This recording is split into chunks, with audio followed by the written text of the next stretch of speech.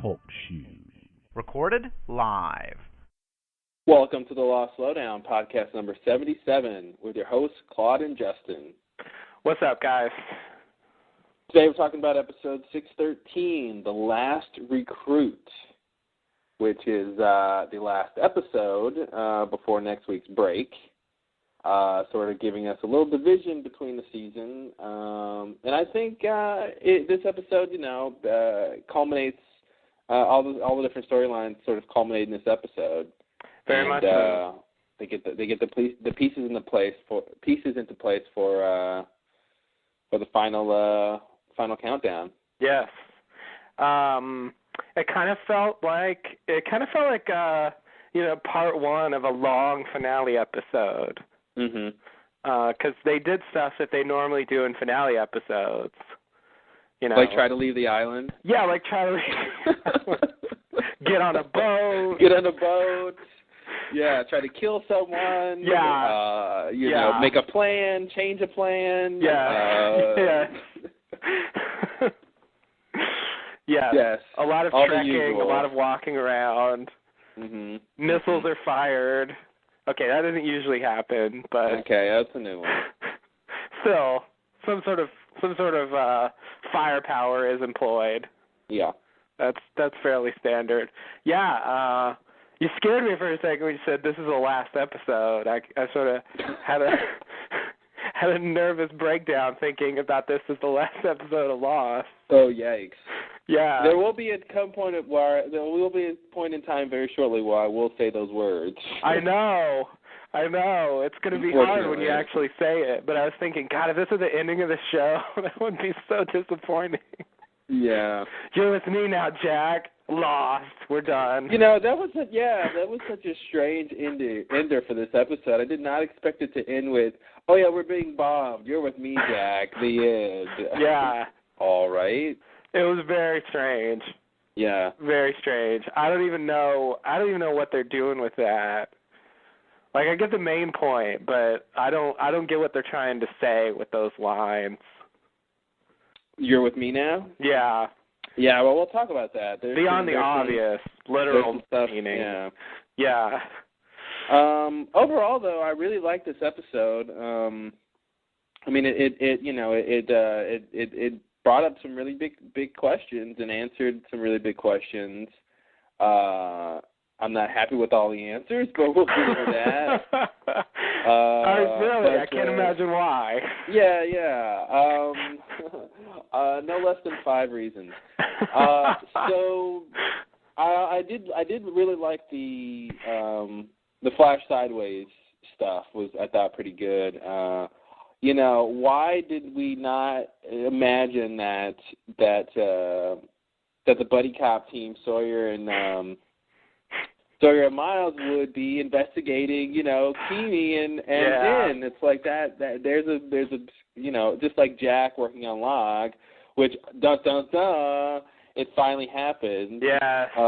Fucking A. I should have. Yeah. I didn't think of that either. Well, it's funny because you did think Jack was going to do surgery on him. Yes. But it was more of like an obvious Locke is going to come to him way. Yes. And that didn't happen, and then fate brought them together anyway. Yeah, what I mean is when Desmond hit Locke with the car, I didn't think, oh, now Jack can work on him. Yeah, like totally. I should have thought, but it just never occurred to me. I'd given up that Jack was ever going to do this surgery on Locke, and Locke didn't willingly go to him ever. I guess that's just the way it is. Yeah. He just gets hit by Desmond and gets forced into it. I just got to say real quick, whatever is governing the whatever forces is making the Losties, come across each other's paths in the Flash Sideways stuff, seems like they don't want it to work out. It seems like it's being engineered to where they're going to figure out the truth.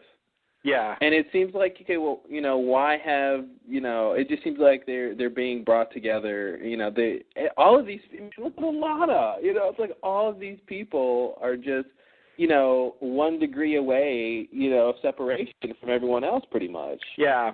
one or two, depending on the people, but it's so strange how connected they are in the Flash Sideways stuff. It's seemingly more connected than they ever were, in the real world, the original timeline. Oh, before, absolutely. Before the island. So. Yeah, they're all in the same city, and they're all, this Flash Sideways is sort of like a movie by itself. Yeah. About a bunch of interconnected characters.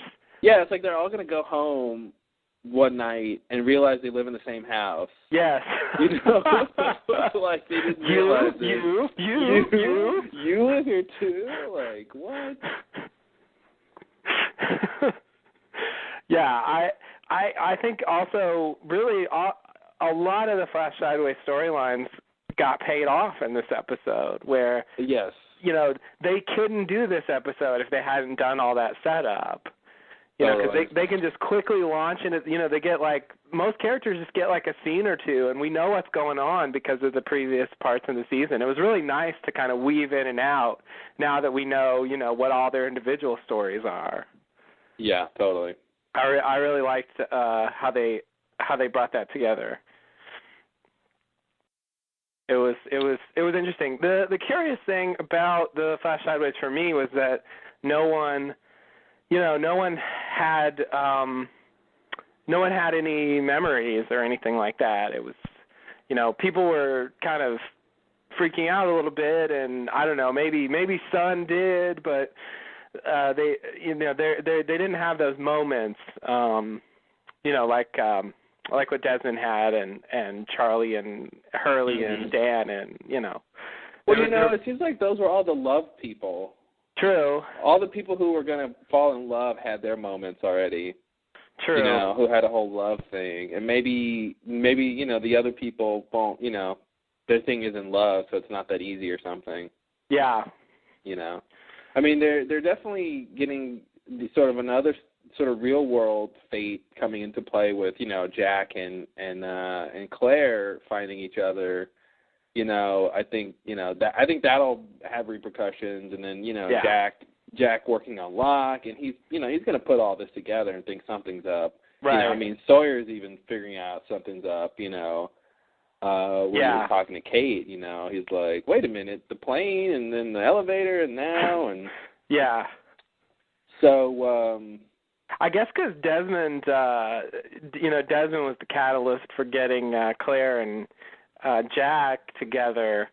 I was expecting at least something to happen there, but it still didn't. I guess maybe there just wasn't time or something. That whole thing was cut short because he had to go to the hospital. But it seemed like Desmond took a break from trying to make people see the other side, and he just sort of happened to get Claire, trying to really do something nice for Claire, and just happened to, get her to meet Jack, but it seems like that wasn't really his plan.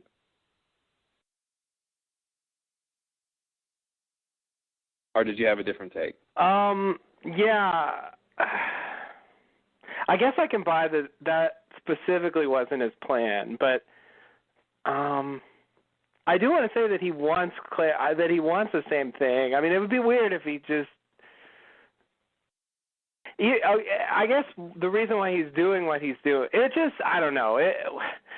I guess with Lost, I always, when they establish something, I expect the pattern to continue. And so if we see Desmond going around to other characters trying to make them remember, and then we see him again, I assume he's doing the same thing. And if it's like, well, this time he was actually doing something else, even though it seems kind of similar to what he's doing, that's frustrating. But that's the kind of thing they do, and because I think there's different plot threads and there's different motivations. Like Claire and Jack's thing is different, and I think what's going to happen there is, especially considering it seems like the whole Jack's storyline with his dad and the Flash Sideways is like they haven't found the coffin. I don't know if they're going to do anything with that or not, but it just, I agree. When I first watched it, it came off to me like Desmond was planning this. Oh, I'm going to 415 too. Yeah. Oh, he seemed like he was in that mode, but he basically sends her to Ilana, and you never see him again. Yeah. And the next part of that story thread was Jack and Claire meeting. So that to me means that's what the whole point was, is them meeting. And so it could be that, Desmond isn't done like meddling, Right. but it seems like in terms of what he was doing with Claire, and just in this instance, it seems like it was just for her to get to Alana, to get to Jack, Yeah.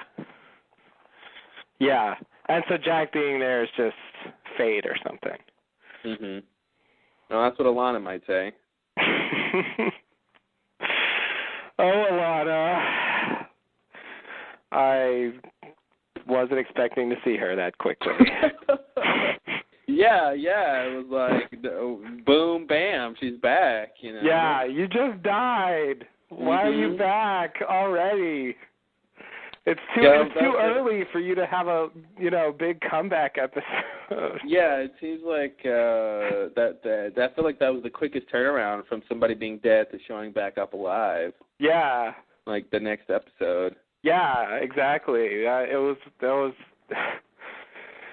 it was really strange. Now Richard shows up, I'm gonna lose my mind. Just saying. Yeah. He better not. They're really gonna have to do some explaining if they have him. If Richard shows up, yeah. That'd be a little much. But I'm still trying to figure out who Jack's wife is, or ex-wife, or whatever. They still withhold that from us.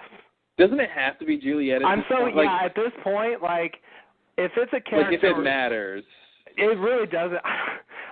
How much can it matter? I mean, really. Yeah.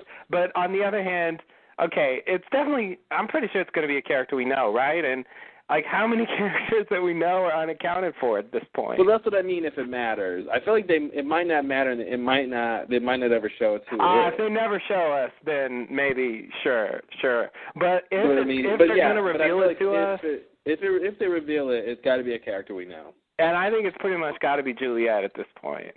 Yeah. I mean, I don't see room for anyone else, and I think her thing with It Worked has got to pay off. Mhm. And if she's really divorced from Jack, which I guess she is, I don't know why they would lie about that. That would be weird. Then her and Sawyer are supposed to have coffee or something at some point. Oh yeah, I forgot about that. So I'm expecting to see that. Mhm.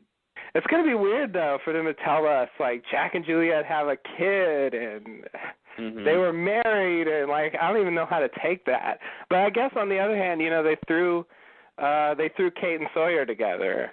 Yeah, they threw Jack and Kate together. Yeah. Season 4. They were trying to raise Aaron. Yes. So that was, that worked out about as well as any of the major pairings did with those 4 people. Yeah. And I think it's pretty telling, in this episode, when Sun and Jin find each other, they cut to Sawyer and Kate, and Sawyer does that same look to Kate that Juliet saw him do. And I'm like, damn it, Sawyer. Still can't stop looking at freckles. Enough with those looks. He can't help it. So I think I'm interested to see what happens with them in the Flash side. Oh, you're so right, because last time it was Rose and Bernard. Talking about how we don't care if a hydrogen bomb goes off.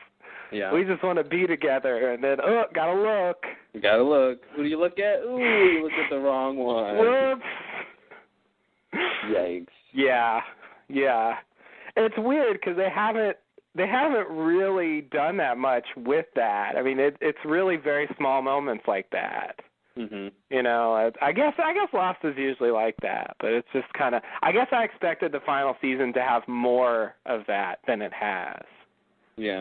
I really thought they would spend a great deal of time on that, and it just haven't. It's been a very minor part of the season. Yeah, totally. So, but you're right. There's bigger things going on. There are, much. And I'm sure they'll get to something about it by the end of the show. Yeah. whatever they decide to do with it. I don't really know, of course, 'cause I don't write the show. So what do you do? What do you give it overall? Interesting episode. Honestly, this episode was, to me, one of the more like exciting in terms of like it felt like a lot was going on. You know, the Flash Sideways was fast paced. The On Island stuff was fast paced. It was a lot of movement, a lot of action. It was one of those kind of episodes, and for that, I really enjoyed it. You know, it didn't have some of the quieter stuff, I guess, obviously. But anyway, I would give this B+, I guess. B+? Yeah. Yeah, I give this one a A-. I really liked it. I think if some of the big questions were answered a bit better, I think I would have liked it a little bit more. But with so much going on and off the island, and the Flash Sideways storylines, actually like intersecting, all that stuff is really cool. Yeah, I love what they've done with it. I wouldn't have anticipated that the Flash Sideways would gather as much momentum as it has. Mm-hmm. I really expected it to be the break from the On Island stuff, but I think it was on equal footing with the Island as far as momentum in this episode. Totally. So yeah, I could be talked into an A-. I don't know. It's hard to give ratings. It's all so vague. Yeah. Where the line is. I really like the episode. And I agree, reveals, I mean, in general, I have to say, as far as reveals go, Lost has never really blown me away with them. For me, with Lost, it's this mystery setup that's always the most interesting part. Mm-hmm. And then when they tell you what happened, classic example, the light on the hatch door. Mm-hmm. Then it's like, oh, okay. And I feel like this is kind of like that, where it's like, oh, that's it, huh? Okay. Yeah. Let's the move Whispers on. were definitely like that. The Whisper was like, oh, that's the answer? Okay, thanks. Yeah.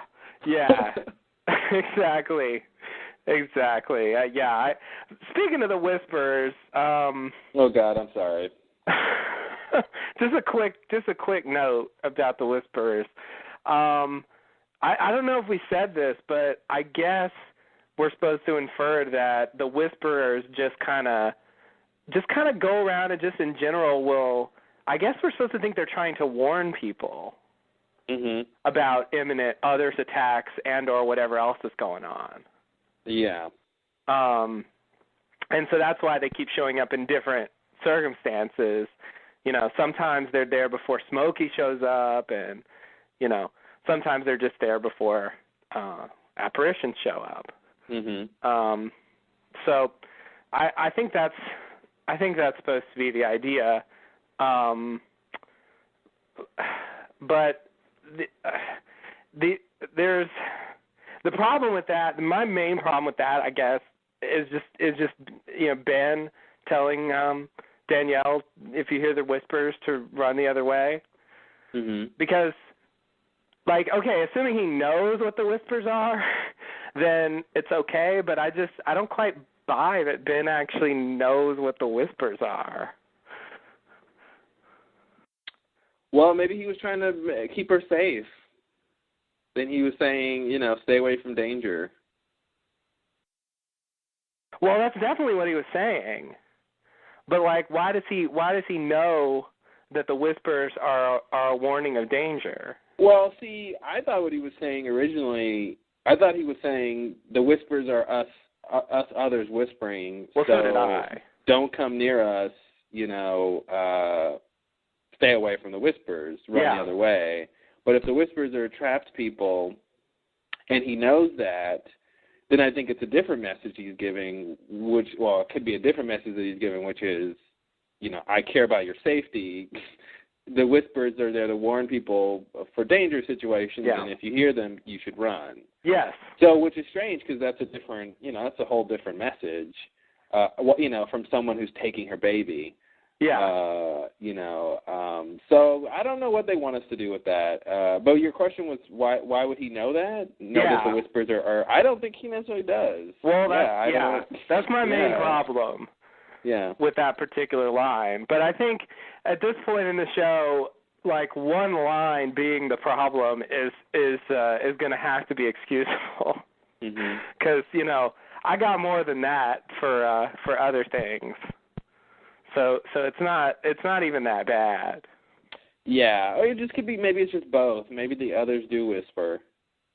Yeah, could be. They do whisper, but there's also the whispers. Maybe they do it because they noticed that that they were always hearing whispering when they were about to attack. So they just thought they'd join in. They start to whisper too. Yeah. If you can't beat them, join them. Yeah, exactly. All right. Oh, we'll whisper. We'll show you what whispering is. Oh yeah. Oh, we can whisper too.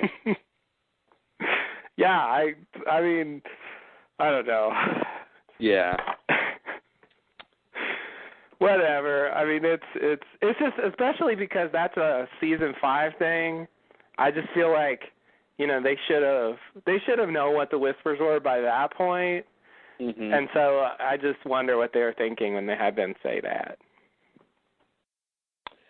I don't know. So my question about the whispers real quick is, I'm wondering if, like, the boy that Locke keeps seeing, the mystery boy, if he is someone who's trapped too. Oh. It's possible. Yeah. It does seem like the apparitions will kind of speak on the island's behalf at times. So even if he is that, he could still be delivering a kind of island message. Yeah. So that could be the case, and that will fit in with your theory that he's the Man in Black's little brother or something. Yeah. That he killed or got killed or whatever kind of thing that happens. Something with a K. Something with a K. Yeah. All righty. Well, you ready to get into the episode? I guess so. Are you? I am. Okay. I'll be narrating this episode today, so buckle up. It's going to be exciting. So we start off in the first scene at Locke's camp where we left off in the last episode. Locke asks Jack to come aside with him to catch up. Jack asks Hurley if it's okay. Hurley hands the decision back to Jack. So Jack goes with Locke to catch up.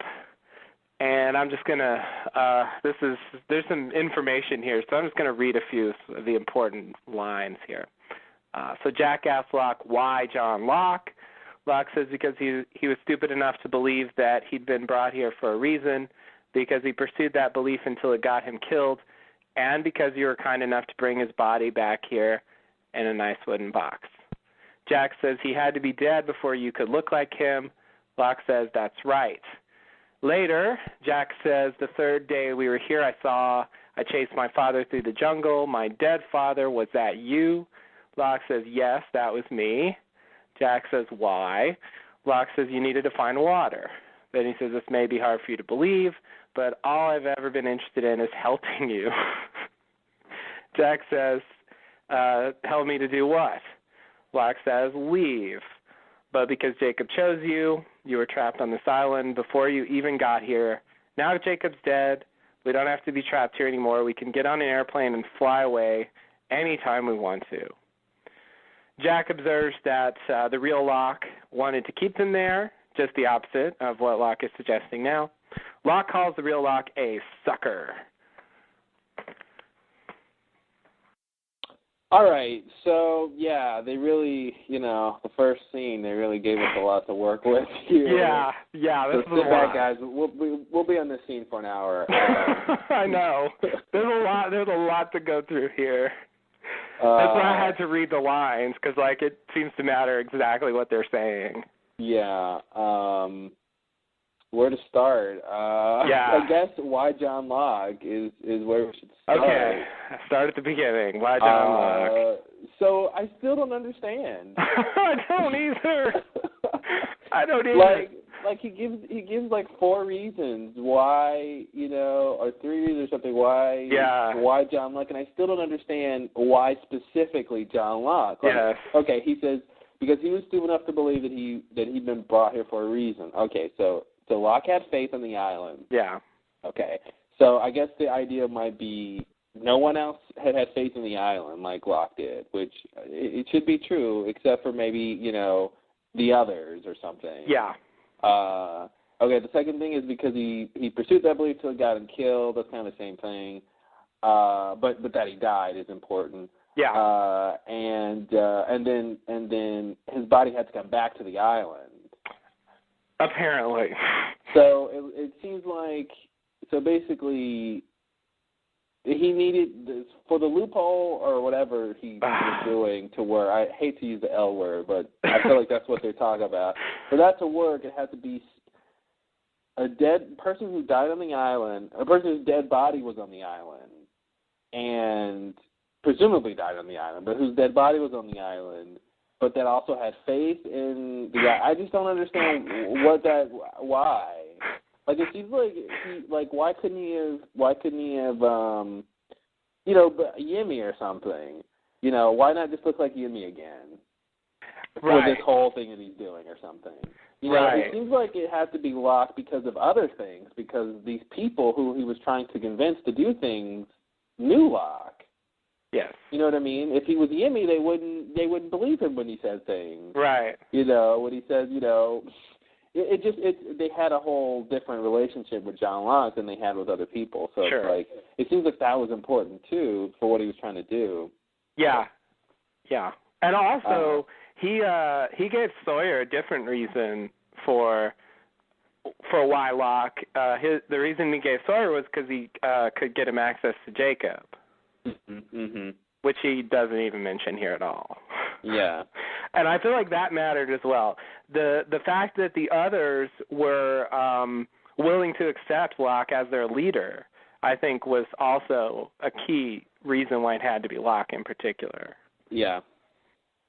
Now, the reason why that happened seems to be really just because Locke time traveled.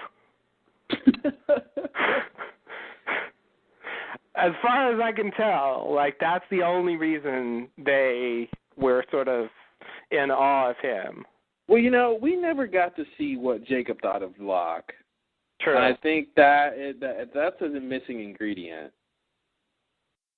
That's true. Because we don't know if he was, behind Locke or not. And it's,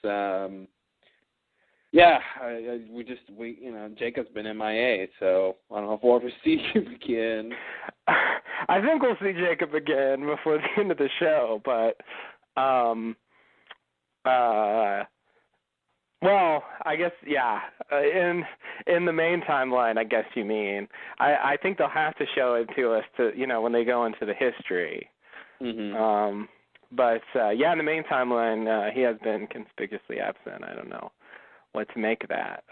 But I think Locke, also, I feel like what he's saying about, believing in the island, I want to say, that made it so that he could show up to Locke as Christian, for example, and tell him to do stuff, and he would do it because he believes in the island. Yeah, but why Christian? It just seems like he could have presented himself to anyone. Oh yeah, yeah, and did the same thing. So it's like right. It's just that's what he did. But what I really mean is he could present himself as a representative of Jacob or of the island to Locke, and Locke would follow those orders because he was committed to the island. It's not particular. Why Christian is kind of a different thing, but just the idea of trying to get Locke to do things for the island. Mhm. I feel like that's part of it as well. He was able to get him to do a lot of things. Yeah. So it still doesn't seem totally clear, though, what the loophole is. No. Because, as you said, he could have just been Yemi or Christian or any other large number of dead people that are on the island. Mm-hmm. And it's really not 100% clear why that wouldn't have worked. Yeah. Yeah, it's really confusing. So the next part, he says, that he was the one who looked like Jack's dad. Yeah. So just to stay on this point for a little bit more, Jack says he had to be dead before you could look like him, which is slightly different from his body being on the island. Mm-hmm. So there's a number of problems here. But first, I just want to point out that, assuming that he really did appear as Isabella to Richard, he doesn't necessarily need a body. If Smokey was Isabella? Yeah. Oh, he doesn't need a body. Yeah. So, but maybe he needs a body for this loophole business, or to really take their form for real, whatever that means. Yeah, I don't understand what the body has to do with it now, because now it seems like, well, if Christian's body wasn't reanimated, where is his body?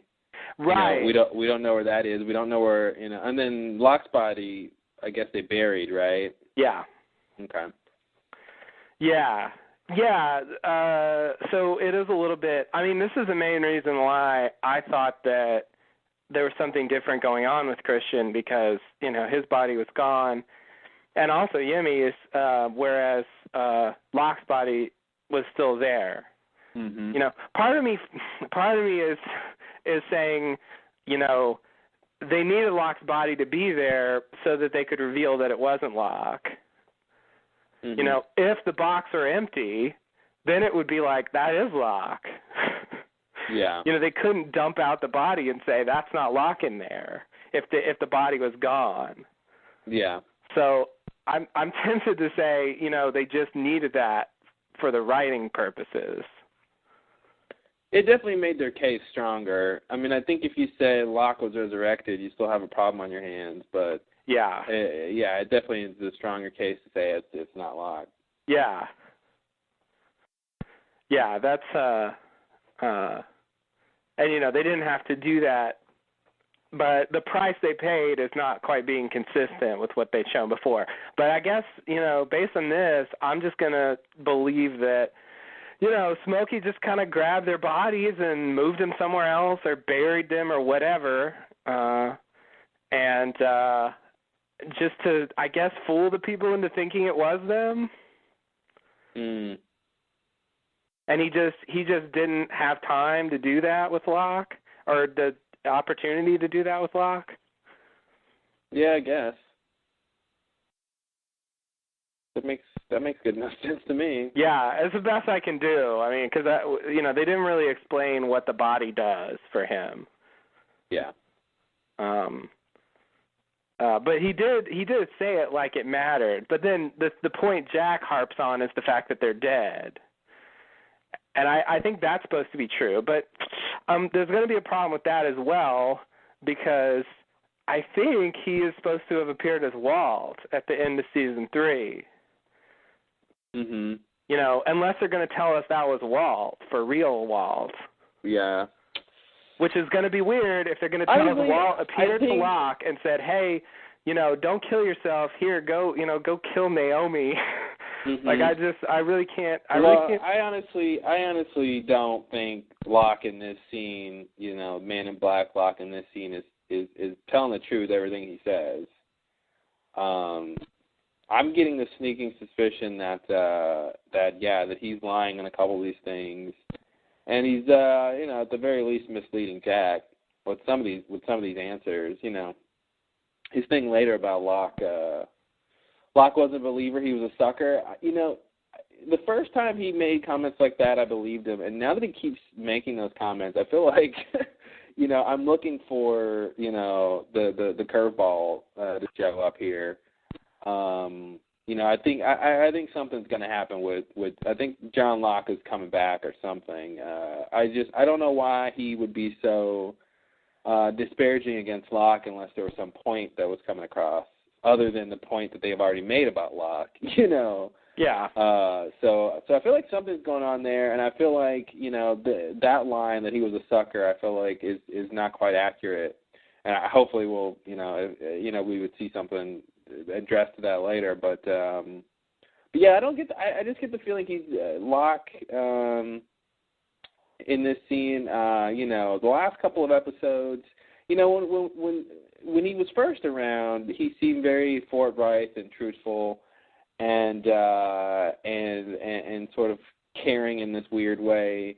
But it seems like now, the stakes are high. His plan could fall apart at any second here. It just seems like to me his character's changed, and he's not as much of a straight shooter as he used to be.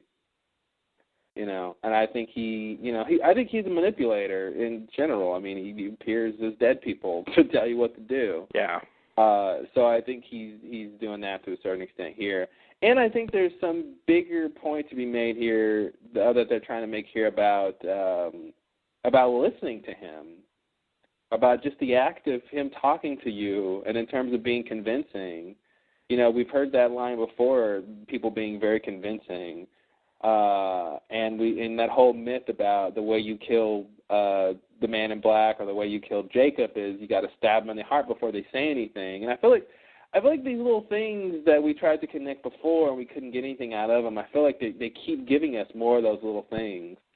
So when Claire tells Jack later, yeah, you were with him when you agreed to let him talk to you, I feel like that means something. So hopefully we'll see what's up with that. Yeah, I agree. It definitely seems like they're going somewhere with that. I'm inclined to think that at this juncture, for the most part, I mean, plus or minus some details, I don't think Locke's lying in this scene. And I feel like that at best it's about how you interpret what he says and about what he's maybe leaving out. And I think there might just be a couple inconsistencies. Mm-hmm. But I think I'm pretty much believing what he says here. And I think he really thinks that about Locke. And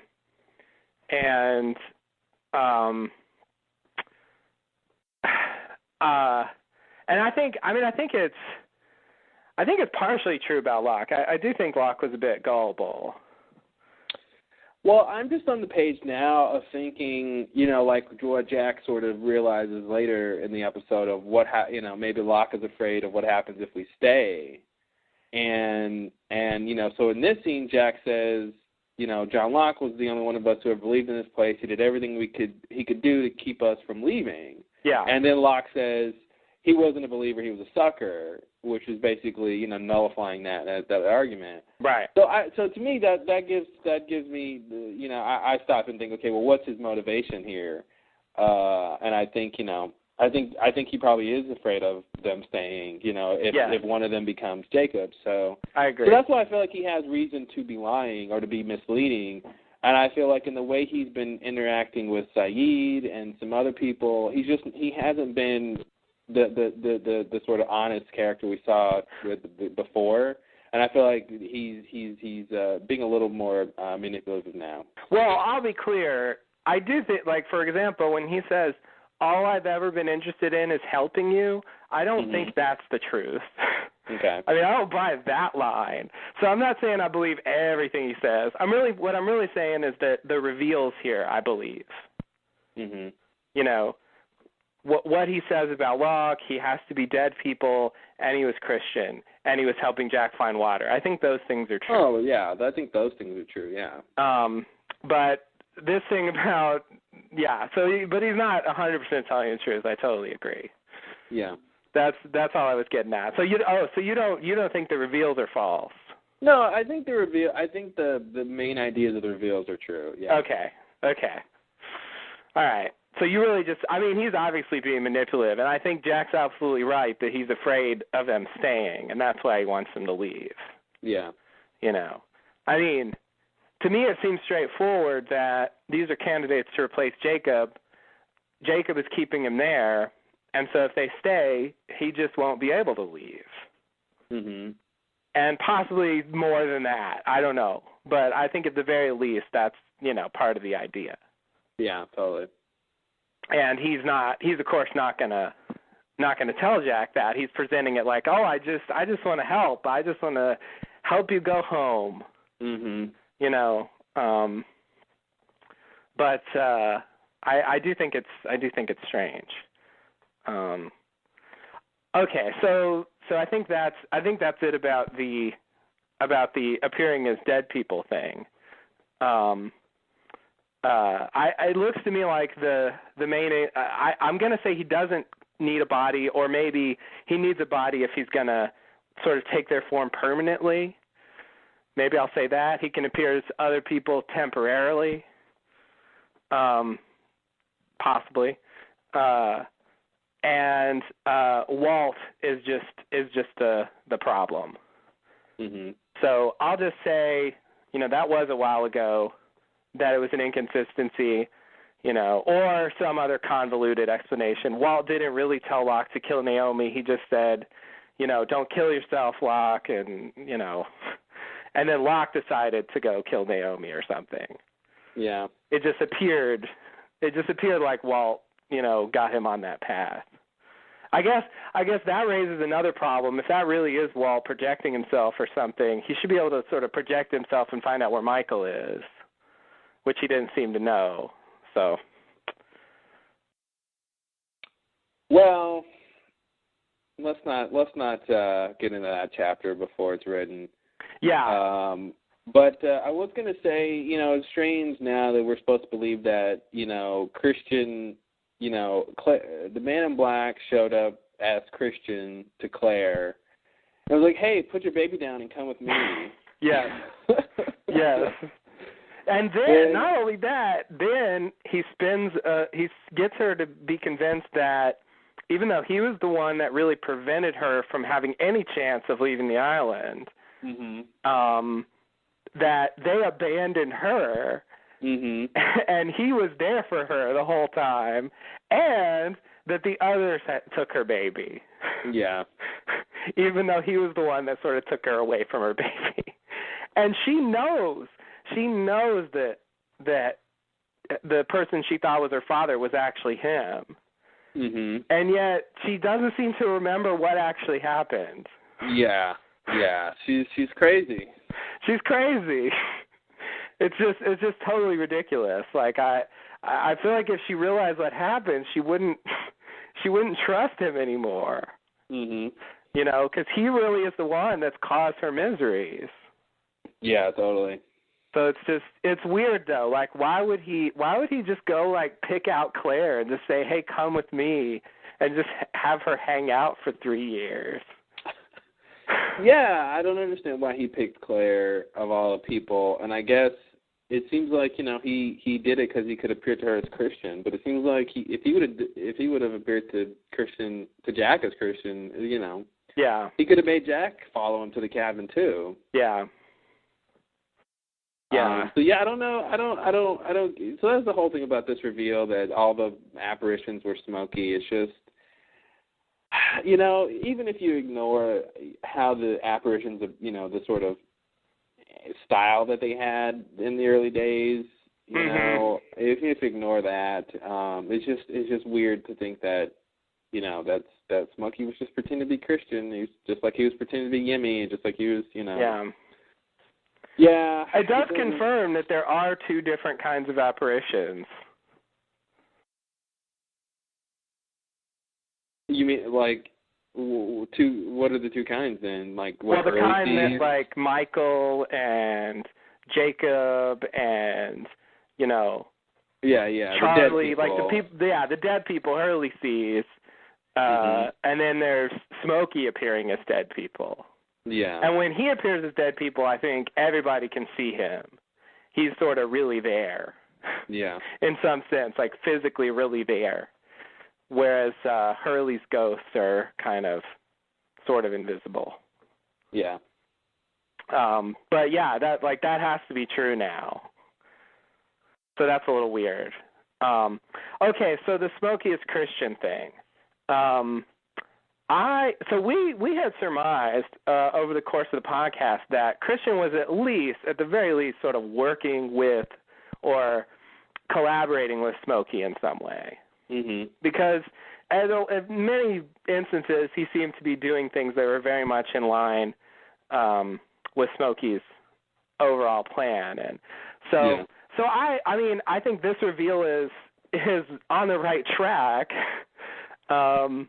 because he should have been. The thing is, like, before this episode, I was really stuck on, once they showed Jack meet up with Christian, I just couldn't imagine. I was really trying to figure out how they play the scene where Jack's dad's like, I'm working for the smoke monster, Jack. Mm-hmm. Like, I just couldn't see how that would work dramatically. It just sounded bizarre in my head that, like, his dad would just decide he was going to work for Smokey. So now his dad gets to say, I am the smoke monster, Jack. Yes. Is that better for you? It is better for me. It is. If it's not his dad, I understand why he's working for Smokey. Mm-hmm. That was my problem all along. I didn't understand why he aligned himself with Smokey for no apparent reason. Yeah. So that aspect of it I like. I only have two problems. I mean, it's a little lackluster, but in terms of consistency, I only have two problems with Christian being Smokey. Number one, Jack saw Christian off the island. Mm-hmm. And number two, Michael saw Christian on the freighter, right before it blew up. So that, coupled with the supposed reveal that Smokey cannot fly over the water, makes it seem look seem a little bit bizarre that he was able to just appear there. Yeah, I don't know why he was able to just appear on the freighter or off of the island to where Jack was. I can't imagine what the. My best. And see, that's what's weird is wasn't Christian? Yeah, wasn't Christian when Jack saw him at his office or wherever. Wasn't he telling me about you have to go back to the island? No, he didn't actually say anything. He was just sitting there. Yeah, but what was the whole meaning then? Because that was the whole idea. That whole part of the show was going back to the island, and it just seems like, why would Christian / Smokey show up if Jack is off the island, which is what he wants? Why would he want to come back to the island? Right. So also the setup for that scene was Hurley telling Jack that Charlie told him that someone would be visiting Jack soon. Mm-hmm. And so this is like Hurley's ghost talking. And so my best theory on that is that actually is not Smokey, but rather that is Christian's ghost. For real. So Jack just happens to see his dead father for real. Yeah. That's my best guess. I mean, that would at least solve the problem of Smokey appearing off the island and the idea that Smokey wanted Jack to come back to the island.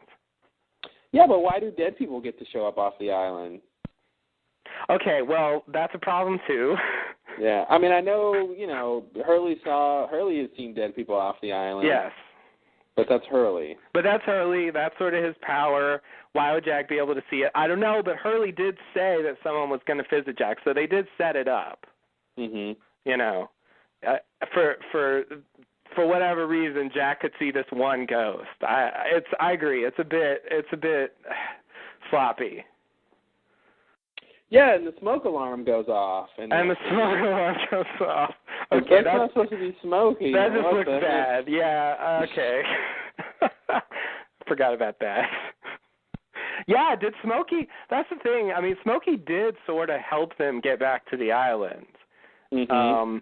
Which really makes me wonder, if he could have killed Jacob and all the candidates were off the island, could he just leave then? Yeah, I don't know.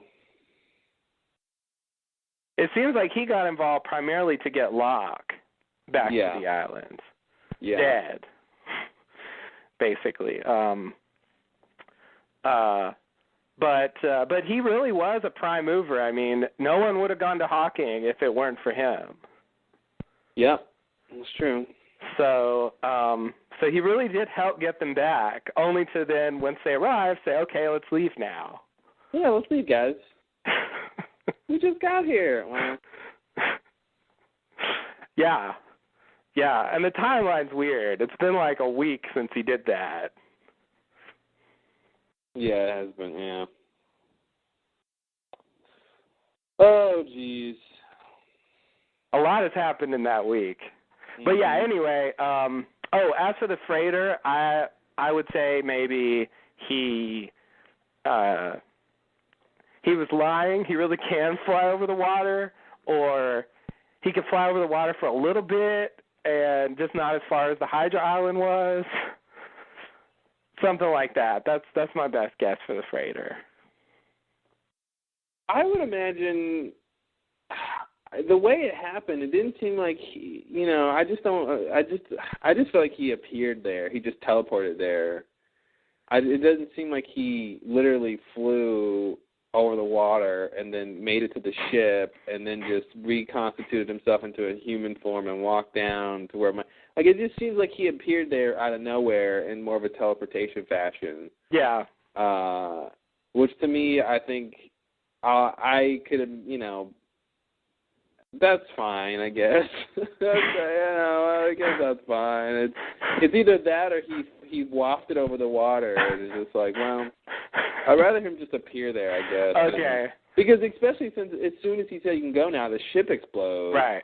So it's like if he's supposed to be flying back, we should see, that big wide shot of the ship explode. We should see the smoke monster trying to flying escape. away. Yeah. Or unless a big cloud of smoke from the explosion, Smokey was hiding in there.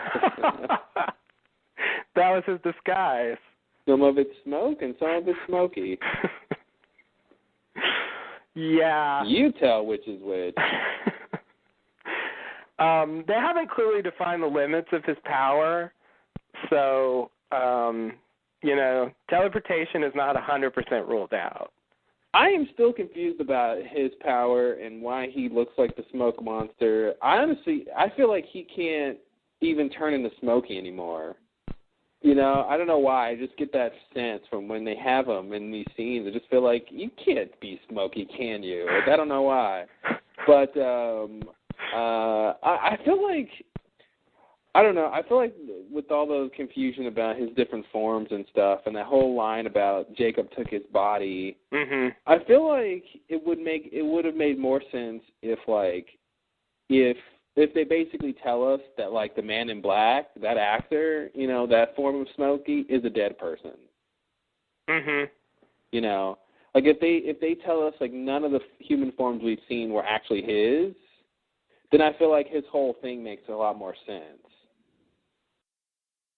Yeah. I think that is really supposed to be him, though. Yeah, and that's the thing, and that's what's weird, is that it's, I feel like, once they get into the history of it, obviously they would need a human actor since, he was a normal guy at some point, but... yeah, and I don't think they're going to throw in, like, yet another actor to sort of play him. Exactly, yeah. It just seems like it would make a lot more sense if all the times we've seen him, he was just, appearing as somebody else. Yeah. Yeah, the took my body thing seems to just mean he made me a smoke monster. I was like giving you another body. Yeah, he gave me a new body. He gave me a smoke body. A smoke body, right? which I can make look like my original body, but somehow it isn't really. Mhm. Well, see, I don't mind if he can look like his original form, but that shouldn't be real, though. You know what I mean? No, what do you mean? I guess what I'm saying is he should have a dead body somewhere on the island or something. Oh. Possibly. Possibly. Yeah, maybe the first dead person he impersonated was himself. Mhm. That's really weird, though. Isn't? Well, that should be less weird than impersonating someone else. I guess, yeah. Somehow it seems more weird. That's how the brain works. Yeah. Yeah. All right, well, anything else with this scene? With this whole mess of Smokey? It is a mess, isn't it? Oh, I was going to suggest a little alternative for the cabin. Okay, let's hear it. So now that we know that Christian was Smokey and that was Smokey hanging out in the cabin, I think that clears a lot of things up about the cabin. Yeah. So, you know, when we saw the cabin moving around with Christian in there, that was just Smokey in there. So then there's the season 3 thing. So what I'm going to say is that in some sense, Smokey was trapped in there, and when he said, "Help me to Locke," that was sort of the initial thing that, like when Walt came to see him, I'm not setting this up very well. Basically what I'm trying to say is that Locke brushed aside the ash. When? In season 3, when Walt gets him out of the pit. Okay. He has him go brush aside the ash. Oh, you're saying he tells him that off screen? Yeah. We didn't see it, obviously. This is speculation on my part. Okay, that he says, "Hey, go break the ash." Yeah. Okay. Yeah, he tells him to break the ash line. And so from that point on, that's why the cabin is in a different place. Like it frees the cabin. Keep going. Oh, that's the end of my theory. Oh. I'm waiting for the good stuff. Where's the so basically you're saying the big thing is that Walt is the one who told him to move the ash. Yeah, it's just the only difference between what we said before is instead of Hurley tripping over it or something. Having Locke do it like deliberately. Yeah. Okay. It just occurred to me that was a time where it could have happened. You know. Deleted scene. Although, yeah, deleted scene. I'm still bothered though by the Alana thing, where she shows up and says someone else has been using it, suggesting, you know, I guess the best I can say about that is Jacob was there at some unspecified time earlier that we never saw, and by the time we got to the cabin, it was Smokey in there, or Man in Black. Obviously, Smokey wasn't really in there, but in some sense, the Man in Black was in there. Yeah, and that's what's strange. Christian being in the cabin and all this stuff and the ash around it. It's like, well, what's being trapped in there? You know, yeah. Christian appeared wherever he damn well pleased the whole time. You know. Okay, that's true. And Smokey was around too, so it just seems like, well, what was being trapped, if anything? You know, I want to buy that it was Smokey in there the whole time, but it never really seemed like anything was trapped. Yeah, that's kind of true. Yeah, it's hard to say exactly what was trapped. I mean, I guess to me, Christian is sort of Smokey, you know? It's just like Smokey taking that form, but I think whatever's in there is, you know, I guess like I want to make that an extra obstacle, like for Smokey leaving. You know, like he was able to roam the island in some sense, but like that cabin held him, you know, would prevent him from leaving. Like his soul was in there or something. But doesn't that seem like a needless redundancy? In terms of like having Jacob be the one keeping him on the island and having all the candidates it's a backup, like, you know, it's a secondary protocol. Here's the thing. I have to play devil's advocate to make sure this. Oh please, the theory is atrocious. Play devil's advocate all you want. The problem is the use of the ash that we've seen was to trap the smoke form of Smokey, like to keep him in or out. Yes. So in relation to that in the cabin, it makes no sense. Oh, it keeps Smokey from, like, getting to his soul. That's the point. Smokey, see, I got it. Smokey can't get to his soul. I'm laughing, but it sounds like you might have something here. I like the idea that the smoke form of Smokey. Okay, so the Man in Black is the human form, and Smokey is going to be the smoke monster. So yeah, okay. So I like the idea that Smokey couldn't get to his human form. Okay. Somehow, like somehow they were separated, and that once the ash line was removed and they were sort of able to join up. God, this is the show we're watching. Then maybe that's how he was able to, I'm thinking like maybe without that step, he couldn't have even tried to do the loophole. Yes, that's what I want to say as well. I want that to work. I want that to be the case of somehow what it was separating him from was. But that doesn't make any sense, though. It just doesn't make any sense.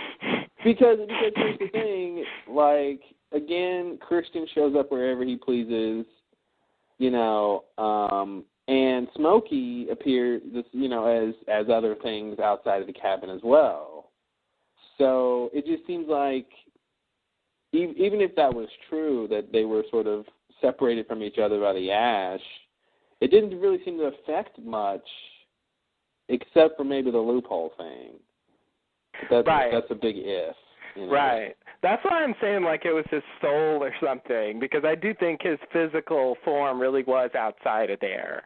And, from what we saw, when they first entered the cabin, they couldn't see anything. And, we only get that brief flash. So it really did seem like whatever was in there was kind of ethereal. It wasn't really substantial. But how do you explain Christian in the cabin? What is that then? Well, that should be his soul, but then we see Christian outside of the cabin. Yeah, well, okay, so once Locke broke the ash line, as my theory goes, he was able to get back in there and reunite with his soul, and then he just started using it as a home base.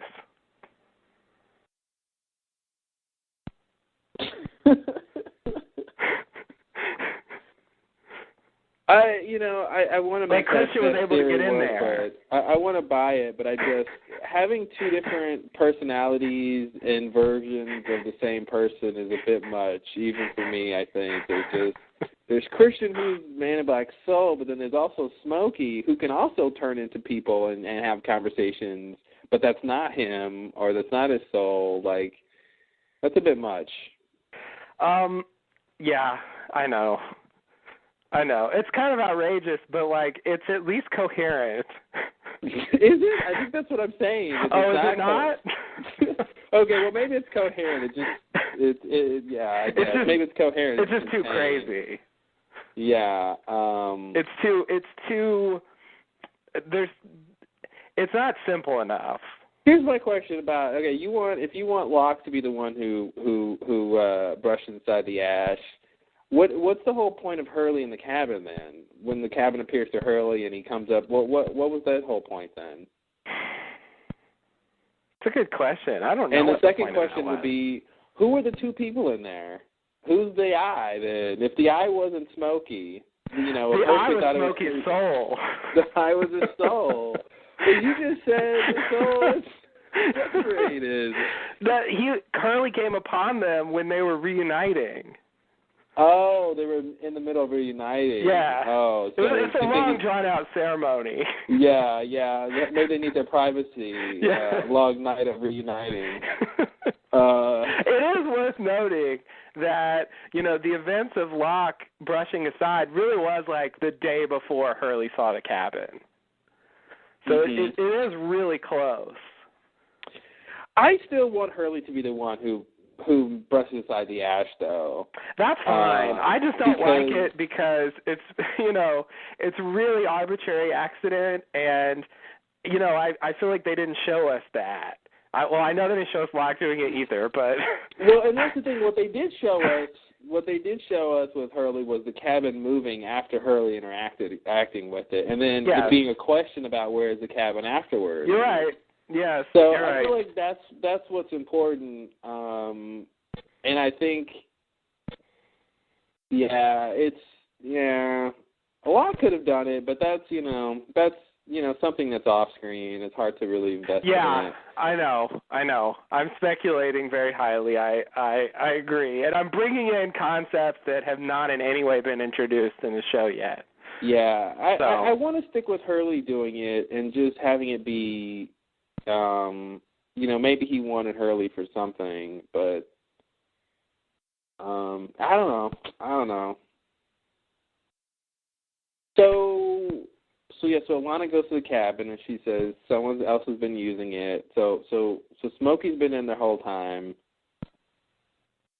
Yeah, but it still seems like from that Jacob was in there at some point, or at least it was thought that Jacob was in there at some point. Mm-hmm.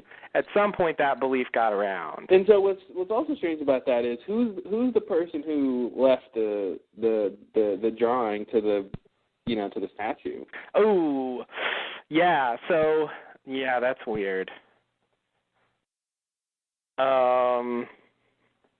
Yeah, it seems like that ought to be Jacob. Mhm.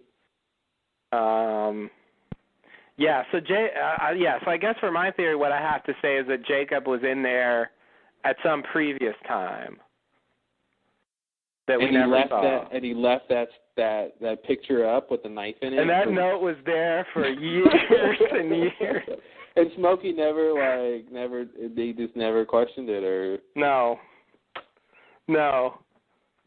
Yeah, that's kind of weird, isn't it? And Ben, all the time. Oh no! Here's what I say. I got it. So after Jacob, this is so ridiculous. Jacob was in there earlier, okay, or at least they thought he was, okay. But Jacob knew that people thought he would be there, okay. And so, but really, it was Smokey trapped in there. But eventually, Smokey escaped. But so 3 years, fast forward to 3 years later, when Jacob knows they're coming, he sends Alana, there. Mm-hmm. When he knows they're coming, that's why he leaves her the note, like right then. He just goes and leaves the note. How come he didn't tell her, hey, Alana, don't go to the people think my cousin is? He didn't tell Alana a lot of things. It's Jacob's way, I guess, to be kind of, elliptical about things and to not really give full information. I agree it's ridiculous that he didn't just tell Lana to go to the statue, but yeah. But here's the thing: I will buy that. But it looks like that's what happened anyway. I will buy that the others think that was Jacob's cabin. Yeah. So I could buy. So I feel like it's almost like one of those things that the characters are doing things because, it's like Jacob is like the writers. And the others is like the audience. Yeah. And so characters are doing things based upon like what the conceptions are. Yeah. Based on what actually is happening. So it seems like Jacob's like, oh, well, they think that's my cabin. Yeah. So that's where she's gonna go. Let me operate. Let me operate accordingly. I see. So it's weird. I'm still a little bit suspect that the writers maybe had a somewhat different plan for Jacob and the cabin when they originally introduced it, and that part of the reason why this is so weird is that they changed their plan. Yeah. Well, and it's strange to me that they thought that was Jacob's cabin when, in fact, they just stumbled upon a cabin with some other evil entity in it. Right. Ben had no idea all this time he's talking to his master's nemesis. Yeah. Like, oops. Yeah. Yikes. Exactly. Yeah. It's very odd. It's very odd, but it's at least in line with the stuff they had. I mean, they basically had Jacob's nemesis become the leader of the others for a short amount of time. Mm-hmm. So it sort of goes along with that the others really can be misled. Yeah. But it is very strange. And just to add a little bit to the strangeness, Horace built that cabin. Mm-hmm. Like, why did that cabin become this mystical soul trap? If it's just a cabin that Horace built. Horace was Horace. Mm-hmm. Why can he build mystical cabins? So, speaking of Horace building cabins, the dream that Locke had about the cabin with Horace building it, Are we supposed to believe that was Smokey making him dream that? Because I guess we don't have an answer about the dreams. Oh, because that leads him there? Yeah. Mm-hmm. Can Smokey make people dream stuff? I guess. The island has given people a lot of visions and dreams, so yeah. I wonder if that's supposed to be Smokey or not. Yeah. I mean, it is Smokey who's there once he gets there, so it would make sense that it's Smokey directing him there. Mhm. It's all a bit arbitrary though, because he makes him go find the map in Horace's pocket. So he has to go to the Dharma pit and dig it out, and it just seems like he could just show up and be like, here it is. It's just a little bit over the top, all the extra running around. Yeah. Or even draw him a map in the dream or something. No time for that. Yeah. Yeah, I guess not. But yeah, it does seem like we're supposed to believe that that's what that was. Who else? I mean, why would the island? I don't even know what the island thinks about all this. Yeah. Who does? It seems to me like the island is kind of impartial. All the island really cares about is the rules. Mhm. And they as far as Jacob and Man in Black, they're as long as you guys don't break the rules, you can do whatever you want.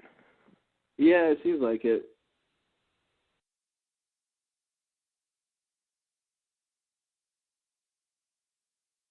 Yeah, I don't know what the island wants. It's a cork. What do you expect from a cork? True. Yeah. Yeah, it's...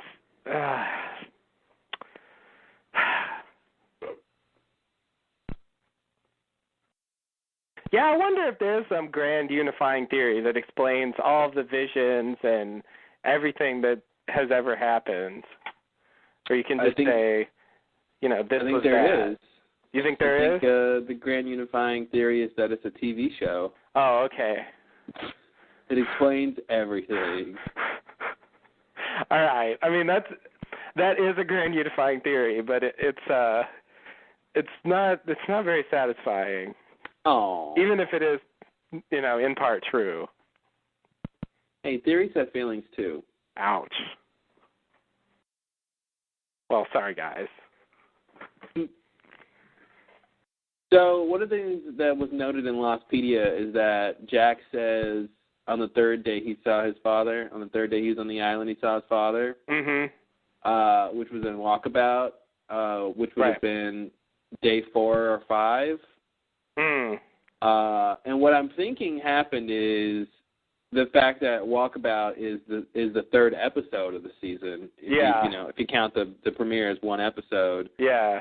Then Walkabout is the third episode. So I'm thinking maybe that's why Jack says the third day. Third day, yeah. When in fact some of those episodes encompass multiple days. Yeah. Yeah. Yeah, you're probably right. That's a Greg Nations problem. Mm-hmm. The GNP. Yeah. Gross national product. But those things, those things are stacking up, I think, as we wrap the show up, the way I'm taking this is what they tell us, I believe it, and whatever inconsistencies, I'm just going to say, either they just messed up, or it just chalk it up to, not quite knowing what they were doing when they wrote it. Mm-hmm. I think in part that's the story. But in this case, this is just a continuity mistake, I think. Yeah, totally. They easily could have had Jack say 4 or 5 or whatever the right number is. Mm-hmm. And the scene would have been fine. So it wouldn't have changed, really. So, yeah, I didn't really notice that because I was just focused on the big answer. Yeah. God, when he said, "Was that you?" I was ready. I was so ready for him to say no. Dude, the whole time I'm thinking he's going to say no. He's going to say no. He's going to say no. You have to say no. You can't be. Yeah, because I think everyone wants Christian and Jack to have a whole reuniting on the island. Yeah. Oh, like, hey, Dad, you won't imagine what I've been through, and he's like, yeah, I would, Yeah. Yeah, ever since they really brought Christian back and made him the go-to apparition on the island, I thought it was inevitable that Jack would eventually see him again. Yeah. But at this point, with, the idea that was just Smokey, I think he's stuck as Locke. It looks like there's a good chance there will be no such scene. Unless, like you said, if what Jack saw off of the island was really his dad, was really Christian. If he could see the ghost Christian. If he could see the ghost Christian somehow. Yeah. He's not going to see the Smokey Christian, though. No, he's not. Which, we don't want him to see that. Yeah, that would be weird. That would be the scene that I couldn't imagine. Yeah, no, we want to see the real Christian. Yeah. Who finally tells Jack he has what it takes. Yes, exactly. Well, Jack, you proved you have what it takes. Lost. That's the end of the show. That's the whole show right there. Yeah. After 6 seasons, I now believe that you have what it takes. You have what it takes. To house sit for me when I go out of town. Yes.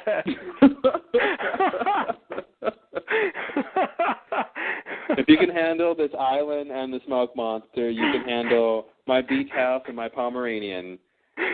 And my goldfish. Twice a day, Jack.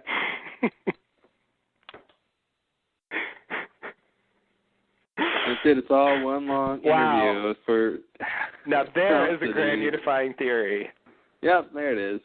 Christian just really wants to make sure that Jack is ready to house sit for him. You can't just hire anybody. Yeah. Even if it's your own kid. Exactly.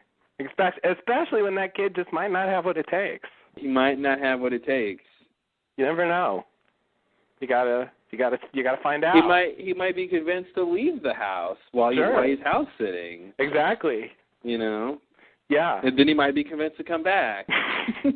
And then he might be convinced to leave again. And then he might decide he wants to detonate a hydrogen bomb in the house. Yep. He might get that Pomeranian killed. But he'll apologize for it later. Oh, of course he will. Yeah, he will. When it really matters. Yes. I blew up your house, Dad, but... Sorry, I blew up your house. Sorry, I got your house blown up. Christian just wants to prevent that from happening. So. I thought it was my destiny.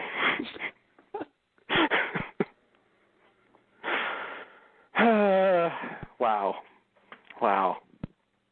I just have to say I really want something like that. I really want to see Christian again in some way.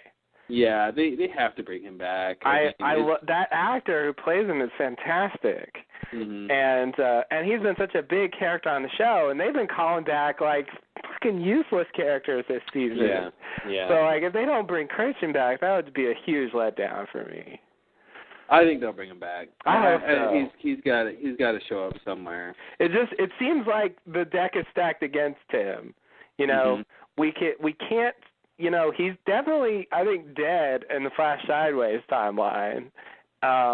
So, and they haven't done anything really supernatural over there, aside from seeing the alternate universe, which maybe isn't supernatural.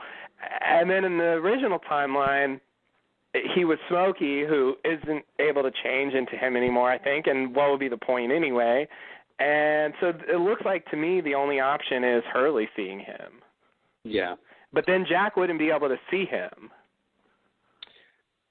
Well, if he saw him before, I mean, they can make some exception. They can make some exception. Yeah, okay, that's right. He did see him before, probably, so maybe, for whatever reason. Who knows what could happen on the island that could make, all the dead people could be visible for a second or something, or anything can happen. Yikes. That sounds scary. I try to imagine, like, all those people there who can't move on and just go around whispering, like they were just suddenly visible. It seemed like the island would just get really crowded all of a sudden. Mm-hmm. This big mass of people. Well, most of them will probably be at work Oh, okay. doing spreadsheets and listening to the Lost Lowdown. I see. Even the ghosts do that. Even the ghosts dead on the island do that. Yeah. Wow. Hey, they got work to do. We're really branching out this season. I have to imagine that the dead people do something besides mope around and just be upset that they're dead. Yeah. Don't they have so. something to do? Like someplace to be? They probably want some entertainment. Something. I like the idea that they're listening to a podcast about the show they're on. Yeah, well, they want to figure out what's going on, too. They're like, we're the Whisperers? Even they don't. What? We don't buy that. We don't whisper that much. I don't believe it. Yeah, I think if they can bring Michael back, they can bring Christian back. You're right. They can. But, Michael only talked to Hurley. Mm-hmm. So it would be a bit unsatisfying if they did that. So they'll have to make some kind of exception. I don't see any other way for him to show up. Yeah. So hopefully we'll see that. I don't know, but it what I thought was a guarantee is now kind of just a hope. Yeah, totally. It seems like I feel like maybe it's possible they couldn't get the actor or something. Oh, they can get him, all right. Oh, okay. That's all I got. I don't know what that means.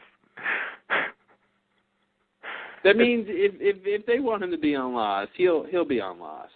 Okay. I mean, obviously there could be circumstances, but I my money's that we'll see Christian again. I just can't imagine they would not, they would just not have Jack have any interaction with this. I mean, this whole show is about people with daddy issues, and he's the number one character on a show about people with daddy issues. True. So if I would just be really, really surprised if we didn't see Christian again. Yeah. I'd be really surprised. Yeah. I agree. But now it's just kind of nebulous to me how they're going to do it. Well, that doesn't stop them from doing things, though. That's true. How is the Sun and Jen storyline going to resolve itself? We couldn't even imagine, and it was pretty simple. It was really simple. Seeing how they're going to do it is hard because you don't know what they're going to do, but yeah. But it's I think as long as it's possible, it's possible. Yeah. That's the kind of logic I like. It's good logic. Yeah, it's redundant. It's very hard to argue when you say the same thing twice. Mm-hmm. So, you want to go to scene number 2? Yeah, shall we proceed? That was quite a. I think we had a 20-minute intro and then an hour on this first scene. Yeah. Which I'm pretty sure is what we joked about was going to happen. That I think flashback to an hour ago. Yeah. I can hear us laughing about us spending an hour on this.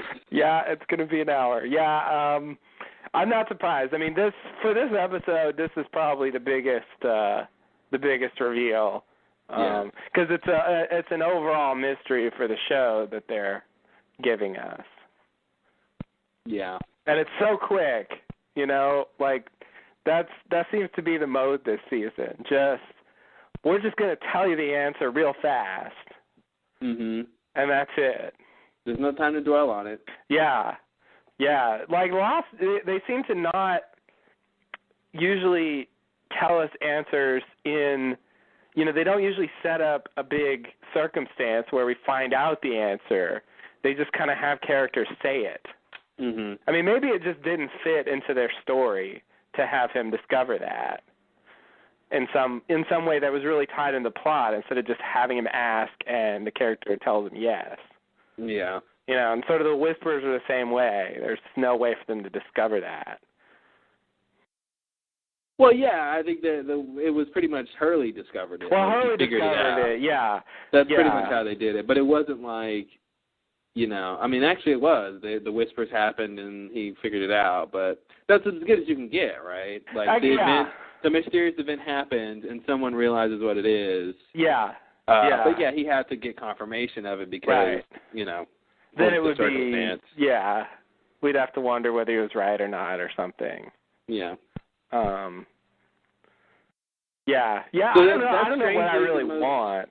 Yeah, it's funny because that's strangely the most direct that they get, I guess, answering a big mystery like that is, here's the mystery and here's the answer, versus, Locke being Christian, Smokey being Christian is like, we don't see that, but they call back to it and then he just tells them what the answer is. Right. So I hate to keep on this scene, but by all means. When he says, all I've ever been interested in is helping you, and I think, it's a little too far-fetched, but I think I'm wondering if he's right, just in the idea that he was sort of trying to help them get off the island, which is what he wants. But that means, of course, being able to survive on the island, like you said, I was trying to help you find water, but also, surviving all the other perils that are on the island, the others, and all that stuff. Yes. Which, incidentally, he also gave Richard water. Yeah, totally. So I think it's sort of, that is something he'll do. But I think I can sort of believe him up to that point, but I feel like, he's just sort of leaving out, the reason why I want to help you so you can leave is so I can leave. Yeah. That's all I've ever been interested in. Is it's a little overselling his point. Yeah. But the idea that Smokey killed a lot of people, but he didn't kill these people because they're still here, of course. Right. But I'm wondering if he really wasn't just sort of indiscriminately trying to kill everyone and Jack and all the Losties got lucky, but it was more like he somehow knew these people and specifically didn't kill them and actually tried to help them survive on the island. Like, that's a new view of Smokey I wouldn't have had last week. Mhm.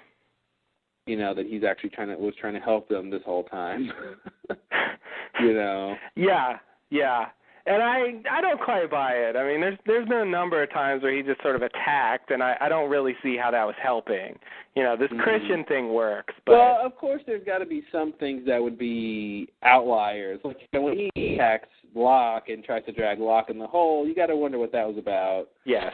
There have been. I know what you mean. There have been some attacks that I think, at the very least, just seem like, plot-driven. Yes.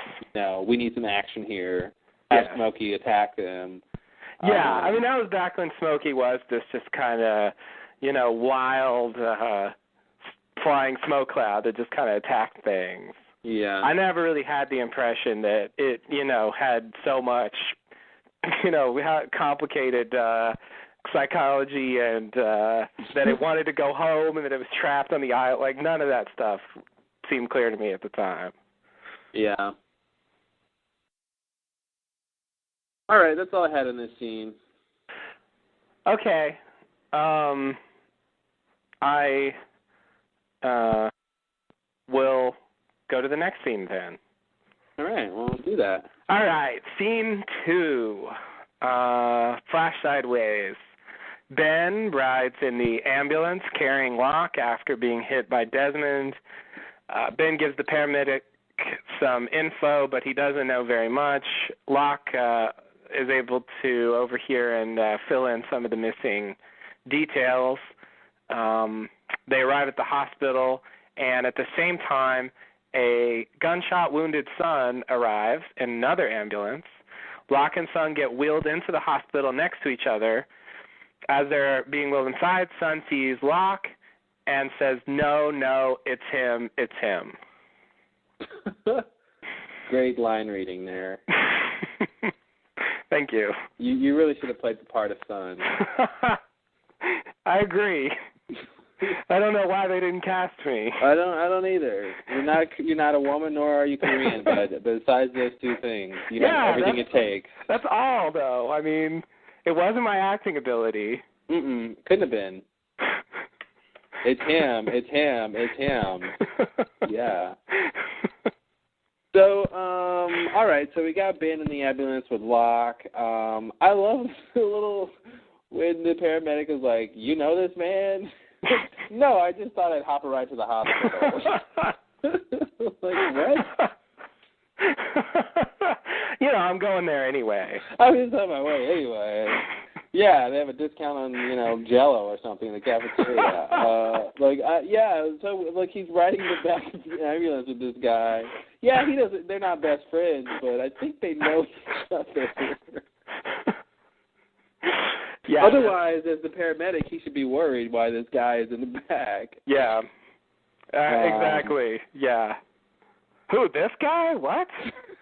I mean, that's the kind of question, like, if they had just arrived on the scene, I could understand them asking. But the guy's in there with them. Yeah, it's a bit late for that.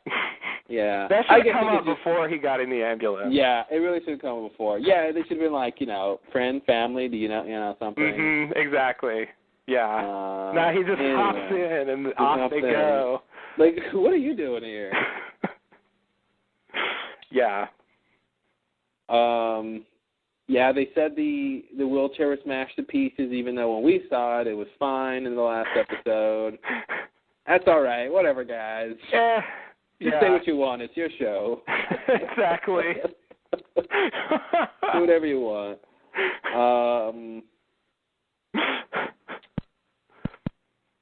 So, yeah, what else was this scene?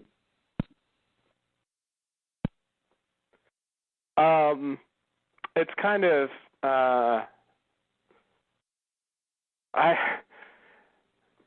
it's what do I want to say? Having been, like, riding with Locke to the hospital is still a little bit strange. Oh, I meant to say this about Flash Sideways. Ever since the Desmond episode, when, we first had, like, for real, explicit connections between the Flash Sideways universe and the original one, where they basically made, like I said, they made the fact that they're connected a part of the plot. Mm-hmm. It's cool. I like it. I'm excited about it, and I'm totally interested in the story. But the only downside for me is that I think once that happened, the Flash Sideways became less intoxicating for me. Mm-hmm. Like I sort of when they were clearly related to each other, but it hadn't been made explicit why, or hadn't been made part of the plot that they actually were connected. It was just this weird riff on the original story, and that was kind of intoxicating and interesting. And I think they've lost that by making it part of the plot. You're saying the well has run dry, as it were. Yes. There's no more libations to imbue. That's correct. That's correct. I'm not getting any more out of this bottle. All right. Bottle's empty. I do like it though. It's cool, but it's become interesting just on a basic level. And yeah, I think right now, now it's about. I mean, the first part was all set up, and that's what it's supposed to be interesting, and trying to figure out what's going on. And now, this is the episode where the storyline started to cross over, and so yeah, I think now it's really about the plot. It's really about how they're going to figure this stuff out, and what are they going to do next, and you can't keep that intoxicating thing going on forever because you got to get into the plot.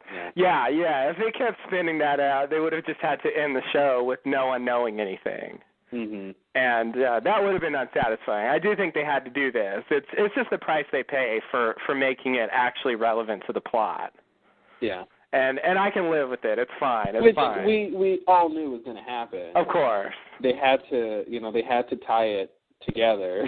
They had to. They did. They did.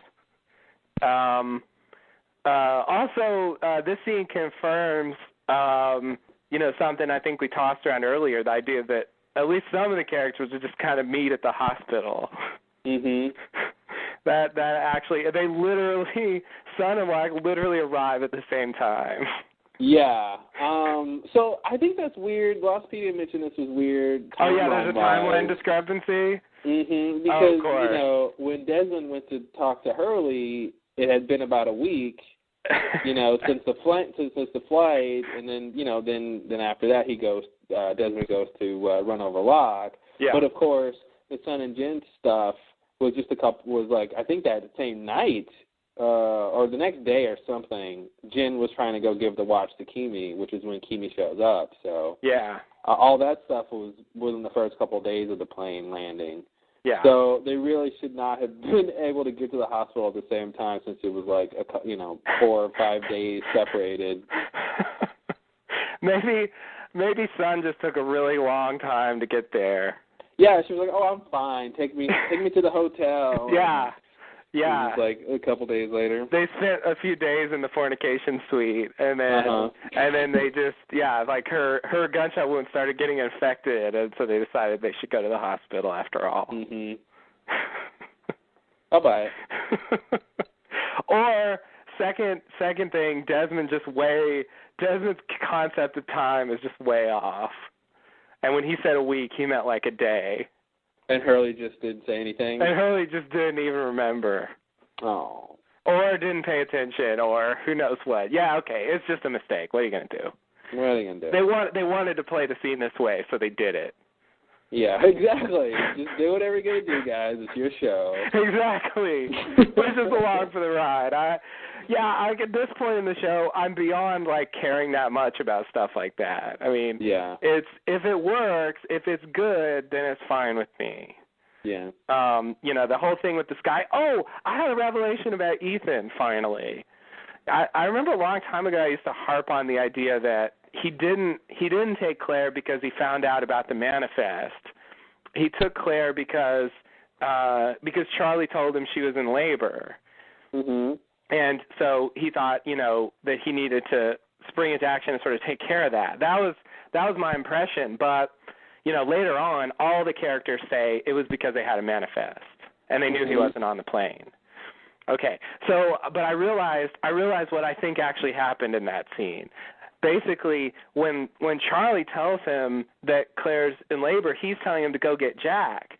So I guess I'm going to assume that Ethan really did go to get Jack, but then once he got there, he overheard Hurley saying that that he wasn't on the plane, he wasn't on the manifest.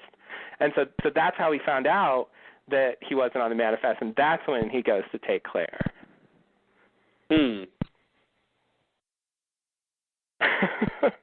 I know this is 6 years late, but yeah.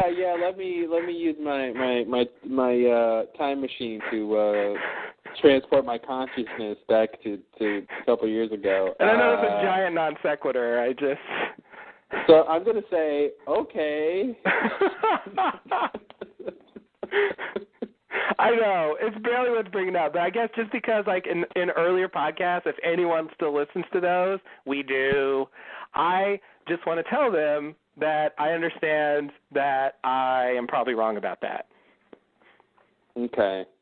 That's the main reason.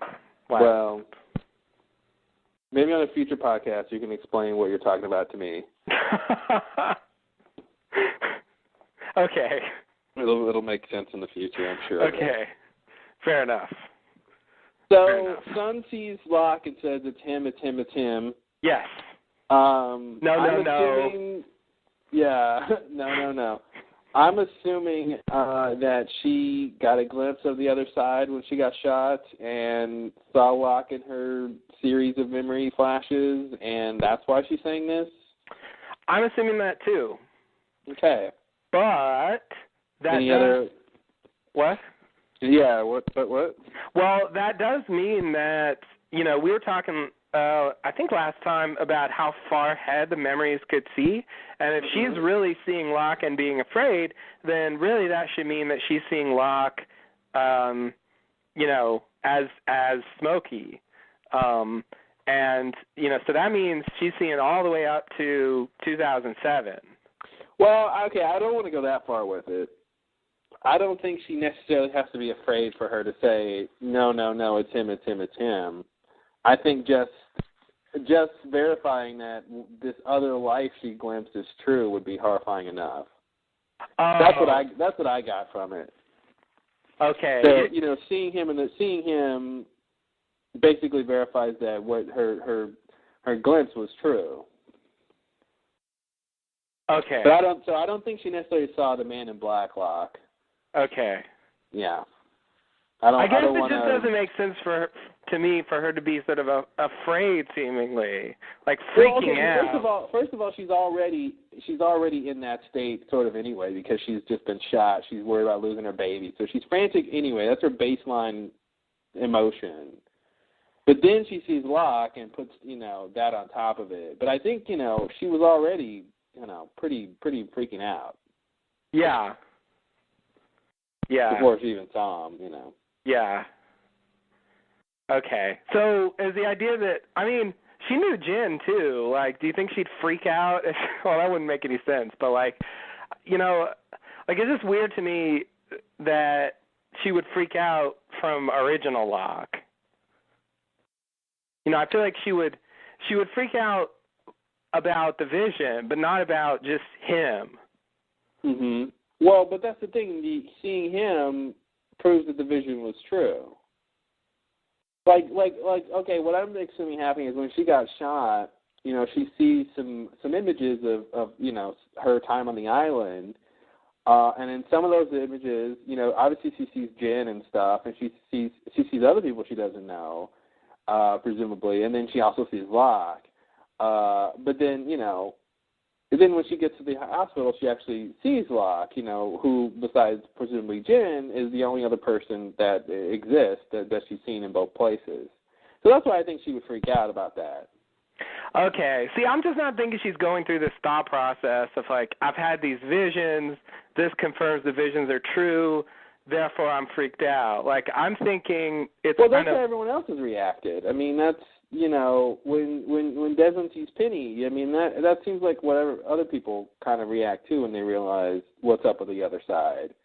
Well, the situation's been different for different people. Most of the people who've felt it have been seemingly pleased to see it confirmed.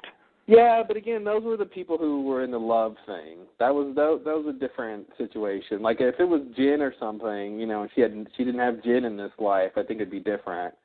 I think she saw something different than what the other people did. Her Charlie's thing, Hurley's thing, Desmond's thing was all about the love of their life, and all blondes, by the way. And don't ask me what that means. True. Blondes give you true love, I guess. I don't know. And so that's the thing. So I think that's why they had a sort of different reaction than I think Sun might have. I'm just I think we can agree that she saw something on the other side with Locke, right? I just don't want to break the convention at this point that she saw evil Locke. I don't want to add that to the mix until we get some other person who saw evil Locke. If next time we see someone who sees Locke, and we get the sense they're scared, or they tell us, something that we can add to people singing further along in the timeline, then I'll buy that. But until then, I just want to encapsulate it as she's getting verification that this other, that this is some person she never saw before except in her head. So that's why she's saying it's him. Yeah. No, it's a totally plausible story and may very well be true. I guess to me it just works a little bit better in the circumstances she's in if she has this association of Locke as being scary, which she definitely does in the original timeline. That's how she reacted when she saw, Smoky Locke appear to her and, in the package. She was immediately nervous and afraid. And so I'm thinking in this, already, like you said, over-emotional circumstance, she sees this guy that she has this emotional association with from the original timeline and reacts that way. Like that, to me, that works a little better. And so that's why I sort of want that to be true. Well, yeah, emotionally it does work better, but at the same time she's got more connection with regular Locke than she does with Smokey Locke. I mean, she's got a longer history of emotionally interacting with this guy and, you know, people dying and not dying by his hands. Like, she's got a very strong connection to regular Locke, too. And in terms of memories, she's got a larger percentage chance of having memories of the regular Locke than Smokey Locke. And I just think to me it'd be weird for her to see Smokey Locke and for her to see this Locke and who's in the hospital and because that's what's weird. Like, she basically would be getting memories of when she was afraid of Locke, but not because, like, in this episode, like when Locke tries to talk to her, she's not scared of him anymore. You know, like she's not like she realizes she doesn't have like anything outright to fear from him. So it'd be like, well, she didn't remember it that far ahead. She just remembered like yesterday. The earlier part when she was afraid, yeah. Yeah. Yeah. Yeah, you're right. You're right. I don't deny your story is strong, sir. Don't arm wrestle my story, all right? I do think mine has something to it, but it's not without its problems, and so I agree. If we really get confirmation that someone sees that far ahead and sees Smokey and stuff, I will definitely think that's what this is. But until then, if that never happens, I think your thing works fine. Yeah, I just want to err on the side of caution. I mean, I think it's already pretty crazy what's going on, and for us to put in that she's the only one thus far who's seen so far ahead, like that's a lot, I think. It is, and it's such a little thing. It goes by very quickly, and she says so little. It's like I don't know how much to read into. No, it's him. I mean, that's why I want to read it as little as possible. Read as little as possible. I don't want to, go too far. Yeah. Sound wise. Yeah. Yeah, that's fair. That'll work. So, anything else about this scene? That's it. Okay. Well, I guess we'll go to the next one then. The next scene is on the island. Locke tells Claire she can come out from the bushes. She was following them because Jack is her brother. Locke leaves them to catch up. Claire knows that MIV was pretending to be Christian. It's getting confusing starting to referring to Locke, and also there's the real Locke in here, so occasionally I'll just throw in Man in Black just to make clear who I'm talking about. Although for the most part I call him Locke still. I think we should call him Locke in Black. Locke in Black. L.I.B. L.I.B. Okay. Maybe that's too easy to get to Libby from there. Lib, yeah. Lib to Libby. Did Libby tell Jack he was her father? What? Yeah, that's not good. Mm-mm. Okay, so anyway, Claire knows that Locke in Black was pretending to be Christian. Actually, I really mean Man in Black there, I guess, because he wasn't Locke yet. That's probably why I said that. Confusing either way it goes. I know. Well, it's still the same, even if he's not Locke. He's still, there really is no big distinction of him being Locke, really. Right? I mean, since it's not Locke's body or anything, it's just the Man in Black who's looking like Locke. So. Well, yeah. I mean, So I think it's still fine to say Locke in Black presented himself like Christian. Okay, yes, I know. I agree that that's fine. It's just the Locke is, whatever. You're right. It's still weird, yeah. Right. So Claire knows that he was doing that. That's what we find out here.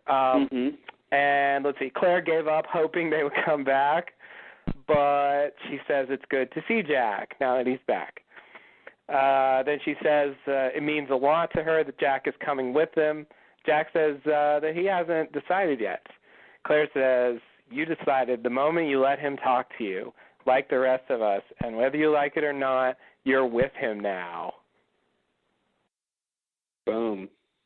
Those last lines are italicized. Mhm. Why? Just because they're going to come back later. Oh, okay. I think they're deliberately setting up the thing at the end here. Yeah, pretty much. I will note, for whatever it's worth, from Geronimo Jack's beard, this scene here was rewritten a number of times. And the original version of the script did not have this scene. That's not what I mean. Okay, yeah, I'm like, I'm sorry. Scratch that. The original version of the script did not have her saying those lines at the end. Okay. About you let him talk to you and you're with him now. That was something that they added in later. Now, I don't know whether to take that as meaning that it's more important or less important. Yeah. I feel like it could go either way. Well, I would have to say if they had to put it in there, then they thought it was important. Right? Yeah.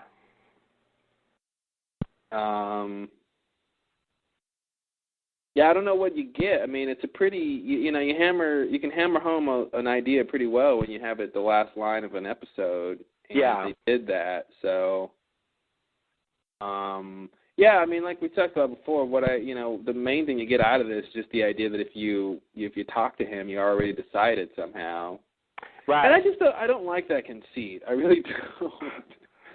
I mean, obviously, there might be something with this idea that these entities have some sort of strange power. So if you converse with them, then yes, you're already in over your head. But I just don't like the idea that you can't hear them out before making your decision. Mm-hmm. Like if you decide to hear them out, you decided to agree with them somehow. Right. Like, but I want to make an informed choice. So it seems like the first choice you hear is the one you have to take. Yes, yes. You know? And, Claire ends up, sort of betraying Locke later on in the episode. Mm-hmm. So... Or so we think. So we think, sure. As far as we know, it appears that it very much appears that she's doing not what he wanted her to do. Yes, that is true. And so that does suggest that you can still sort of go against him, even if clearly Claire is, let him talk to her. Well, and the question then becomes, how far can you go? Because, Jack was going to go with Sawyer and those guys before he decided to turn back. True. So it seems like, yeah, you have your own free will to some degree. I don't know what degree that is. Yeah, I don't even know if you're with me now. Like, I don't even know what that means. They're saying it like we should know. I know. Like it's a thing. It's become some kind of. So yeah, I'm tempted to say they're really just. Like I don't even know how much to make of it. I'm tempted to not make that much of it. That they're kind of just saying again that he's convincing. Yeah. And it isn't necessarily mystical. But the fact that Jack of all people is with Locke in black is pretty crazy. Yeah. Of all the candidates, he's the one who's with Locke. Yeah, I agree. That is kind of crazy. He should be He should be the one who isn't. Yeah, and we have to talk about his decision because I don't think it makes sense. We'll wait till we get there, but okay. I don't think it makes sense. Okay. Next scene? The other thing I wanted to say about this scene, I thought it was pretty not that, what's my word? What am I going to say? Pretty lackluster when, Claire comes out, and then, Locke is like, well, it looks like you two have a lot of catching up to do. But I'm like, wait a minute, aren't you two catching up? Are you done? I just didn't like how they passed Jack off from one character to another to do, to catch up, It's just a little much. Yeah. Yeah, this is one big catch up. Yeah. So can we all catch up together? Yeah, I think Claire was sort of the elephant in the room that they just had to deal with. Mhm. So I love when she came out of the jungle. I'm like, oh, it's a little boy. I thought the same thing. Oh, it's Claire. I was like, holy shit, Locke's gonna have Jack talk to the boy. Like, that's crazy. But yeah, that didn't happen. No. You can come out now. It's like, ooh, wow, he really is conciliatory. They're friends now. Mm-hmm. I do think they're a little bit they're a little bit inconsistent with Claire. The idea that Claire knew that, when she saw Christian that it was just this, Man in Black character pretending to be him. That doesn't quite fit well with the fact that, she said to Jen, the reason she knew the others took her baby is that first her father told her and then her friend told her. Yeah, and then she called John her friend, and then she's calling him John a lot. I know. And then they she tell specifically her, that's not John. This is my friend. Yeah, and but then Kate tells her, okay, that guy isn't John. And yeah. Didn't she know that or not? And now she's calling him John and saying she knew that her father was her friend. I would have to imagine that the explanation for that is that he didn't reveal that until recently. Oh, okay. All right. That she didn't know that going into it. Like he told her at some point, and maybe after, Jin comes into the picture or something. I don't know. Yeah. Okay. That works okay. Although the John thing is so weird. Yeah. Did he then tell her, I really am Locke?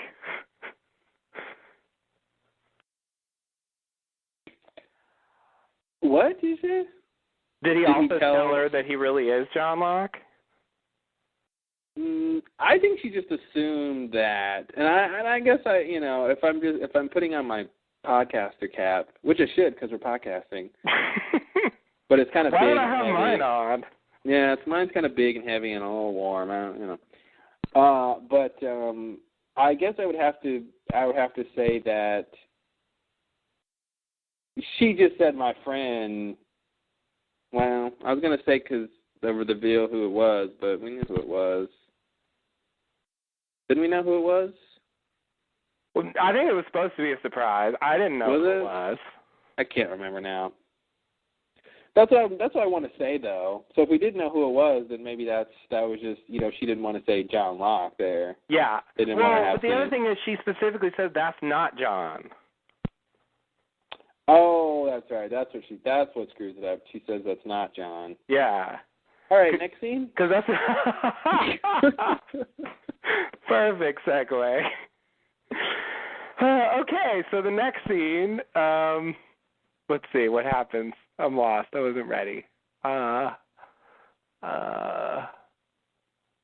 me make sure. Hold on. Sorry. We're on Act 2. Hold, please. Yes. Okay. Next scene, at Locke's camp, Sawyer tells Hurley about the sub. Kay tells Sun about the same stuff that Sawyer's talking about to Hurley.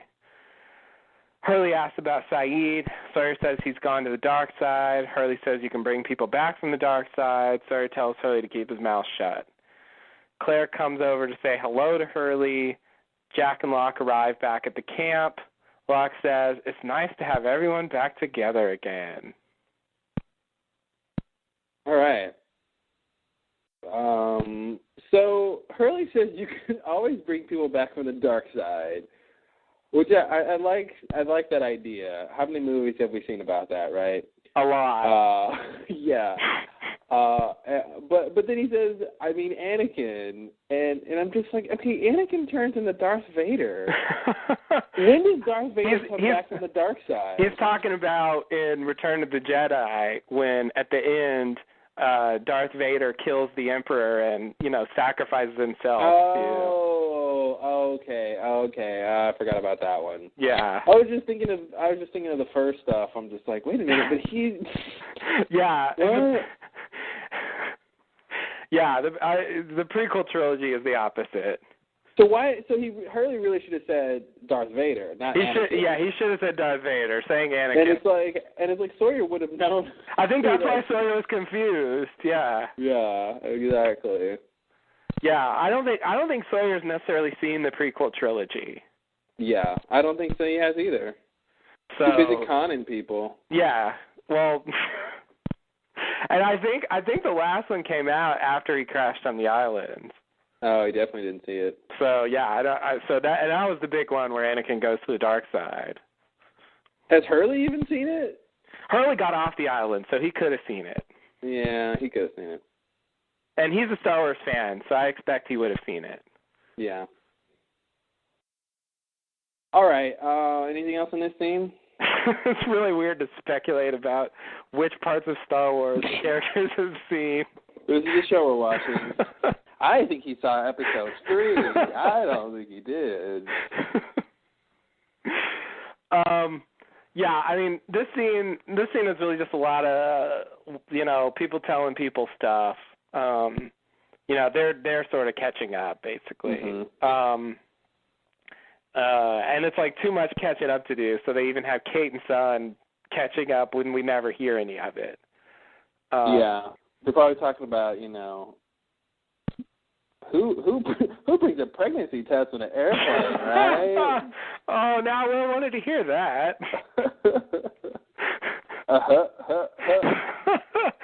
Yeah, we haven't had a good bad Kate joke in a while. Yeah, it's been way too long since we've had a bad Kate joke. I missed that. That was classic Kate. Mhm. I agree. That's good. I'll imagine that's what they were saying. I did like Sawyer's line about Saeed going over to the dark side. I think that was only a matter of time before we heard that one. Yeah. It's a nice little line. Is it in this scene where he's just sitting there by the campfire holding a handgun, like just kind of kneeling over the log? Like he just looks so. Who, Saeed? Yeah. Yeah, I think so. Yeah, like it's you don't need to sit there with a handgun. Like you can. Yeah. You can... Oh no, in this scene he's drinking coffee or something. Oh, okay. It's later then. Yeah, it's later then. Or maybe I mistook the coffee for a handgun. He's got a blue cup in his hand. He's drinking from next to the fire. Well, yeah, that doesn't sound so evil. No, it's not too bad. It's a cup of English tea. If you think that's evil, then you must have been at the Boston Tea Party.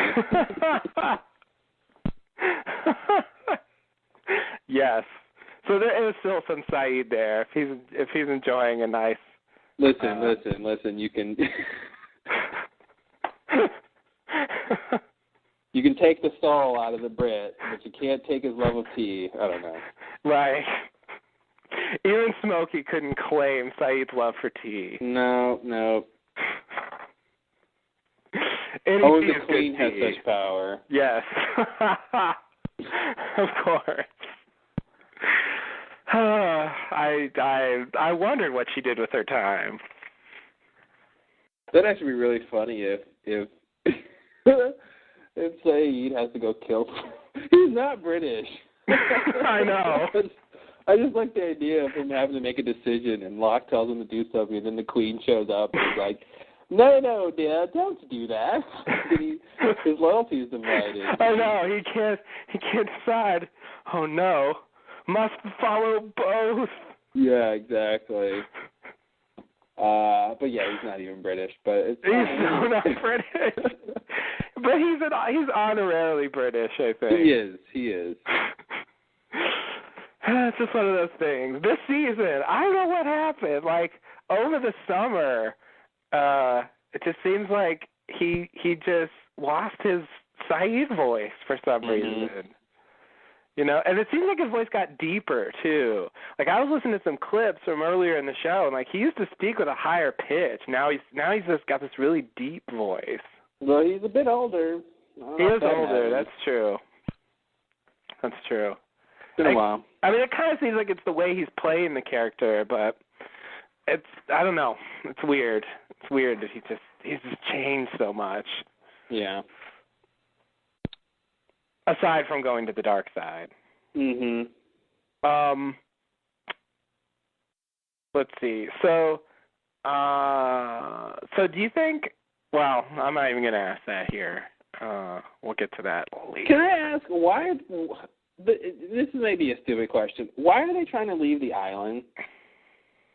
Who? I know anybody.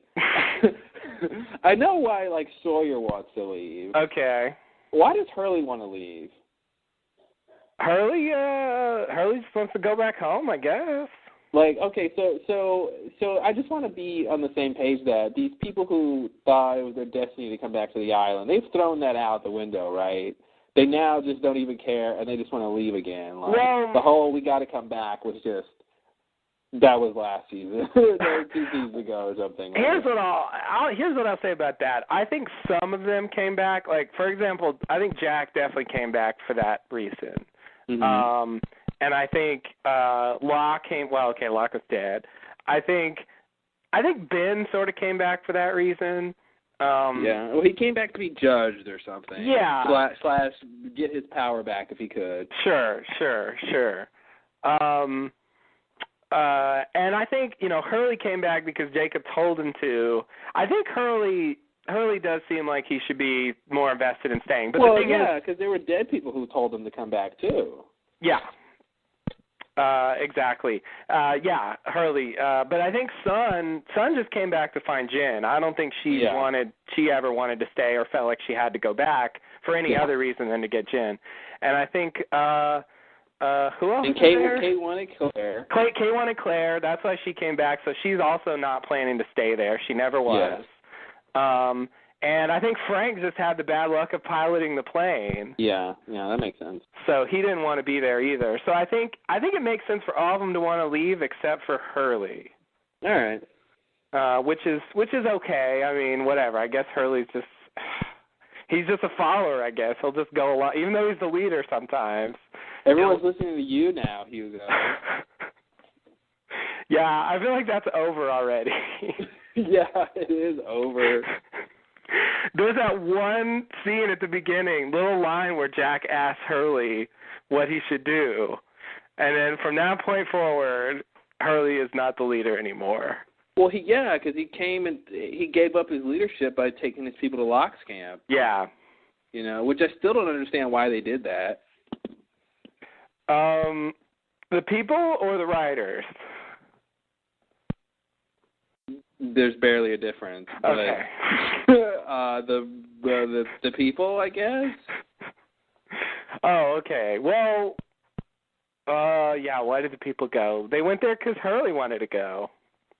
Yeah, why did Hurley? Okay, the choices are go with Widmore's people because they're on the Hydra Island. They want to kill Smokey and prevent him from leaving. Mm-hmm. Or we can stay on the island and try to avoid Smokey. Or we can go to Smokey's camp. Well, okay. and hope he doesn't kill us. Well, Hurley, so that group didn't know about Widmore. So that option was out for them. They didn't find out about Widmore. Oh, that's right. Until Sawyer tells them in this episode. So for them, it was just the plane. It was either go to the plane and either blow it up or leave on it. That's what I meant. Yeah, go to the Hydra Island. I forgot they didn't know about Widmore, but they could either gone to the Hydra Island, gone to Smokey's camp, or stayed put on the island or tried to just avoid Smokey. Yeah. And they just decided to go to his camp. Yes. For no reason other than just to do it. Yeah. Just hoping that was the thing to do. Like, that's what I don't get. It just seemed like, I don't know what they expected to get out of that. Like, we were going to go talk to Smokey. Okay. And then to do what? Right. He wants to leave. You guys want to leave. Yeah. I don't know what they thought was going to happen. I mean, maybe just that they could all leave. Yeah, but that's not what Jacob wants. Well, that's not what Alana was trained to protect them for, was just so they could all leave with Smokey. Yeah. No, that's true. But somehow that became the option. Yeah. Like that's my point is like the thing that they were trying not to do just became the thing they did. Like became like the obvious solution, and it seems weird. It is a bit weird. It is a bit weird. I mean, that's why I said the writers, because it definitely moved the story forward. Yeah. To have it's the writers.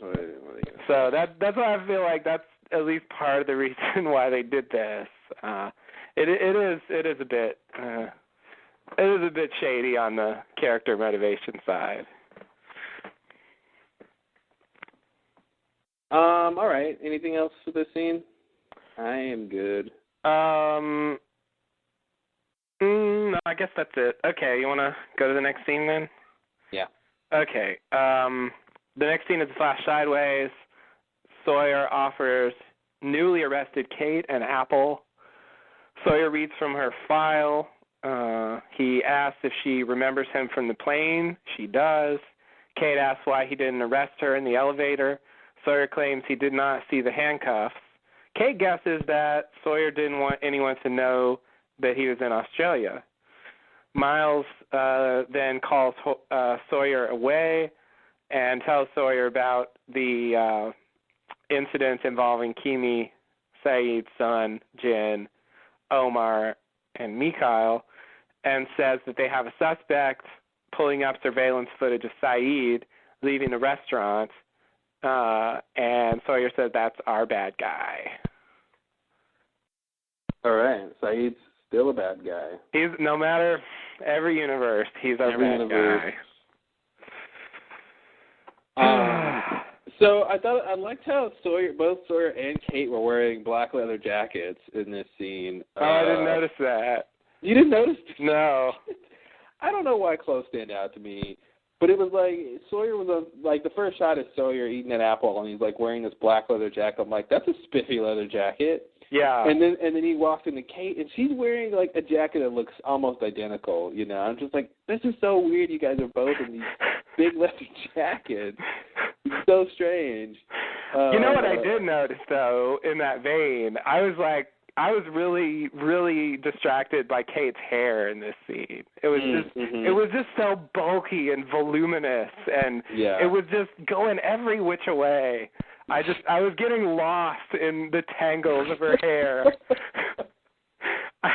I couldn't pay attention. The first time I watched this, I really could not have a hard time paying attention to what she was saying. It's just, her hair is just so huge. You're focused on her hair. I'm focused on the leather jacket.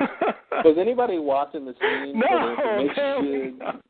All right, just making sure. No, I don't know. I mean, I thought it was getting big for a while. On the island, it sort of contained more, but in this scene, it's just popping. Maybe it's just because she had that hat on or something, but it's just really in your face. I don't know. I think it's in her face. It's definitely true. It's in a face. I just was thinking with the leather jackets, it was judging by their clothing, they're destined to be together. Judging by the decay of the leather, I would. Nice. And also I thought it was kind of interesting how he's eating an apple and he offers her an apple. Mm-hmm. And the whole Adam and Eve thing. Oh. Apple, tree of knowledge, all Look that. Look at that. Sawyer and Kate are Adam and Eve. There's a theory. Mm-hmm. Why not? Well, I don't know. But that's interesting. Anyway. I wouldn't have taken it that far. Yeah. I just thought it was an apple. It's just an apple. An apple's an apple. Except when it's not. Except when it's a metaphor. The apple is a metaphor, John. I really like this scene with the little part with Kate and Sawyer. I agree. So the second time when I was actually paying attention to what they were saying, I also enjoyed this scene. It was very good. This scene had some of that vibe that the characters used to have in the early part of the show. You mean when they didn't know each other? Yeah. When they didn't know each other, exactly. Yeah. The getting to know you vibe. Yeah. But it had a they had a banter going on.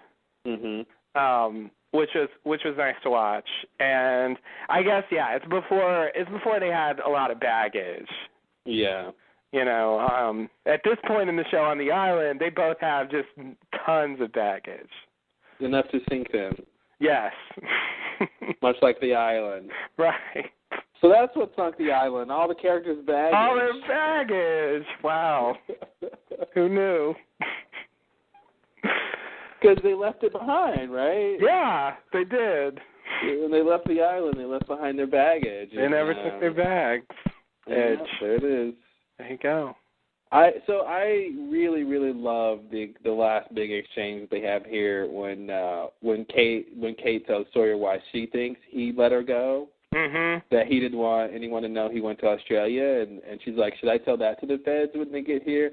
I love Josh Holloway's expression, because he has this expression that he holds for a while. They have a couple of cuts before he says anything, where he's reacting in his head to the trap she just laid out for him. Yeah. And he's like, "Ooh, I like you." I just love that line. I just thought, it's so, because it encapsulates everything, all the stuff we know about him and Kate. Yes. Just like, oh, I like this one here. He says the right things. I know, which is she's threatening to turn me into the feds. Yeah. I love that. Yeah, exactly. It's like she's conning me like I'm conning her, and and they're both seeing through each other's stuff. I don't know. I just liked his ooh, I like you. Yes. No, I agree completely. It's interesting. I think she's right, by the way. Oh, well, yeah, and I think, the whole storyline with Miles verifies that. Yes, exactly. And it's cool that she figured that out. It is. I know. Again, something Kate doesn't usually get to do. Yeah. Actually correctly intuit something. That's another thing that made the scene nice. Kate was more formidable than she normally is. Yeah, even in handcuffs. She wasn't pathetic. She wasn't how she normally is when she gets caught. I was thinking about this a while ago, this idea of, Jacob or the Man in Black being very persuasive, or if they talk to you and all that stuff. And, Kate had that whole thing about it. She's very convincing when she wants to be. Yes. And I was wondering if maybe, if it turns out to be true that Jacob and the Man in Black do have some sort of conversational power, whatever that means, I'm wondering if Kate has it too. If she has some very low-level ability to talk her way out of situation, she's born to run, and the fact that she does sort of get out of these, she always gets caught, but she always gets back on the loose. True. And I feel like maybe the reason is because she's got this power of talking, being convincing to people. And I'm wondering if they'll, nail that one home, as it were. Right. At some point. Yeah, that's interesting. Maybe everyone has some sort of power. Right. And it's not necessarily conventional powers. Yeah. But everyone has some sort of gift that they don't even necessarily know they have. Hurley's thing is obvious. Yeah. His is going to cause problems for him. He will have to acknowledge it. Right. But for Kate, if that is a power of hers, it's fairly subtle. Right. Right. Yeah, there's a fine line between that and just being, just doing what people ordinarily do when they're in situations. Yeah. So it's harder to specifically see, oh, that's her power or whatever. That's interesting. This really reminds me of that thing that they had about the raft when it was, if I want your spot, I'll get your spot. Oh, man, I forgot about that. Was that Sawyer and Kate? Yeah, that was Sawyer and Kate. Wow. Damn, that seems like a lifetime ago. It was. If I want your spot, I'll take your spot. Jeez. Yeah, and then Sawyer ends up exposing the fact that Kate's a criminal to everyone, and that's how he guarantees his spot. Because she's out of the running after that. And, they have that scene where Claire, shields the baby from Kate. Cause everyone... Baby, don't look at her. She's bad. She will eventually raise you, though. I know. Wow, I didn't think about that. That's kind of ridiculous. Spoiler alert. Yeah. Wow. Claire had no idea. No idea. That evil woman she was shielding her baby from. It's gonna spend more time raising Aaron than she ever did. So true. Wow. Yeah, it's a bit much. Wow. That's the kind of gems we can uncover on a rewatch. Yeah. It's like, thanks, Jacob. Thanks for making this the case. Yes. Wow. What are you gonna do? Yeah, so this whole storyline with Miles and Sawyer doing police work, it just makes so much sense. Yes. I love it. It's yeah. Totally. It really never occurred to me that the thing with Kimi and Saeed shooting them was like a criminal matter. It never occurred to me it was going to have any real-world consequences outside of that restaurant. Yeah, like, I thought the point was the drama, and it wasn't ever going to come into play that, well, technically it's illegal for him to shoot people, even if they're bad guys. Yeah. You know? Well, and I think the reason it is coming into play is because they get to go catch Saeed. Yes, exactly. And so they get to have him, it's the same thing of, capturing Jin or something. It's just like, here's someone we need for a story point, and we need them in a certain place, and they go capture Saeed. But yeah, I just like how they, they're getting a lot of mileage out of how they set up the characters. Absolutely, yeah. It's nice because they sort of have police characters, and they have like a little mini police drama, and then they have a little mini medical drama in the works, and there's also a little mini legal drama. Like it's weird to have all family that. Drama with like he's my dad too. What? Yes. Yeah, there's a lot going on. Yeah, it is. It's great. They set up. Oh, and also like sort of school drama with Ben and Locke. So they really spread out the characters nicely. It's almost like they planned it that way. It's almost like they planned it, which, as we know, you can't plan television. That's true. There's no way. That's true. That's one takeaway from all of this. Yeah, can't plan it. You can't plan television. I'm amazed how well the show has worked out since they haven't been able to plan any of it. Me too. Yeah. Me too. It's a lot of times it comes shockingly close to seeming like it was planned. Yeah, it's crazy. It is. All righty. Anything else in this scene? What scene are we on? Let's see. They also mentioned that Miles mentions that Jin does not speak English. Oh, yes, that's right. I thought it was interesting that they made a point of that. Yes. Yes. So if we're going to say that he did speak it there or understood it, like, it would have to be a momentary thing. If at all. But, yeah, he's definitely not supposed to actually speak English. Yeah. In terms of, like, the overall story. So, don't quite know what to make of that scene with Kimi. Thank you. Thank you. Oh, Jen. You're just inscrutable. Don't try to screw him. I'll never screw him. Please. Not again. Yikes. Once is enough. One screwed's all you need, huh? That's right. Okay, so next scene? Yeah. All right. We go back to the island. Kate tells Jack that Saeed is different now. Jack says, I guess we're all different now. Jack is not sure if he believes Locke. Then Zoe arrives at the camp, and she asks for the man in charge. Locke comes out. Zoe asks for Desmond back. Locke plays dumb. Zoe gets on the walkie and tells them to show them what we're capable of.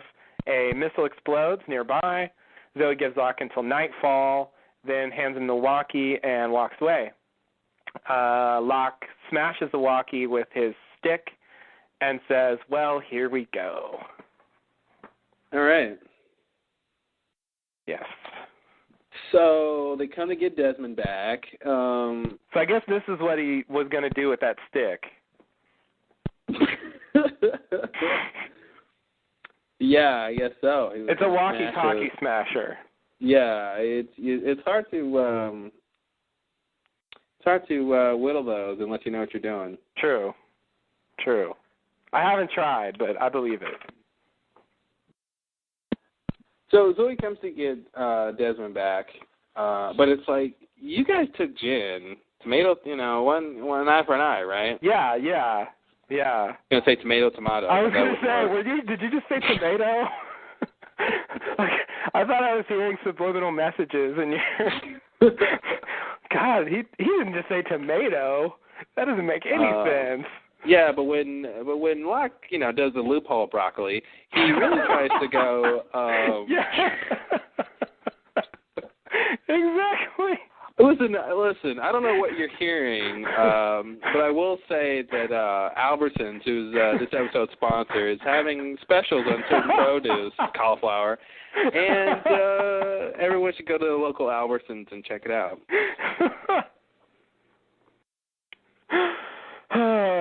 Yes. Thank you for listening to Lost Lowdown. Buy as much produce as you can. Yes, please. I mean, continue listening and watching Lost. Oh, that one too. Yeah. While you buy produce. Okay, so Zoe wants Desmond back, and okay, so this missile thing. Let's talk about that. Oh dear. So where are these missiles coming from? I love the off-screen, totally unexplained missiles. They just drop from the sky, and who knows where they come from. Like, I feel like it's not even confirmed that Widmore's really sending the missiles. It's just some strange coincidence. You talk to the walkie, and then something explodes. Yeah. I originally thought somehow it was coming from the sub, but that makes no sense. So I'm going to assume that they just have some sort of artillery system set up on the Hydra Island, and they have it set up where they can shoot from there. Triangulate his spot positions and stuff and shoot. But anyway, we were thinking, when they were saying a war is coming, we were wondering what that was going to look like. And I think now that there's missile launchers, the idea of war being on the island is pretty evident now. Yes. And I think Locke even says that when he says, "Well, here we go." Yes. But yeah, it's pretty crazy. They have missile launchers. It is, yeah. I really did not have the impression that they had weapons like that. Yeah. And I didn't expect them to use them. I guess I thought, they had the fence to protect themselves against Smokey, and then they were going to use Desmond somehow to defeat Smokey, and they had guns and stuff, but I didn't imagine they had these missiles that they can really precisely target, to various locations. But the fact that they never set up where they're coming from makes it really mysterious. Like I really don't have a sense of where we're supposed to imagine these are originating. They have to be originating from the Hydra Island. I guess so, yeah. Where else, right? Because I think it still has to be the case with that if you shoot something through the barrier, it's not going to get there when you want it to. The whole thing with with Dan and the payload rocket. The payload, Regina. Yeah. Yes. So I think that has to be the case. So I think it's coming from within the barrier. It's either coming from the sub, which I don't think subs can shoot missiles like that. I'm not a submarinologist. What? Yeah, I know. Misprint on my business cards. Oh, okay. And you need to switch business card companies. You know what? They have such a great deal, though. Okay. Good deal. They has to be coming from the Hydra Island, just like they set up this test chamber for Desmond. That they set up some sort of missile system over there. Yeah. No, I totally agree. It's the logical conclusion, but it's just I don't know. I'm just not used to having weaponry like this fired without clearly establishing where it's coming from. Well, you shouldn't be. They've never done it before. So Okay. rest assured, because this is brand new. So when it happens again now, you can't say that. Yes. All right. Well, no, When it happens, I mean, I still think we haven't. What I mean is not on a show, but just in terms of like, say, an action movie. Like usually, if there's missiles being fired, we get a shot of the missile being fired or something. You know, they give us some kind of establishment of where they came from. Mm-hmm. You know, and like here, we just get missiles, and we never really see. You know, they just kind of drop in. Yeah. That's lost. That's lost. I know. Yeah. I know. It's just, I don't know. It threw me off. So do you think Locke breaks the walkie-talkie because he doesn't like technology? Oh, God. Are we back to that? I just don't know if that means anything or not. That whole thing about when Ben takes Locke to the cabin, their OG Locke. Right. He tells him, Jacob, don't bring your flashlight. Jacob doesn't like technology. What the fuck was that about? What was that about? That just seems, again, like a ghost from a different story. Mm-hmm. Where Jacob was a different character than he turned out to be. Because from what we've seen of Jacob, like, I'll buy that maybe he doesn't go out of his way to make use of a lot of technology, but, you know, we see him in the real world. It didn't seem to me like he was disgusted with that vending machine or, you know, all the cars whizzing by, you know, sitting in a taxi cab. Like, I don't know. If they really wanted that to come across, they did not. Well, but you will note, in none of those scenes was there a flashlight. God damn it, you got me. All right. Just to point out the obvious, there was no flashlights around. Okay. It was just really specific. He just doesn't like flashlights. Flashlights. Mag lights in particular. Mag lights in particular. Okay. Mm-hmm. He's got Oh, wait, are they one of our sponsors? Maybe he does like mag lights. Oh, okay. I don't know. Check our sponsor list. We have to say Jacob likes whatever we're sponsoring? Well, we don't want to disparage our sponsors. Oh, okay. You know. I mean, we could just say Jacob has bad taste. Well, if he doesn't like mag lights, he's got bad taste. Clearly he does. Yeah, okay. Mm-hmm. I mean, it really is the only serious choice for a flashlight. It comes in so many sizes. You will want them all. You won't want them all? Because you won't need them all, because all it takes is one mag light for any of your needs. Right, Justin? That's right. That's right. And they're really heavy. You can hit things with them if you want. If you wanted to. You could probably break a window with one. We don't suggest that you do, but you could. Mag light, a work of art that works. That's the official tagline. Yikes. All right, let's get back to Lost. Okay. Anything else with this scene here? Let's see. Zoe. Oh, Zoe, I wish you'd tie your hair up again. Is that why I didn't like her in this scene? Is that what it was? I forgot. I think to look at the hair. She was okay in this scene, but honestly, she seems to me in this episode like a different character. Mm-hmm. Like she really doesn't seem to have a lot in common with the previous Zoe. Well, they didn't really give her anything to do. She's just barking orders pretty much the whole time. Yeah. I think she changed shirts though. Wasn't she wearing blue before? Maybe that's the problem. Here's my question. Would one of these missiles even kill Locke and Black? Yeah, I don't think so. It is interesting when they fire the missile on the beach at the end, like everybody goes flying, but Locke's just standing there. Mm-hmm. He doesn't flinch, and he doesn't flinch when the missile hits in this scene either. Yeah. So it really kind of seems to me like the missiles aren't actually going to hurt Locke. They're just going to hurt the people around him. Yeah, so I don't understand what the point is. Because to me, that I guess my next question is, I thought, Widmore would care about the candidates. Yeah. But if he's willing to blow up everyone around Locke... I wonder if he even knows about the candidates. Yeah, I don't know. Because he hasn't specifically mentioned them. And he seemed to get Jen for a very specific reason, not necessarily related to his candidacy. Yeah. So, I don't know. I'm tempted to say he just doesn't know about the candidates at all. And so he's not aware that he should not be necessarily firing missiles at them. Does Widmore know Jacob is dead? Oh, God, does he? That's a good question. I mean, if Sawyer didn't tell him, I don't know how he could have found out. Yeah, I don't think Sawyer told him. Yeah, I think he needs to know that. Does Sawyer even know who Jacob is? He's got to have heard the name Jacob, right, at this point. Yeah. Right? Well...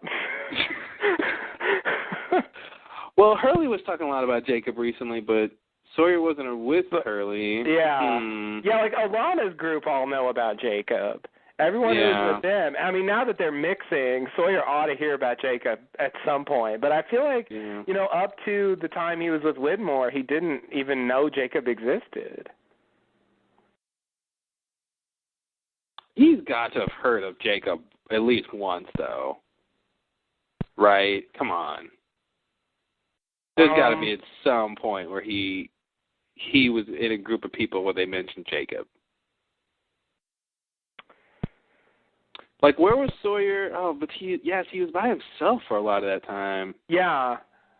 Yeah. Post explosion. Yeah, I guess. Well, if he doesn't know, it's pretty crazy. You know what? I think he might have been. Yes, he does know. Wait, hold on. Let me try again. Was he there for that? Now I don't even remember. What scene? The scene when Hurley, when they first go to the temple, and Hurley, when they open the guitar case and Dogen gets the message and Hurley tells him that. Yeah, I don't think Sawyer was there, was he? No, they get him later. When they first get to the temple, Sawyer and Kate, don't they get captured later or something? Or is it just Sawyer gets captured later? I thought. Yeah. I think that's right. Because then he eventually leaves. Yeah. And so he's there the whole time when they're talking about Jacob wants this and that, and Saeed, that gets killed and kind of kill him in the pool, and there's got to have been some Jacob talk in the temple. Come on. Yeah, Sawyer should have heard about Jacob during that time. Yeah. I guess so. Okay. So anyway, I guess he knows, but I don't think he said that to Widmore. Yeah, I don't think Widmore knows. So I don't think Widmore knows either. I think he's going to find out next episode. He really will. Yeah, he definitely needs to find out at some point, or it's going to be a really sad show for him. Yeah.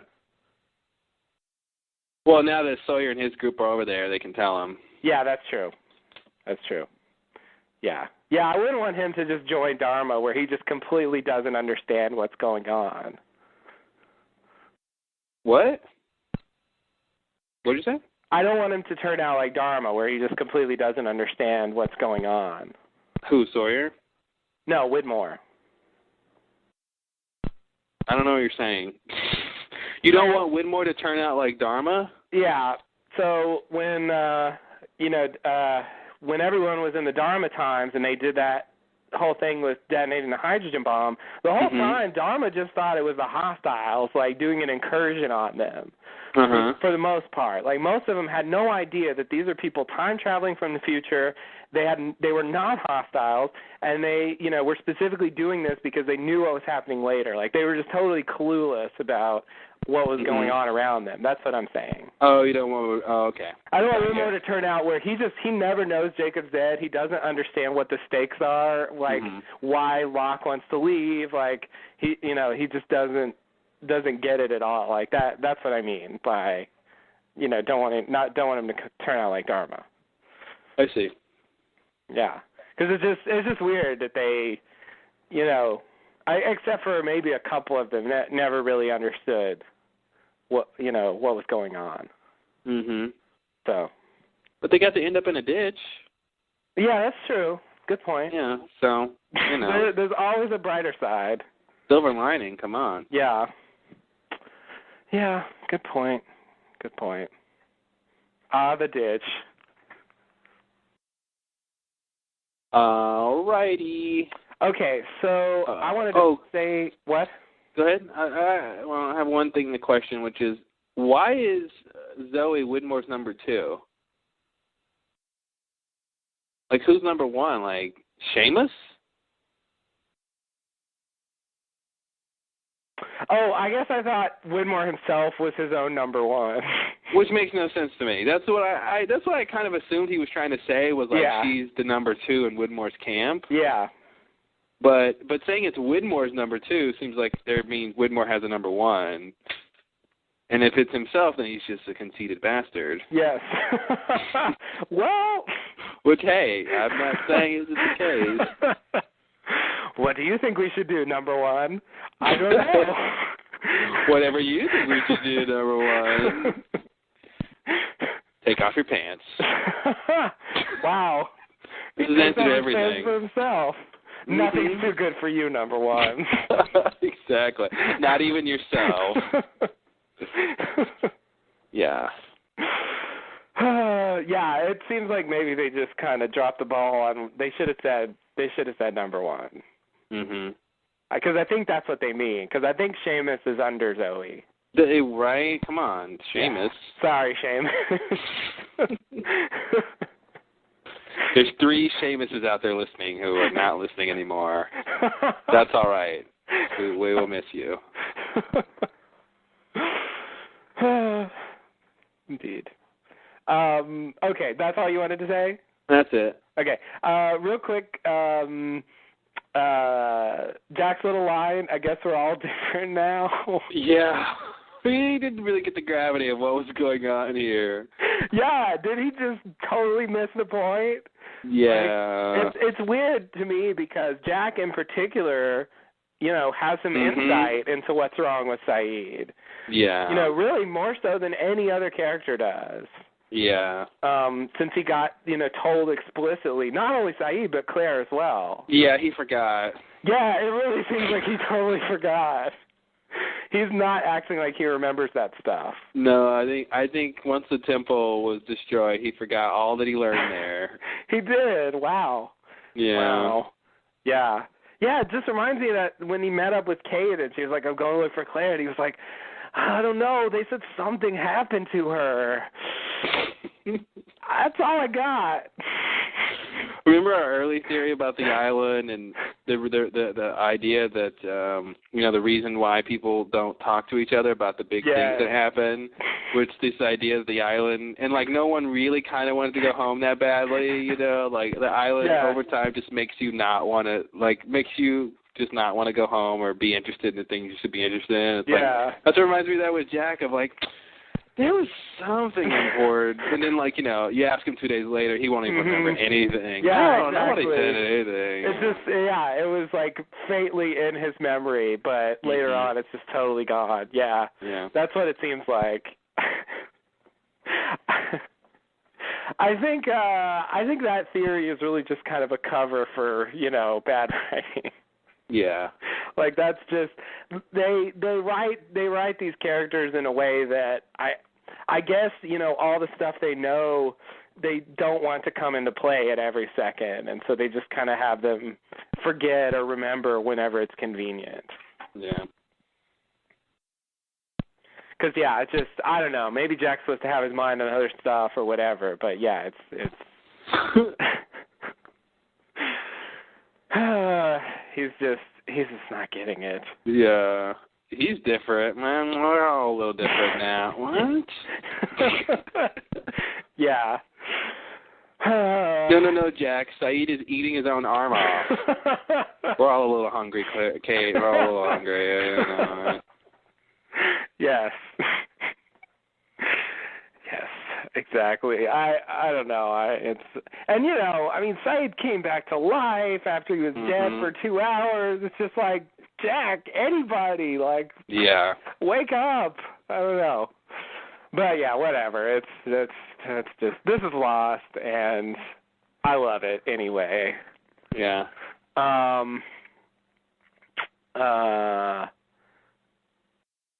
Like, I'm just used to it. To me, it's like part of the show now. Even if it's not a real theory, it's just the way they write the show. So, you know, why would they change now?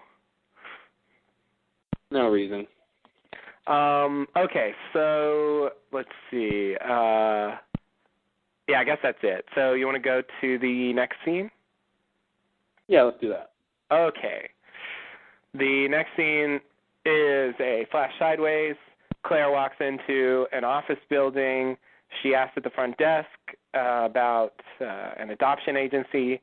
Then Desmond approaches her and reminds her that they met at the airport.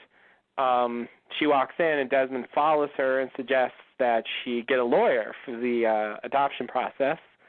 Desmond says he knows a lawyer who owes him a favor and offers to have Claire come meet her free of charge. After some pressure from Desmond, Claire agrees, and so they go into the lawyer's office to see Miss Verdansky. And turns out this lawyer is actually Ilana, who comes out, and when she hears Claire's name, she realizes that coincidentally they've been looking for Claire Littleton. So she takes Claire aside. And kills her. And kills her. Oh, wait, did that happen? Oh, no, you must have had the special edition. Oh, yeah. Maybe I turned the channel. Yeah. Oh, that's what happened, yeah. All right, so Ilana is here. Sans accent. Totally sans accent. Freaked me out. Yeah, so we're supposed to believe Jacob gave her an accent. That was one of his gifts. I give you the gift of Russian accent. It shall make ordering vodka so much easier. People will expect it as soon as you talk. That's just one of the many perks of having a Russian accent. One of the many. Yeah, and I guess this means her last name is Verdansky. So yeah, we didn't know her last name, right? At all before that. No, they've never told us. Yeah. Which is why they're able to say the name and then surprise us that she's there. Yeah, it was freaky. I guess I'm gonna, contrary to your theory, I'm gonna assume that for whatever reason, I know they haven't been consistent about this at all, but for whatever reason, she just grew up in America, so she just didn't develop the accent that she had in the original timeline. It's almost like Jacob sent her to Siberia to train or something. Yeah, like the Batman Begins. He was like her Liam Neeson. Yeah. Her Liam Neeson. Which means he was a insufferable bore. Pretty much. Sorry, Liam. Oh, Liam. All right. What else is going on in this scene? So we see Ilana. So we talked a little bit about this whole thing with Desmond and Claire. I said we see Ilana. Oh, okay. Sorry. So we talked a little bit before about Desmond and Claire in this scene. Like I said, I just think he's really trying to help. Because at first, I thought he was following her, but it seems like he really was there to see Ilana, and everyone else in the universe is showing up at this, this office. So I feel like it's fine for Desmond to show up here and be surprised to see Claire, and I think he probably would have wanted to do his whole thing and show her the other side, but I don't think that's why he's there, or else he would have tried to kill her or do something crazy. But yeah, you got anything else with this this thing? Yeah. I think there's a fine line between that and just sort of the coincidences of it all, like the fact that they're both, in the same building, going to the same floor, and Desmond's going to the lawyer that is looking for Claire. Mhm. To me, he is trying to push her. To me, he is doing that. He does seem to know her, though. So I guess we're supposed to think that, he really just did happen to have legitimate business there. Yeah, otherwise you'd have to say Desmond is being dishonest and Alana is being dishonest. Yes. And pretending like Desmond didn't force her to come here and all this. But it's like that's the thing. Claire was already coming to see someone on that exact same floor across the hall. Yeah. So it's like the coincidence is already there. It's just Desmond leads her to the other office, And I don't think Alana's in on it. Yeah, I don't think Alana's in on it either. That's why I feel like it's just Desmond trying to be nice. It's funny because I almost felt like he should have said, I offered to give you a ride from the airport, and not that he knows how it turned out, but it's like, how it turned out the other way. You went with Kate, and I know you made a best friend, but she took your credit card. Right.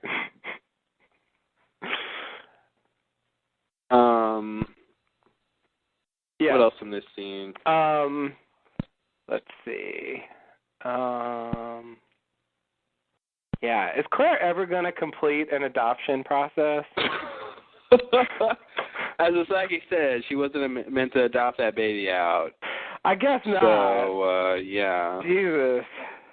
I mean, he changed his mind later, but that first thing definitely seems to be true. It's like, I don't know. The universe just doesn't want her to go through with it. Because it just gives her a completely new set of shit to think about. Well, really, it's like the people who are going to adopt her, Erin, are out of the running. So really she's just going there to, I guess, see if any other, parents want her baby or something. Yeah, exactly. But,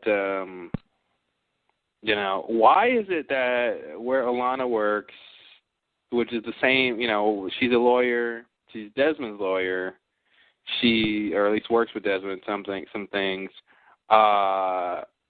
and she's also handling Christian's will, which is in the same building as Claire's adoption agency. Why is that? What is the mechanism of this universe that made that possible? That's what I want to know. Can you tell me in 30 words or less? Yeah, choice, destiny, choice. Oh, okay, I get it now. It makes so much sense. Choice, destiny, choice. Yes. That's the key. That is the key. That's the key. Otherwise, if it was like choice, you just go in a circle, right? Right. Like 4 left turns. Exactly. Exactly. Destiny saves everything. Destiny, yeah. All right, well, that solves my question. That was really easy. Yeah. I said 4 words, and 3 of them were the same. Mm-hmm. I feel like we're having a reverse conversation from when last time I used that explanation. And I think I said the same thing of 4 words and 3 were the same. And somehow did you that say exploding that? Yeah. Okay. Yeah, I mean, I did intend to turn it on you, but I forgot that you said that too. Or maybe I didn't. Who knows? Jacob knows. All right. Philly's podcast is falling out of control. Yes. Whatever that means. I really don't know. Oh, it's what is it? It's creating itself out of control. No, it's taking itself out of control. Oh, taking itself, was that the phrase? Yeah, that was it. Yeah. I agree. This podcast is taking itself out of control. Anyway, so it's a little weird to have Alana as a lawyer. It's like if she didn't train to be a Jacob warrior, she'd just be a lawyer. A warrior versus a lawyer? Yeah. Yeah. I mean, what do they have in common besides the, They're both combative. Oh, they're both combative. Okay. That'll work. They both protect people. Okay. I feel like this is some game show I'm on. Again, Family Feud, like one of the top connections between warrior and lawyer. Survey says. Yeah, no, those are good. Those are good. I couldn't think of any. I like that. Yeah. Yeah, I'm gonna stop there, but there's probably some more I could get out of them. Okay. Yeah, I guess. Whatever. I mean, I guess if they make Ben a high school teacher, why can't they make Lana a lawyer?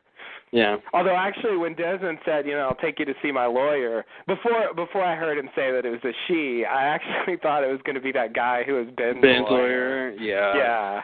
It seems like he wasn't on the in crowd enough to yeah, you're right. to get the lawyer role.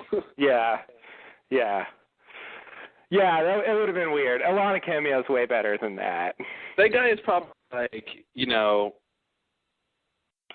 Ben's podiatrist or something. That's my podiatrist. That's my podiatrist. Yeah, exactly.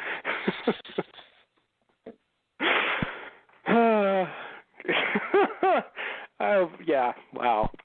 Nothing wrong with podiatry. I'm just going to believe that's a deleted scene. Yeah, why not? Whether we see it or not. Mm-hmm. Okay, so let's see. Anything else about this stuff here? You ready for the next scene? Yeah, there's not much here. Okay. Back to the islands.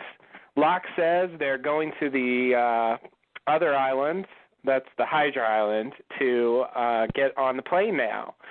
Locke tells Sawyer to go get a boat, and the group will then use that boat to sail over to the Hydra Island. Sawyer asks Kate to come with him. She agrees.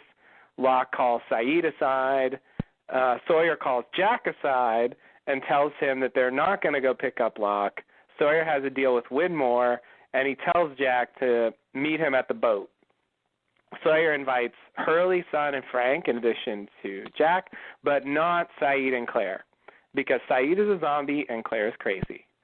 Sawyer hands Jack the map and tells him to figure out how to get everyone away, and then Sawyer and Kate leave. In the next bit, Locke tells Sayid to go kill Desmond.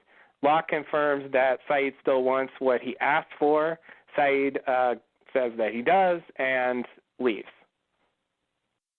And I'll stop. All right. Then go do what I said.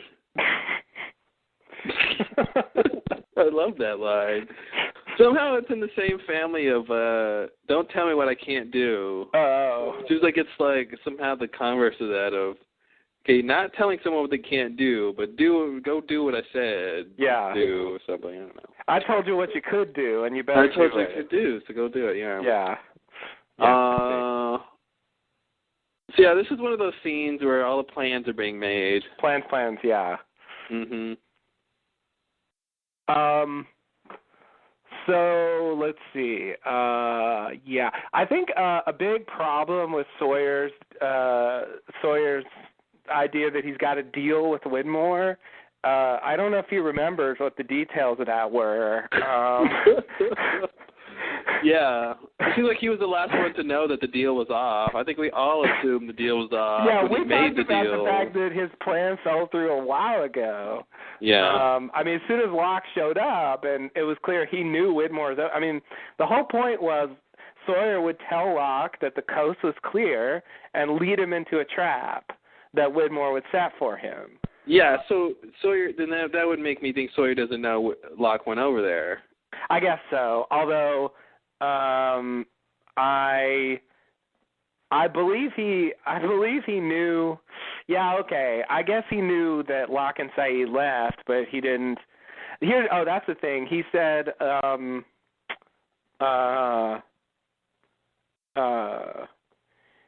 yeah, Locke strongly implies to Sawyer that he sent Sayid to find out what the secret thing on the submarine was. So, So he knows that. I mean, the problem is that Sawyer double crosses Widmore because he doesn't tell Locke that the coast is clear. He tells him that Widmore's over there. Yeah. And so Widmore sends Sayid over there. So I guess what? I guess what Widmore I'm saying sends Sayid where? I'm sorry, Jin, not Jin. Oh my God. I'm sorry, Locke. Listen, let's just start the podcast over, all right? And go. Okay. Take Welcome two. to the Lost Lowdown. Wow, that was so bad. We just had to reboot the whole thing. Reboot the whole damn thing. I just ruined it all. I got Jin confused with Locke. Locke sent Saeed over there to find out what's going on. Okay, what am I trying to say? The point is that because Sawyer double-crossed Widmore, I mean, he should immediately know that his deal's not going to go through because he's not going to lead Locke into the trap, and that was part of the deal. So he's already decided to double-cross Widmore. So, but then he still thinks he's going to get the deal because he doesn't think Widmore knows that he double crossed him, which they don't know that, but they do know that Locke showed up and they didn't ambush him. Right, but he does know that he's not going to lead Locke into a trap because he told him about. Well, he knows that, but he doesn't think Widmore's team knows that, so that's why but he's going to have to deliver that, or he's not keeping up his end of the deal, and he knows he's not going to be able to deliver that. Well, but I'm saying by the time he gets over to the Hydra Island, in this episode, I think he's trying to operate under the assumption that obviously the deal is still on, which is that he knows about the double cross, he did it, but he's operating with the idea that they don't know about the double cross. Okay. So what he's thinking is it'll be like, okay, we got the deal, you're going to help us get off, and pretty soon Locke's going to come over here and be led into your trap. Exactly. I see. Okay. That's what he's hoping will happen. Okay. That works. That's good enough. Yeah. That's what he wants to happen, but he's not aware that Locke actually visited over there. So Widmore knows that Locke's not going to be led into a trap. Yeah, exactly. But he's just not aware of that. So okay, fine, it works. Yeah. It's the whole con man thing. It's the difference between what he knows and what he thinks they know, and yeah. All that stuff. I mean, it's really convoluted, but it seems to hang together fine. Yeah. Okay, so let's see. Yeah, this whole thing about the boat, that's kind of weird, but I guess they need some kind of large watercraft to get everyone on. And Locke says all this is happening a bit sooner than I expected. Oh no, he's on a timetable too. Who was the one who set up this timetable? Everybody's got a timetable. Yeah. And they're all not meeting their timetable. No, everyone is forcing each other's hand, and everyone's got to turn up the timetable. Yeah, that's weird. Locke just, I don't know. He says, go ahead, no. I was going to say, he says, these people forced our hand, claiming we stole something from them, trying to provoke us into conversation. Well, if that's what they want, that's what they'll get. Well, if someone's trying to provoke you into a confrontation, you're not supposed to give them that, right? Isn't that what you learn? Like, you're supposed to, let people make you do things? Mm-hmm. It just seems like if he knows what they want, then why give it to them? Right. Yeah. It kind of seems like he's losing it. Yeah, I think he is losing it. Like, he's kind of reminding me of, John Locke? Ouch.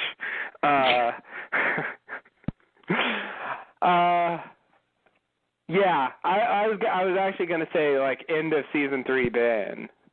Mm-hmm. When he just seemed to be losing control and not really behaving rationally in terms of being a leader. Yeah. Because, things aren't going according to plan, and I was like, kill him, go take the pregnant women. I don't know what I'm doing. That was Ben. In a nutshell, yes.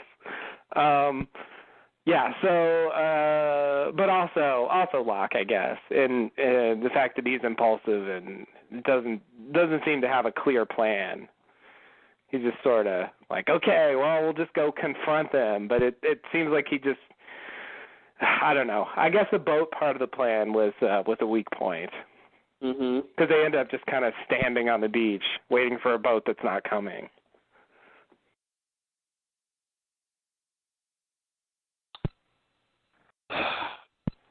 And then they were just going to go over to the Hydra Island and start shooting? I guess.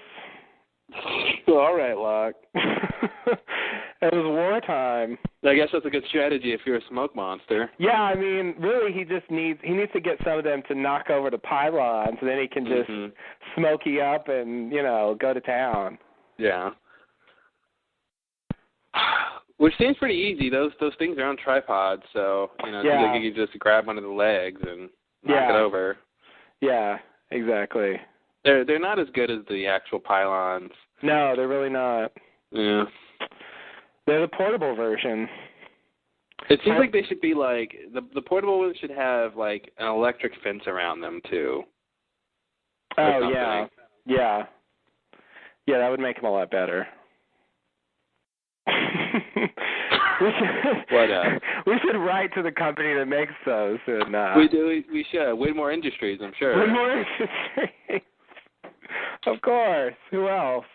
Yeah. I like that he makes those and just sells them to people. It doesn't tell them what they're good for. Well, they're good for obvious reasons, stopping people from trying to go through. Sure. It also prevents smoke monsters from going through. That's, Right. That's under additional uses. I see. Yeah. Okay, that doesn't have to be the main selling point. No, that's not the main selling point. Okay. No, you're right. They're just good for general security. Yeah. Okay, so, maps and plans and boats. That's what I got to say. So we find out that, indeed, your theory was totally spot on. Locke was not trying to kill Desmond. Oh, yay. Because he told Sayid to go kill Desmond. If he thought he killed Desmond, he wouldn't go tell Sayid to kill him. Mm-hmm. So you're right about that. And in fact, I'll even go a step further. I think your extra part of the theory might be true too, because he has Sayid go do it. So it really might be true that he cannot kill Desmond. And that's what the kid was there reminding him. To remind him, yeah. And so he really did just kind of push him down the well. Of course, we find out the well isn't terribly deep. To just kind of get him out of the way. And I guess because Widmore comes and confronts him, he decides, okay, I'll have someone kill him.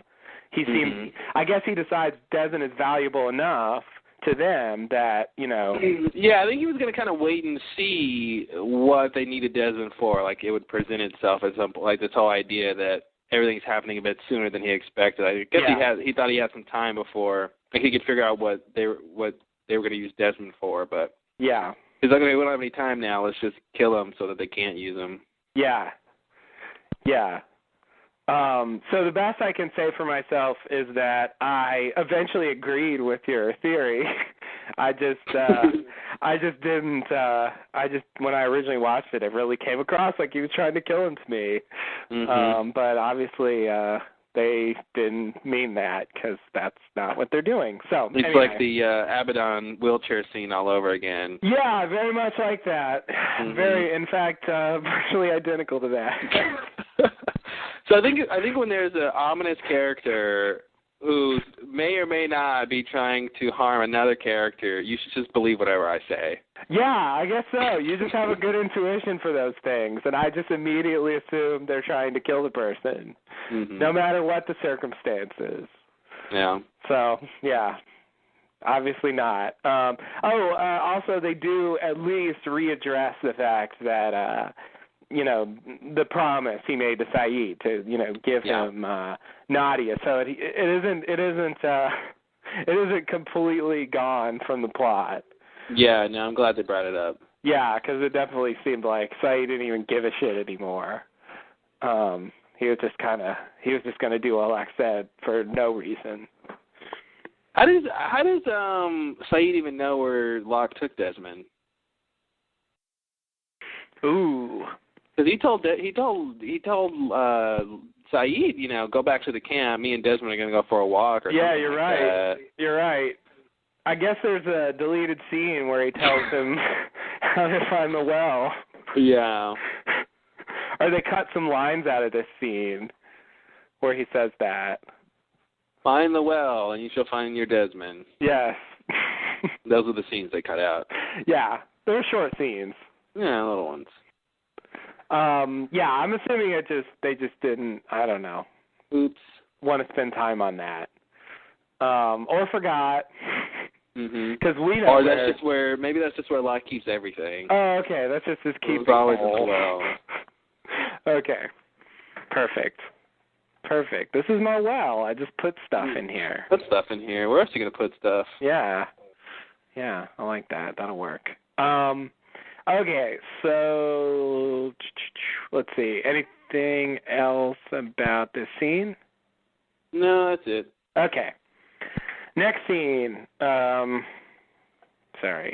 Next scene, Sayid approaches the well with a gun. Sayid aims the gun down the well. Desmond, sitting down there, looks up, sees Sayid, and asks him what Locke offered him. Sayid says the woman he loved, who is now dead. Desmond asks why Sayid thinks Locke can bring her back. Sayid says, I died, and he brought me back. Desmond, boom, in your face. Yeah. Yeah, that's definitely a comeback. Desmond asks Sayid what he will tell her he did to bring her back. Sayid continues to point the gun at Desmond, but does not fire. And the scene ends there. Alrighty. Yes. I thought Desmond would have found some secret tunnel network by now. He is just sitting there waiting for someone to show up so he can deliver a nice speech to them. Yeah, he really was waiting for someone to show up. I love how he's just sitting there with, like, one of his legs just, like, in the water. And I'm like, okay, I know you might be more comfortable that way, but you can't just sit with your legs submerged in water at a certain point, it's not going to be good for you. I didn't even notice that his leg was in the water. Yeah, one of his legs is just, like, in the water, just, like, his shoes and everything's getting wet. It looks organic in the scene, but I just know if I was at the bottom of a well that was only partially filled with water, I'd be trying to stay dry as much as possible. Wow. He just got his leg in the water, like he just doesn't give a shit. He doesn't care. I like my legs wet, brother.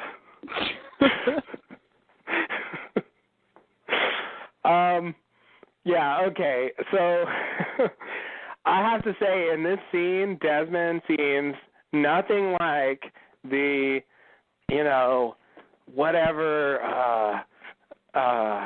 just Disney Desmond? Happy zombie Desmond that he was in the previous episode where, I don't mind at all. Tie me up anytime. Wherever you want to go, I don't care. I don't know what's going on. I'm just kind of walking around. Like he's not like that here. He seems very rational, very down to earth, and very much more like the Desmond I'm used to. Yeah. It's weird. Like his personality seems to have changed since he got dropped in the well. Like I'll do that to you. Like he's ready. Dropped in the well, it'll change your personality. I guess so. And I'm wondering, like, if he's supposed to be coming across so different or what. But it's just, I don't know. Like I feel like the previous Desmond, Sayid shows up. He's just gonna like smile at him and like, you want me to stand here so it's easier to shoot me? But he's not doing that. Well, he's not doing that because he's doing what he needs to do for Sayid to not shoot him. You know what I mean? I think that's the underlying thing here is, there's no way Sayid shot this guy, right? Can we agree on that? Yeah, he better not have. There's no way Desmond dies off screen. Come on, guys. This is season 6 of Lost. We're not that gullible. I know. Whenever they have an off-screen, like, ooh, did the character die? The answer is pretty much always no. Yeah, exactly. That's why they didn't show you the death. Yeah. So yeah, no, I don't think he shoots Desmond. Yeah, so I think his personality. He comes off this way because he's trying to make this point about Nadia, which is a really good point to make. That and which I think there was this episode of Fringe I told you about a while ago, but this guy trying to time travel to save his loved one and stuff. But that's the kind of question when you're in those situations of you want to save somebody or you want to do this great big thing. and you might have to do some morally, abhorrent things to get it done. No one usually asks, well, what are you going to tell that person? And so Desmond asks, what are you going to do when you have to tell Nadia, how you got her back, who brought you back, the circumstance. No one thinks about the circumstances of, okay, now that I've got you back, we have to live together, or we have to whatever. And yeah. There are, getting her back isn't the end of it. That's just the beginning of them being together. So. Right. And so I like the fact that he made Sayid think about that. Because for a guy who doesn't feel anything, I think he can at least imagine what he would have to try to say to her. And actually, sort of, I think it makes his current mental state an issue for him, because I think he should realize that Nadia wouldn't want to be with him. Yes. The way he is. This isn't the Sayid she loved. Yes. So I think that also is important for him to realize. But yeah, so I get, Desmond is a little different in this scene. I don't know if we're supposed to believe that, like, he hit his head when he fell in the well, or the whatever is wearing off from being blasted by the magnetism. I guess I'd want to side with something like that. I mean, I don't have a good explanation for his behavior at all. Okay. The only thing I could say at this point is that it had something to do with the effects of, like, some euphoric effects of seeing the other side, and it's sort of wearing off. I see. That's the best I got. Okay. Fair enough. I mean, it is interesting that I'm a little surprised that he immediately knows that Locke has offered Sayid something. Mm-hmm. Like, he doesn't even, it's weird because, okay, all right, I got a problem now. Wow, okay, I just realized that I have a problem. So you didn't know you had a problem? I didn't know I had a problem. Like, I thought my problems were small, but now they're a little bigger. Like, I thought it was just like, why did Desmond's personality change? But now I'm a little worried about the fact that in the previous episode, Locke asked Desmond, do you know who I am? And he says, of course, you're John Locke. Mm-hmm. And I assumed he was telling the truth, but, Sayid shows up here and he immediately is like, what did he offer you to do this? And, that's something that, the Man in Black does. And does he, is he just talking mundane-wise? Like, he just thinks... I think he's just talking... I think he's just he's saying, okay, well, you were obviously sent here to kill me. What did he offer you to kill me? Okay. So he just thinks there's no way Sayid would be doing this unless he was offered something. Yeah, I don't think he... And it's just coincidental that that's something Man in Black does. Exactly, yeah. Okay. I mean, I think it's just coincidental that he's offering to do certain things for people. I think he was just saying, like I said, this scene is about Sayid realizing that getting that idea back is excuse. And so Desmond has to bring that up, and I think he realizes, that Sayid is being told to do this. There's no reason for Sayid to be doing this on his own.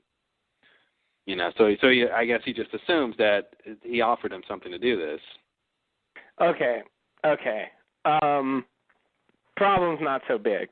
So then when Sayid tells him, to bring back Nadia, he says, why do you think he can do that? Okay, rational question. Sayid says, I died and he brought me back. So Desmond should be totally freaked out by that, presumably. If he thinks this is John Locke and he brought somebody back from the dead, that shouldn't make sense to him. He doesn't even a really lot of flinch. things, but a lot of things shouldn't make sense to him. But that should be one of them, yes. Yeah, okay. Like, I guess what I'm trying to say is I'm starting to slightly suspect that he sort of knows something about the Man in Black, that he doesn't necessarily just think he's Locke. Mm-hmm. I didn't think that before, but, like, based on this scene, I'm thinking maybe he maybe he does. Whatever his weird state is, maybe he got some kind But, I mean, but it is the kind of scene where they're not going to have Sayid explain how he was brought back to life just so Desmond knows. Right, yeah. They that's the kind of stuff they skip over anyway. Yeah. In a scene like this, so that's the thing. Like, the omission of it makes it seem like Desmond knows it, but that's the kind of thing they would not have in there anyway, because it would just ruin the flow of the scene. Right, because getting into that would just ruin the drama. Yeah, so that's why I don't think Desmond knows anything, and I can't even imagine why he would know anything. I mean, do you have any ideas of why he would know something about Man in Black? Well, specifically? Yeah, I mean, are you just saying this scene makes you suspicious? Yeah, that's really what I'm saying. Okay. That's really what I'm saying. And, like, I mean, obviously Desmond changed after the, I don't want to say incident, after what happened with the, when Widmore put him in the chamber, and, he's like, okay, let's do whatever you want, and then Saeed shows up and leads the way. And, like, he clearly changed and seemed to... The original Desmond should have just wanted to, get the fuck off the island, go back to, get back together with Penny, like that, But he seems to have lost that altogether. And so I guess I want to say that, maybe somehow, whatever it is he knows, whatever it is that changed him, part of that would be knowledge of Smokey. I think what changed him, though, was the whole second flashes before your eyes thing, being blasted by the electromagnetism and seeing the other side and all that. I mean, that's what changed him, right? Like, he was different after that.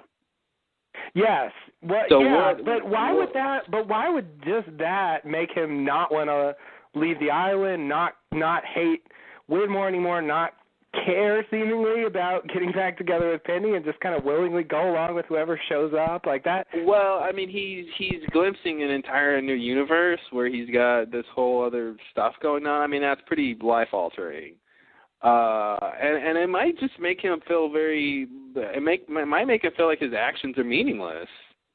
I'm just saying, if I had confirmation that there was another, universe, and potentially, that might confirm that there's more than one other one, more than two, I would have a reaction to think that what I do in this life might not matter as much.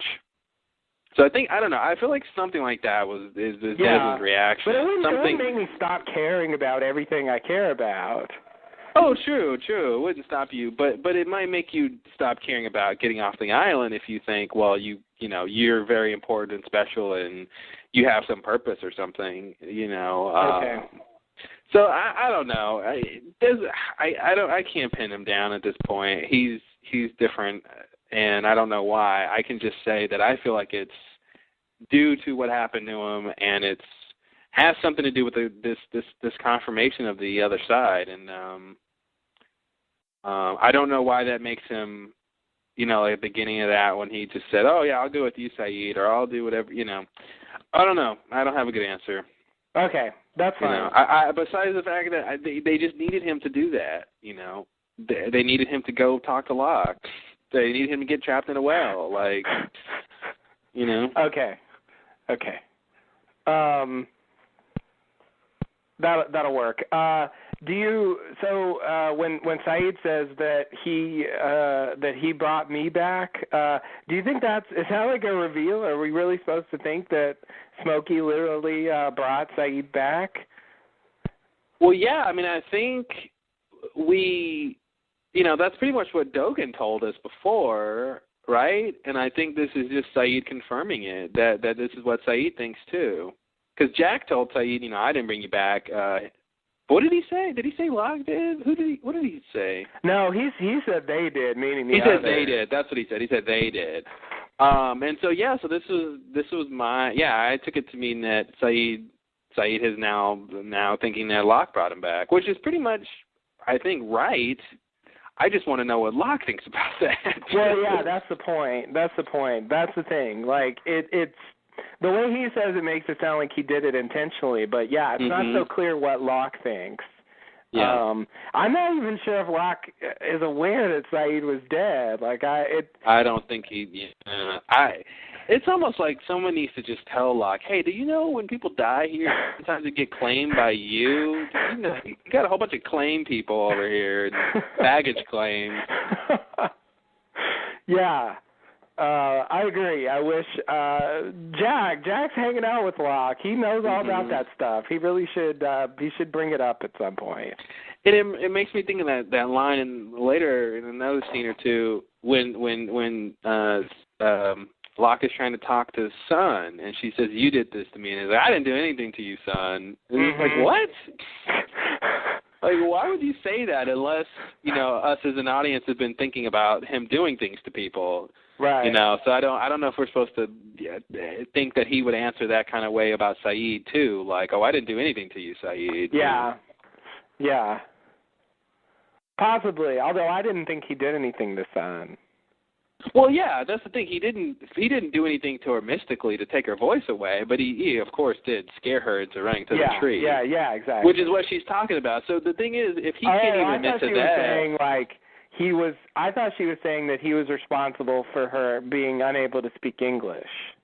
That he is only to the extent that she ran into the tree because he was chasing her. I thought she was saying more than that, like more mystically. Yeah, like ordinarily I would have just hit the tree and got a bonk on my head and still be able to speak English, but like you took away my English. And again, maybe they brought that up to dispel that to the audience, just to confirm that it was the tree and not him.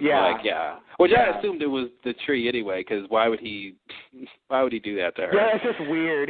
I don't even want, even if he has that power, why are you? Yeah, it just slows her communication down. It doesn't stop her from communicating. You know, so. Yeah, and it's really arbitrary. It didn't even matter, like Sun not being able to talk. It was just. That makes me think of when the original John Locke lost his voice. I know, right? And it makes me think that if he could speak another language, maybe he could have spoken another language. Like, he only knew English, so he couldn't speak English. Oh, okay. But if he knew, like, Spanish, he could have spoken Spanish, maybe. Like, it only damaged that part of the brain, but if he knew another language, he could have spoken. I just wonder if that would be true or not. We'll never know. We'll never know, thankfully. That's funny. Do you really think that's the same? That's the same kind of thing? It's very close to being the same thing, and I just wonder if maybe because Locke he also communicated by writing things down. So it's like he had just lost his voice. But I don't know. Yeah. It's just wild speculation. Yeah, it's weird in the way they portray it because it kind of seemed to me like Locke lost his ability to vocalize altogether, whereas Sun clearly didn't lose that. She just couldn't speak English specifically, but she could still, like, speak and make sounds with her, throat or whatever, vocal cord. Yeah, but that's my point is, what if Locke had known a different language? Could he have done the same thing? Like, I see. Because I guess he did try to, like, make noises maybe, and he couldn't even make noises. I don't remember what happened, but if I don't remember that he necessarily tried to make noises. It just came across that would be the distinction. If it was the case that he couldn't even vocalize, then I would say, my crackpot theory doesn't mean anything. But if he just couldn't speak because he was trying to speak English, then I do wonder if he could speak another language, if it would have been possible. But that would have been then that would have been really ridiculous, and like, what's the point? Yeah. Okay, he just still talks.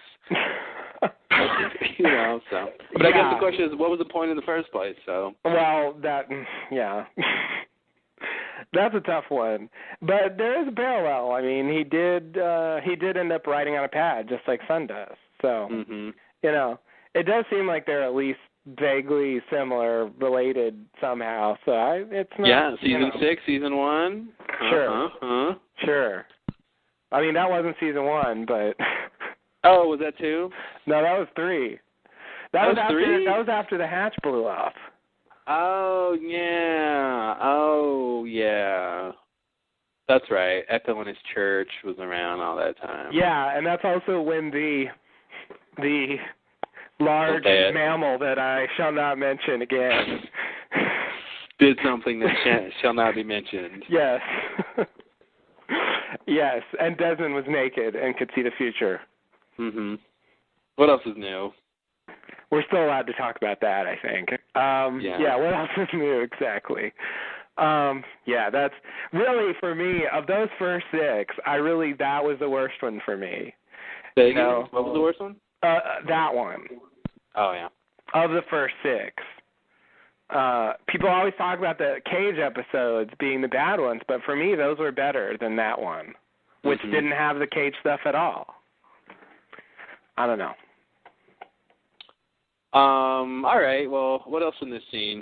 Anyway, the point I wanted to make. No, did I want to make a point? Oh, well, I did at least want to say that what you said earlier about this scene, I agree with. I really like this scene. It was good to see someone actually try to talk to Sayid in a way. Like, it really came across like all the characters just gave up on him, just like I did, really. Yeah. For me, he was Smokey's best henchman, and there's nothing. If he came to shoot me, I'd just give up. I wouldn't even try to, talk him down, talk him out of it, And well, it didn't seem like it was possible. It's true. But Desmond succeeds, and I really like Henry Ian Cusick in this scene. I like how he plays it. There's a nice dynamic of him at the bottom of the well and looking up at Sayid at the top, pointing the gun at him, and I like the way he is looking up at this guy looming over him and giving him this speech, and it's just it's nicely done. I really like this scene. Yeah. Yeah, this was the first scene in this episode in particular, I think, the first episode in a while where Sayid has shown any kind of emotion or thought outside of what Locke and Black is telling him what to do. Yeah. So, yeah, I didn't even think it was possible for you to reason with Sayid. It seems like people are in flux. It seems like Locke in Black isn't who he was really before when we first saw him. It seems like Sayid isn't who he was when he first was resurrected. It seems like he's changing a bit. It seems like Desmond is sort of changing a bit from after the blast. It seems like people have these personality types and then they're slowly shifting a bit. Yeah. I don't know what to expect from Sayid. Can he be redeemed? I don't know. It seems like, if he when he tells John, when he tells Locke and Black, I just shot an unarmed man. I needed a moment. I feel like that should have been a signal to Locke. Yeah. Of like, something's wrong with Sayid if he cares about what he just did. Yeah. Yeah. I thought you didn't feel anything. Well, what do you need a moment for? Yeah. It's just a simple task. Exactly. He's unarmed. What was the big deal? Yeah. Yeah. I agree. It should have been a red flag. And I think he was suspicious. He looked like he tried to read him. He did, yeah. Yeah. He did that stare him down thing. He looked at him with his eyes. He looked at him with his eyes. It was crazy. Yeah, that's what he did. I think I don't think he kills Desmond, and that does suggest that Sayid is not necessarily all bad. If he can actually be talked out of doing something, and not only that, but not fully under Smokey's control. Yeah. So these claimed people just are really wild cards. Like, add Claire to that list of people who are acting one way and then are acting another way. Yeah, absolutely. I mean, Claire's been more erratic in general, but it's like even Sayid, the best minion of all, is susceptible to change and to being coerced into doing something other than what Smokey tells him to do. So, I mean, if that's the case, it just seems like this claiming thing is just not very effective. Yeah. Or at least not as effective as I thought it would be. So, I'm kind of glad. I'd like them to do something with Sayid other than, be a mindless zombie. Yeah. So I appreciate that they've actually had him think through this. Oh, I'm going to reunite with Nadia, and we'll just have a happy life after this. Because, it just it doesn't make sense. Like, he should, even rationally, even without feeling anything, he can probably see that. Yeah, I think so. So, okay. Are you ready for the next scene? Yep. Okay. The next scene is a flash sideways. Sayid arrives at Nadia's house. Sayid arrives at Nadia's house from the restaurant. He immediately begins packing. Nadia comes in. Saeed says he took care of the problem, but he has to leave. Saeed says he's never going to be able to come back again. Someone rings the bell. Saeed tells Nadia to stall them. It's Miles at the door. He shows Nadia his badge. Nadia lets Miles in. Saeed sneaks out the back door, but Sawyer trips him with a garden hose and pulls a gun on him and says, Saeed Jarrah, you're under arrest. All right. Dun, dun, dun. Boom. So, quick note about this scene. Miles introduces himself as Detective Strom. Mm-hmm. Okay, guys, I thought his dad was around in this universe. Did he just decide to not use his dad's last name, or I don't know what we're supposed to think about that. I'm finding that a bit odd. This should have been the line where they say, Mrs. Jarrah, I'm Detective Chang. Yes. And it would have been the confirmation reveal that that's his, that seems like what they would have, otherwise, like, why even say his name, besides, of course, he has to say this to her. Right. I don't know what to make of that, the fact that he's a Strom and not a Chang. Yeah, after all that business with Daniel Widmore and Mrs. Widmore and like it's like that was that freaked me out, but it's like, okay, it makes sense. They're together, so they have a different last name, but here's the obvious chance to do it with Miles, and they just dropped the ball. It's like, come on, guys. Yeah, Did they just forget? Like, is that it? Did Greg Nations miss this one? I mean, I don't know. Seems really weird. Maybe, I guess what we're just assuming Strom is his mother's maiden name, right? That's a wild guess. Yeah, okay. Just based on the fact that that's the name he was using and she raised him. Yeah. So, what are the options here then? That maybe they're divorced, or I guess, and then yeah. He still seems to have a relationship with his dad, but yeah, okay, maybe they just divorced, and I don't know. Maybe they never got married in this universe. Okay. I guess we're assuming he still was on the island, born on the island, right? But maybe that didn't happen. Yeah, that's right. I forgot about that. Presumably, for the most part, it does seem like the people when was he born? Well, he was around before the incident. He was around before the incident, yeah. Yeah, he was the babe. I need you, Maya. You need me? Exactly. Oh, his happiest moment by far. Yes. Oh, man. It's like you take a picture of that Miles and you show him to the first Miles we saw, He's going to need $3 to hold all the vomit. I need $3.2 million, Miles. Mm-hmm. Yeah, he wouldn't believe it's the same person. Yeah, that was Miles with daddy issues. Mm-hmm. Oh, everyone's got daddy issues. So true. They must all be cowboys. Oh. And the best cowboys. Oh, there's so many of the best cowboys on this show. Yeah, it's really a show about the best cowboys. Really, okay. You really want to know what it's about. Interesting. About a bunch of cowboys who get stuck on an island. Right. Did you want to watch that show? Yeah, that sounds interesting, actually. They're going to have a rodeo. Mm-hmm. Of course. There'll be some roping. I'm out of cowboy stuff. I'm from Texas. What else do we do? I got nothing. I've never even met a cowboy. Oh, I got nothing. Let alone a best cowboy. Yeah. Well, I don't know. Do they herd sheep? I guess not. That's what sheep herders do, i.e. shepherds.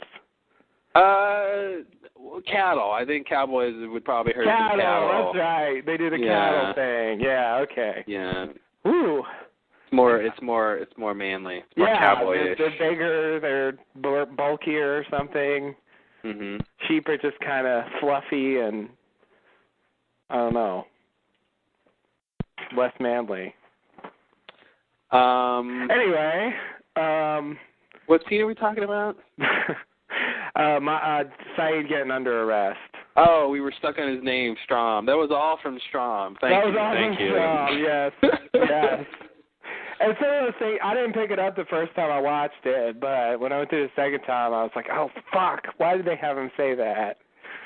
Because, like, with things like that, like, I'm really just tempted to say they just messed up. They should have had him say Chang, and they just, you know. I'm going to say he messed up. I'm going to say, yeah, I mean, wasn't there another mess up earlier in this episode, something else that was like, the 3 days versus the 5-day thing? Oh, yeah.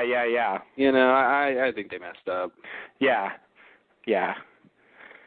This is Paul Zawieski and Graham Rowland writing this. So. Yeah, like, I guess I feel like, you know, in the case of the Widmores, they were all together as a family, and so it would have been weird to not give them the same last names.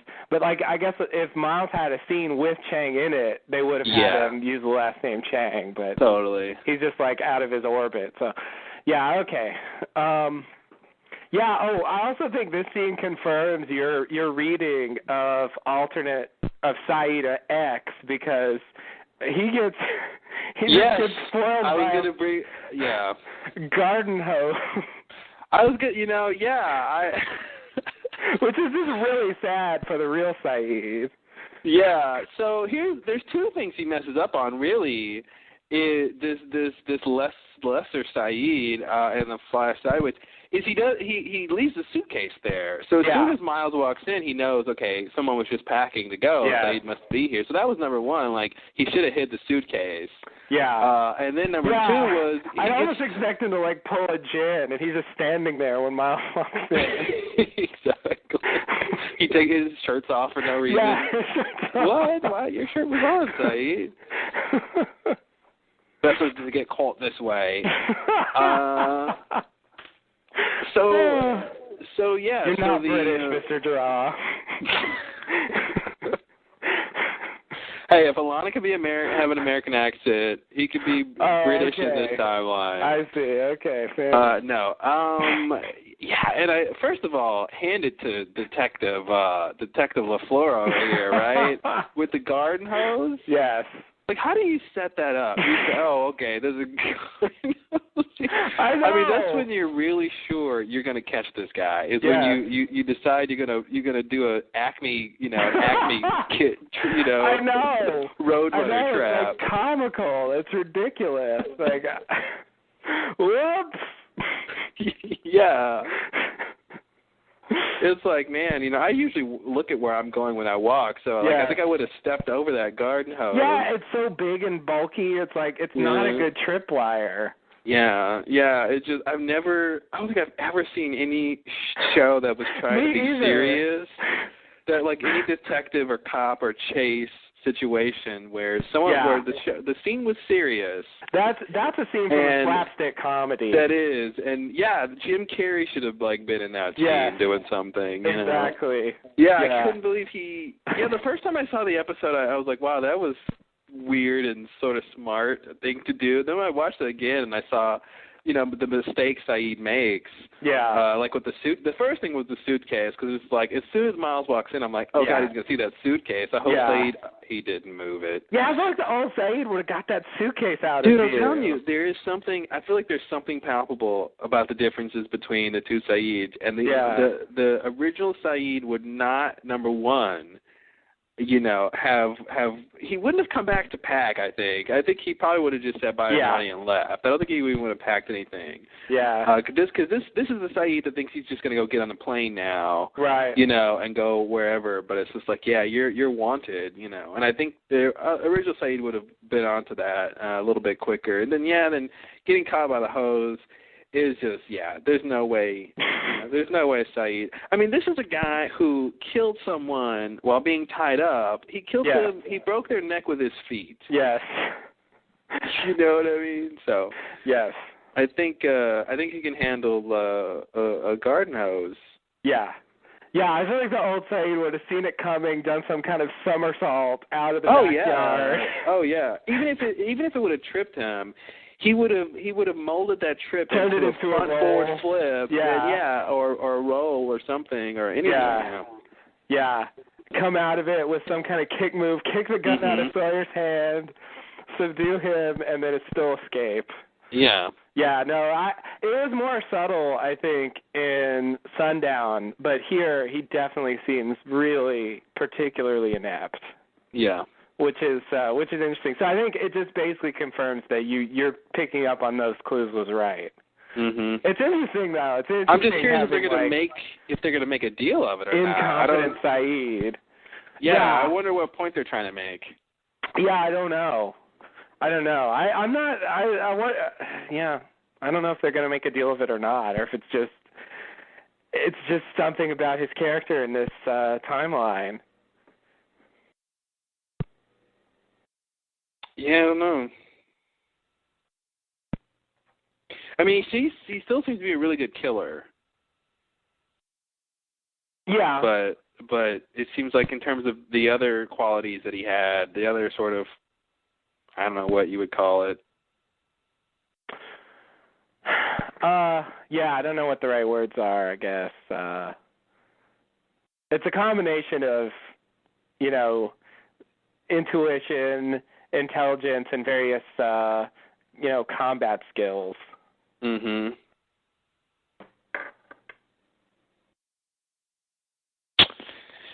Yeah, I don't know. I don't know why they're even painting him like that. I feel like they'd have to make a point. It's this was like level 2 of whatever they're getting at. So if it reaches level 3, that's where it should be pretty obvious we can draw a conclusion. Yeah.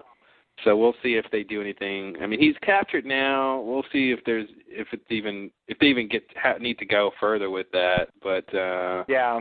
Maybe there will be another example of him just not being as keen as the other side is.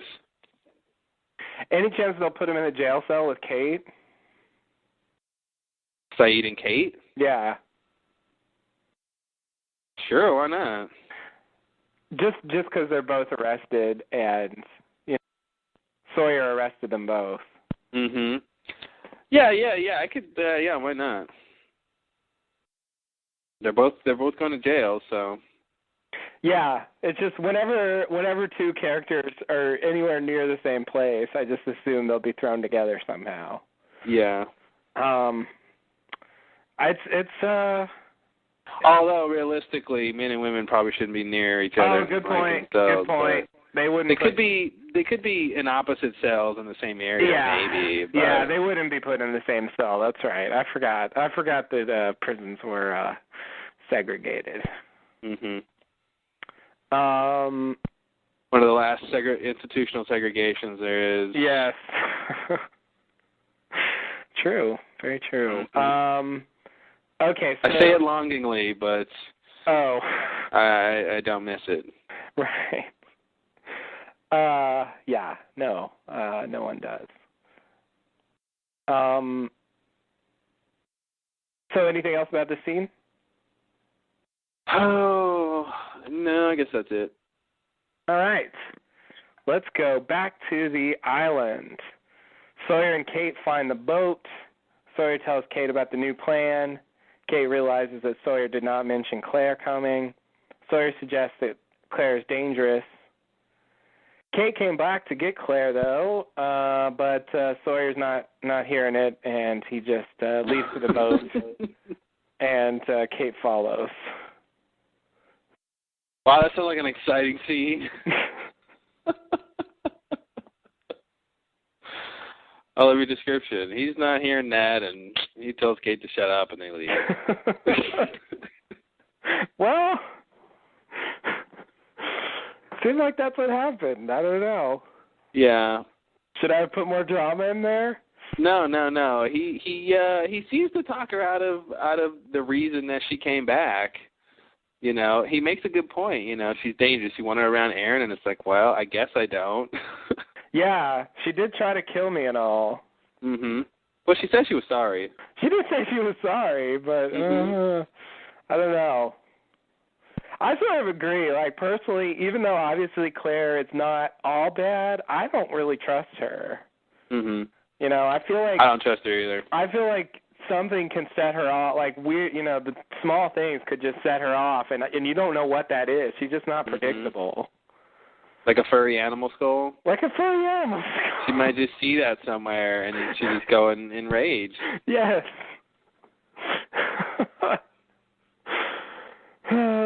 Forgot about the furry skull baby. Or she meets someone named Aaron and it's like, oh my god, that's my kid's name. I'm going to kill you. Exactly.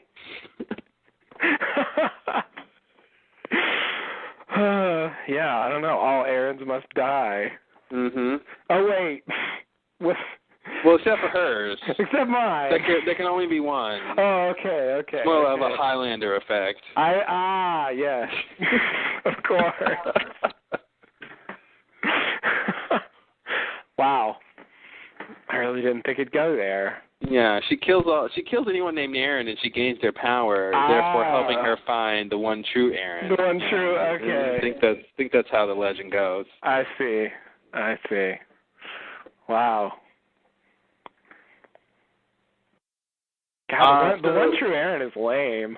He's lame. He's a baby. He doesn't know if he wants milk or a juice box.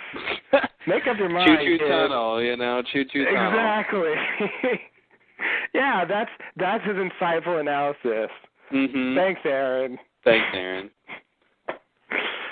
We could have said it better ourselves. So Sawyer makes a joke about, finally makes a quip about Frank looking like he stepped off the set of a Burt Reynolds movie. Oh, God. Is that what he said? Yeah. Yeah.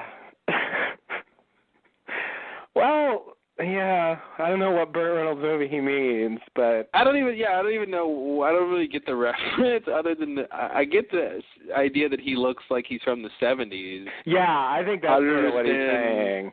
Yeah. I guess if that's all he's saying, then I get it. Burt But if he's Reynolds saying is like kind of a 70s reference actor, so you just I think that's what he's saying. It just makes it more specific than he looked like, from a 70s movie or something. Yeah. Frank does look strange. Mainly he gets because, more bedraggled every episode. Yeah, I know. Mainly for me because he's still wearing that pilot's uniform. Yeah.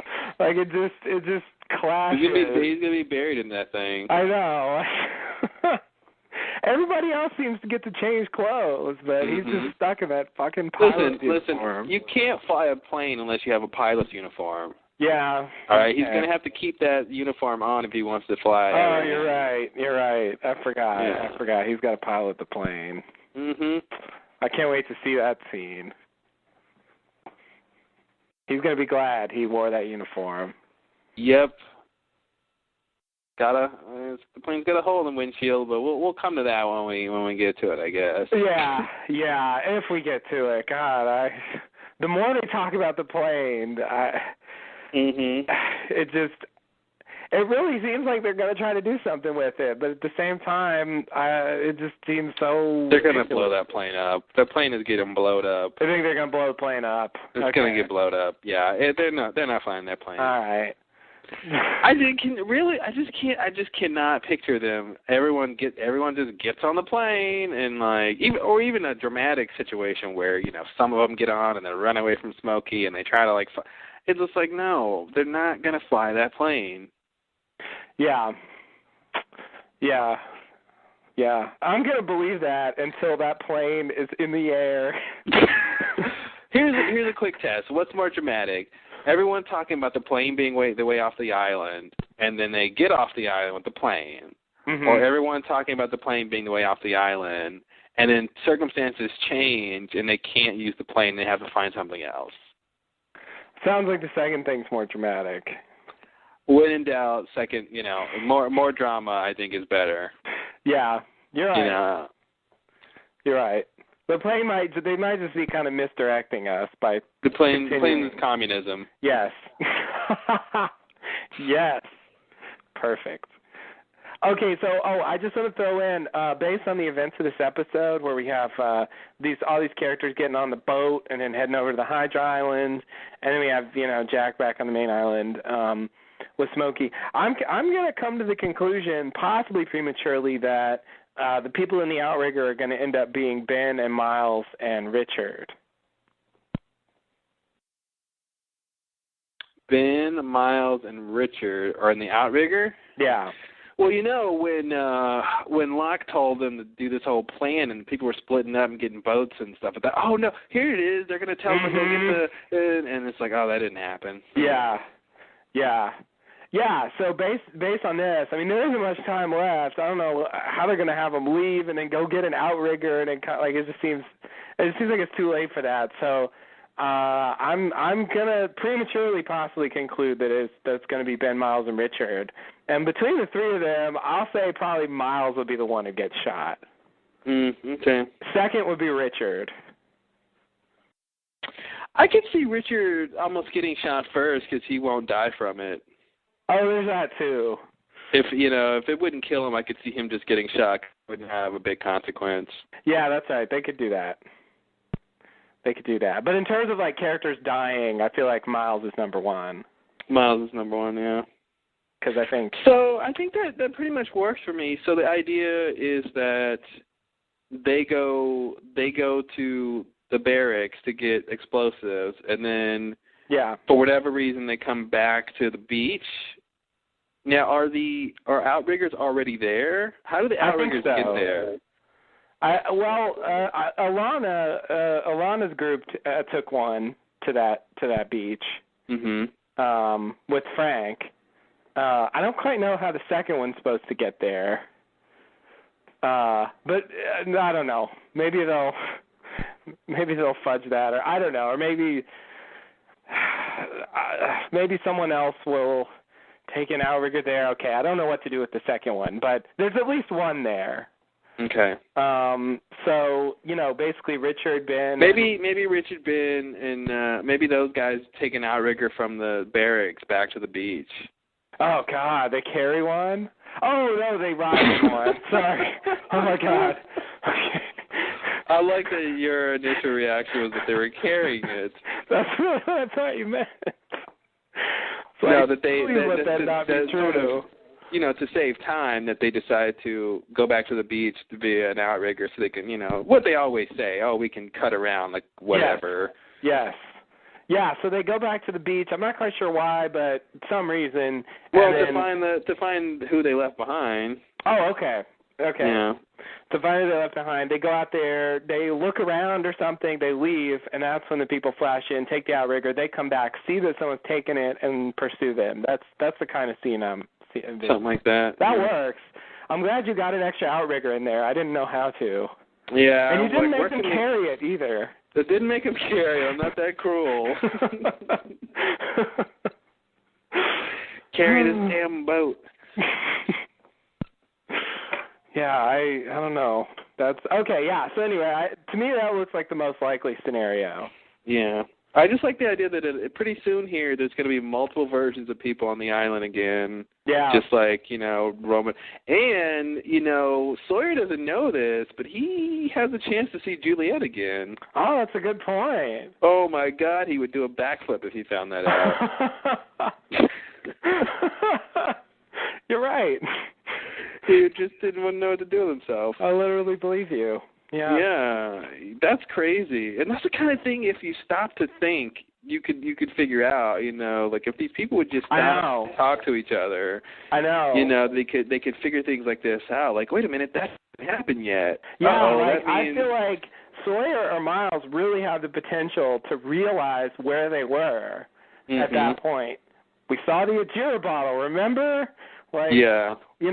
That we probably came from that time period. Like, we very well could see that happen. Yeah, maybe Sawyer will see the plane and he'll say, oh, and the Ajira, this is an Ajira plane, and he'll put two and two together. Maybe. Yeah. Because they didn't necessarily know they went to the future, and that's the thing they have to realize. That the events that happened were sort of in the future, besides being in their present. Right. They didn't know that, but I think once they find out about the Ajira plane, they can at least guess that might have been what it was. Exactly. That's what they have to get. Because I think that's why they're not thinking about it, is because they didn't know they went to the future. Yeah. So once they figure out they went to the future, then they can say, oh, okay, then that event hasn't happened yet, and something. It's getting crazy. Like, that it's getting to the point where we saw something in season 5 that was like really deep into the show. Mm-hmm. Like we're getting to like the last few episodes and we still haven't seen it yet. So I don't know. Well, they did that. They do that every season, right? Don't I they guess always so. kind of show us something, and it's like a whole season before we get back to I guess, it? yeah, that's the amazing thing to me. It wasn't even the beginning of this season. It was the beginning of the 5th season. Mm-hmm. You know, that they showed us a little glimpse of the end of the show. I don't know. It seems sort of crazier to me, I guess, because it's the end of the show. Yeah. But you're right, they do that. That's the thing, and it's just interesting that they took the time to, you know, plant that little scene, and we can it's sort of like a flash forward, mm-hmm. where we can just sort of wonder how that is going to come about. Yeah. You know, but they didn't give us too much that we sort of know what the overall end of the story is. Like, it's just a little thing, you know. I like that. Yeah, I mean, I'd have to imagine that, like I said before, that if the second outrigger is Ben, Richard, and Miles, and that they're headed to the Hydra Island, you know. So once they see the first outrigger vanish from the time flash, then I guess they'll just continue on to the Hydra Island. I mean, I guess one of them will be shot, so they might decide to do something else. But yeah, I don't know. That was their plan, to go blow up the plane. So yeah. It's going to be weird. I really feel like I wish someone would tell Widmore that Locke wants to leave in the plane, because I feel like Widmore could just destroy the plane. Mm-hmm. He's got missiles. Yeah, he's got missiles. Mm-hmm. Good point. And he's right there. Like, it would be very easy for him to do that. And I don't think he wants, you know, Locke to leave. He said that. So it just, I don't know. It seems like someone just should tell him that that's what his plan is, so he can just destroy the plane and be done with it. Seems like he should just destroy it anyway, right? Yeah, you're right. Good point. Why leave it open? Just as a precaution. Like, why even leave it there? Yeah. Yeah. Yeah, God. We still haven't found out who killed all those people. Fuck, I just thought that too. I was just thinking, so did Widmore kill those people or what? Jesus. Oh man, yeah. I'm still totally, honestly, like I've kind of drifted over Widmore's way. That he did it, or that Locke did it? That Widmore did it. Yeah. The main reason why I've drifted that way is that Widmore is the only person to be accused of doing it so far. Mm-hmm. Like Smokey, Sawyer didn't even suggest that Smokey might have done it. Yeah. You know, and so it's like no one's even thinking in the show that Smokey did it. So, like, I guess to me, I'm just taking, you know, in addition to all the circumstantial evidence, I'm just taking the cue that the show has only given us one suspect. Mm-hmm. So, like, and it's plausible, so, like, whatever. I'm sort of starting to believe it. I guess that might be a sign that it's not true, but... It might be. So, yeah, this reminds me like of it reminded me of the wreckage. Who planted the wreckage? Oh. Was it Ben or was it Widmore? Yeah. You know? Yeah. It is like that, because basically, for the most part, only Widmore was accused of it. Mm-hmm. There was that one weird scene with the captain where he sort of accused Ben of it. Yeah. But his no reason. Yeah, and his language is so confusing. I'm still baffled. Don't trust the captain, remember? Yeah, exactly. Wow. Don't trust the captain. Yeah. Thanks, Michael. He was one of the most trustworthy people on the... Maybe he made Captain Morgan. Oh, okay. Just like, you know, don't get too drunk. That Captain Morgan, you know... That's a little friendly advice from Sneaks Michael. up on you. Yeah. Don't trust the captain. That's what that mustache was drawn on that paper. Okay. Wow. It's nice to get an answer to a long-standing mystery. I like that. It's about time, even if we just had to guess it ourselves. What else do you want an answer to? If you'll take answers like that, let's just line them up. Well, come on. Give me what you got. I'll give you some answers. Yeah. The next one's about Betty Crocker. Go. Okay.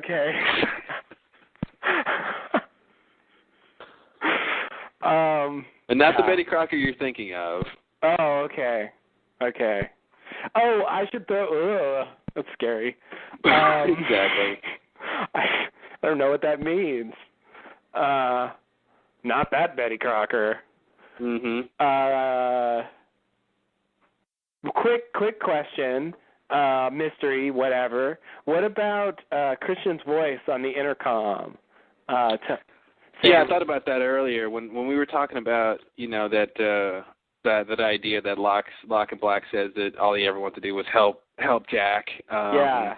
I thought about that with the intercom, hearing his dad's voice. Yeah. What did it say? Let it go, Jack. Let it go. I was thinking it was either. Yeah, I thought it was the other. It was somebody having what it takes, but it was letting it go. I forgot. Yeah. The other big Jack thing. Yes. He won't let it go. He won't let it go. You asking me if I think that was like what the circumstances was with that? Yeah. I'm basically asking you to explain it. Oh, like is it Smokey or not? Sure. Or explain how it happened. Both. Well, it all started with Betty Crocker. And not that Betty Crocker. Not that Betty Crocker.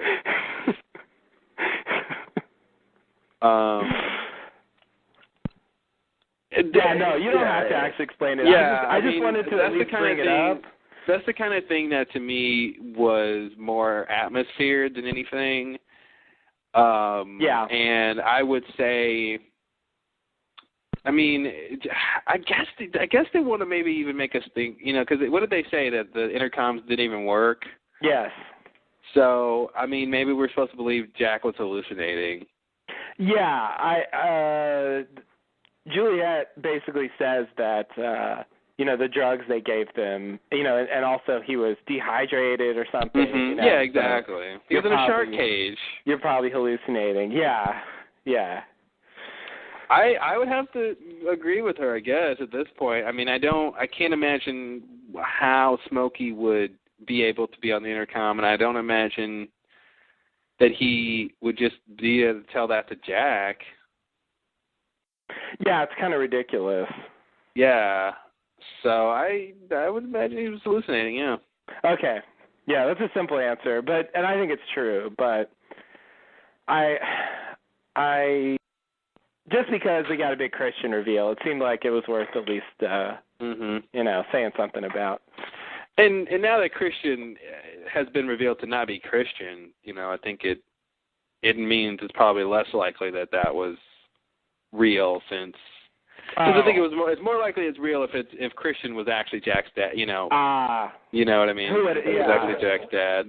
Yeah, no, I see what you mean. I agree. Oh, I also wanted to bring up the scene with Christian and Vincent. If you remember that whole... The beginning of Lost, you mean? The beginning of Lost. I mean, that scene happens before Jack opens his eyes in the pilot. So. Yes, good point. And so I just wanted to bring up the idea that Vincent let Smokey talk to him. Oh my God. So that means you can't trust Vincent then. I was just saying, it looks Vincent is with Smokey. Vincent is with Smokey. So a small part of your theory about Vincent being Smokey looks like it's true. Wow, look at that. That's a long time theory. Vincent is Smokey is kind of right. It is. He actually was following Smokey's orders. Wow. Which is really amazing. Should we stop podcasting now? I think so. I think we've hit a high note here, and I just don't think we'll match this. Yes. That's a coup de grace, as they say. Yeah. A what? Coup de grace. Oh, okay, yeah. Wow. Thanks for putting that together. I didn't I thought about that, but I guess I forgot that was a big deal I had. Yeah. When did that theory start? You started the Vincent and Smokey theory really early. I believe that you had it already in the season 2 finale. Wow. I think I remember you talking about it back then. Wow. Because I remember we were talking about the fact that that actually originally they were going to have Vincent leave with Michael and Walt. Yes, I remember that now. Yeah. And they cut that out, and you were saying they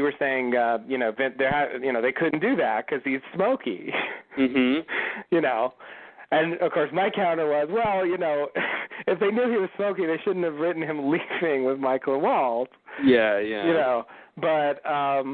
But anyway, that your theory was in place even that long ago. Yeah, wow, I remember that now. Yeah, and you kept to it because Vincent would always do these strange things. He would bring people. I couldn't reconcile that he was just doing these things like naturally. Yeah.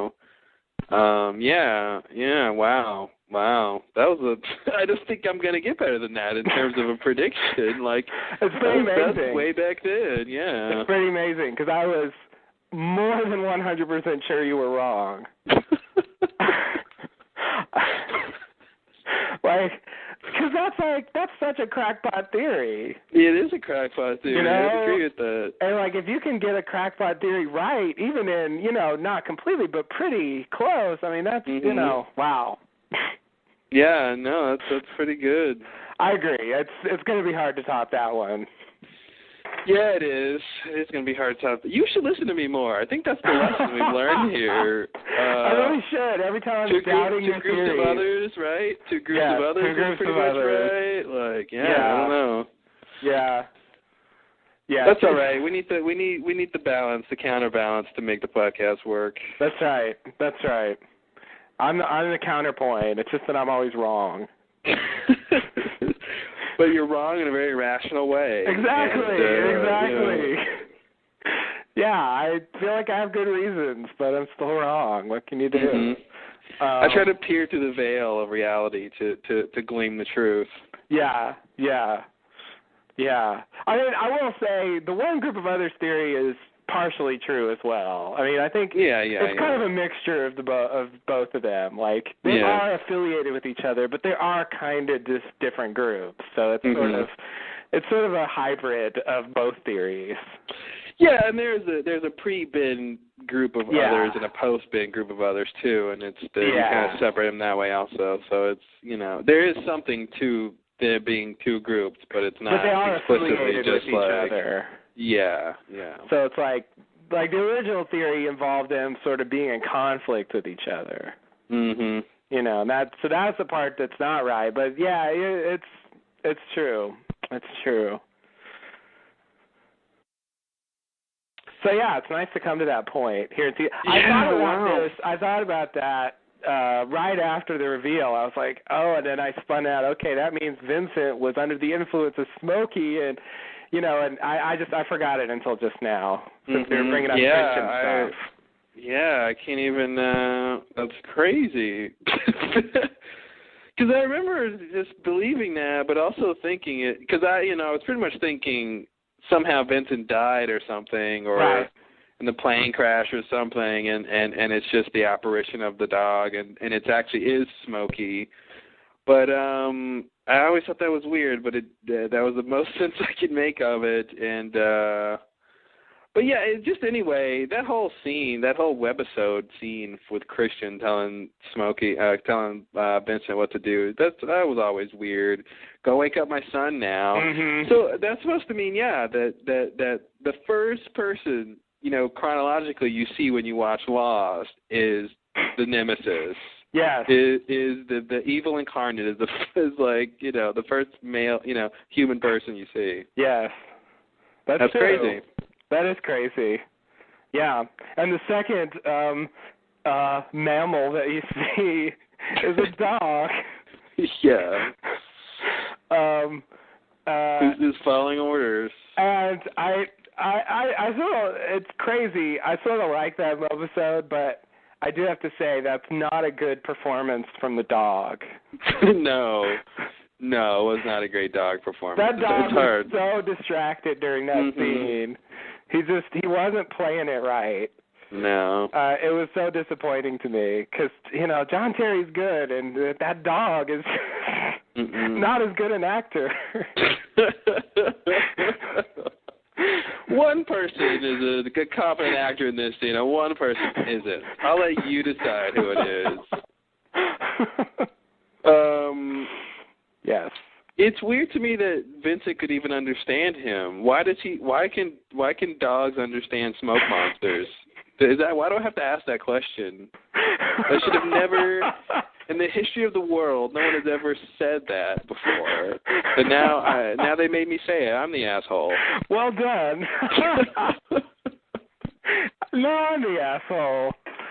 Now I'm the asshole because I have to ask that question. Look what you made me do, Lost. Damn it. Yeah, I mean, all I can conclude from that is that Smokey can talk to dogs. It's just something he can do. Yeah. What can you say? I mean, he can do a lot of things. Yeah, I don't know. I wonder how far that goes. Oh, you know what else? Uh-oh, don't say tree frog. Don't you dare say tree frog. If that tree frog, if Smokey told the tree frog to go annoy Sawyer, I am done with this. Oh God. Oh jeez. Oh, that would be awesome. That's just so perfect. Like Mhm. Because it's just this insignificant, petty thing to do. Just annoy Sawyer, Mr. Frog. That's all I want. Yeah. That frog shouldn't have let him talk to him. Yeah, I couldn't help it. It was already too late. He couldn't hop away fast enough. He really couldn't. His fate was sealed. No, that's not what I was going to say, actually, but it's better. I was going to say, supposedly, when you remember a couple of characters called Nicky and Paulo? No, I don't recall. All right. No. No one else does either, but I'm going to talk about them anyway. Okay. They were in this episode, and they die at the end. Well, they actually don't die. They get paralyzed, and they think they're dead, so they bury them alive.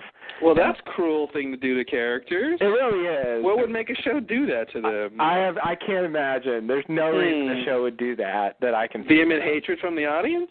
Well, I don't know. Surely they wouldn't just kill characters cruelly just because the audience doesn't like them. I mean, oh, well, surely they wouldn't do that. What kind of right? writers would, live in a world where, that's acceptable writing?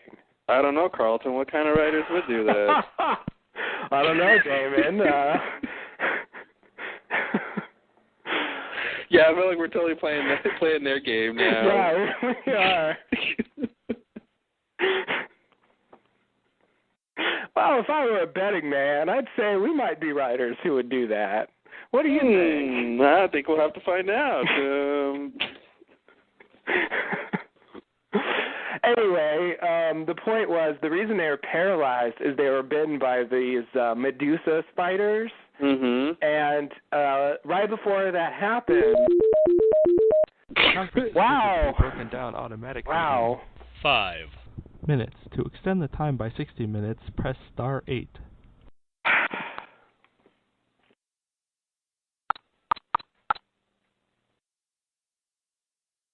That was great timing. It really was. The suspense is totally not worth it. Yeah, I had the thing about the tree frog that was already ruined it, and this other thing, and now we'll finally get to what you have to say. I hope it's worth it. I know. We left off on a cliffhanger. So the Medusa spiders bite them, and right before that happens, we hear the sound of the smoke monster. Mm-hmm. And I think we're supposed to think that actually those Medusa spiders were the smoke monster, taking the form of a Medusa spider, or they were like under his influence or something. Wow. So that's yet another animal, I think, that he potentially communicated with. And, wow. You're not even safe from the animals on this island. Wow. That's right. So are we gonna find out that Smokey told the Hurlybird what to say? Oh no, not the Hurlybird. If you talk about animals, you got to bring up that. Yeah, I mean, the whole time with like, Walt being chased by the polar bear and all that stuff. Yeah. That's a good point. Yeah, if he can communicate with the animals, I guess, all bets are off with all that stuff. Even I won't say it. Even the event that shall not be named. Yeah, geez. Could fall into that category. Yeah. That would make sense because he did want Echo to confess. Yeah. So it seems like that was maybe along the same lines of torturing him or something, or putting his life at risk so he would see the value of it or something. I don't know. Yeah. Yeah. Yeah. I didn't realize how many consequences this reveal had. It probably more than we're even realizing now. Yeah. Yeah, it's just the more we talk about it, it's like, man, I just have to reinterpret a lot of stuff we saw. Mm-hmm. Or at least think about whether, it tells us something new. So, yeah, anyway, that's where we are now. That's where we are. Season 6. So, let's see. Where are we? Sawyer and Kate are on the boat or something. What happened? Something about a boat. Anything else about this scene before we move on? What scene is this? Okay, I thought you might ask. This is a scene where Sawyer and Kate find the boat, and Sawyer says they're not bringing Claire, and Sawyer's not hearing it. No, we're done with that. We're done with that. Okay, that's the scene we were just talking about. I did want to say, I can't believe this boat's still around. Oh, God, I know. I know. Geez. Yeah, we don't find out. They don't officially sort of show that it's the Elizabeth until later, but but I knew that's what it was. Oh, it had to be. This is the boat Kelvin was going to take. Yes. That's how long ago this boat was on the island. Yes, this is I want that boat. Mm-hmm. Oh, yeah, I want that boat. He wanted that boat, but he didn't have anything to do with it. Mm-mm. I guess the boat just sat there for years. Years and years And now Smokey's going to use that boat. And then at the end, they take the boat. And I thought Smokey would be like, I want that boat. Stop saying boat, please. Sorry. I don't know why boat is one of those words you don't want to say very often. I don't know, but by the time you said boat more like 5 times, you really need a break from hearing that word. Yeah, I think. It's exhausting for some reason. I don't know what it is. That group of sounds just wears you down. Yeah. Someone needs another word for boat. That. I need 5 synonyms for boat. You need 5 synonyms for boat? Yeah. Ship. Oh, that's good. Ship. It seems like it's too small for a ship. A small ship. Small ship. Yeah, okay. I think technically a ship is supposed to be able to carry boats. I think that's what the difference between a ship and a boat is. Oh, really? But okay. Yeah, I think that's like the difference. Like a ship can carry boats. Oh, I see. So I guess if you had a huge boat, but if it could carry boats, it would just be a ship that was a huge boat. Let's say boats some more. I know. It's like I'm already tired.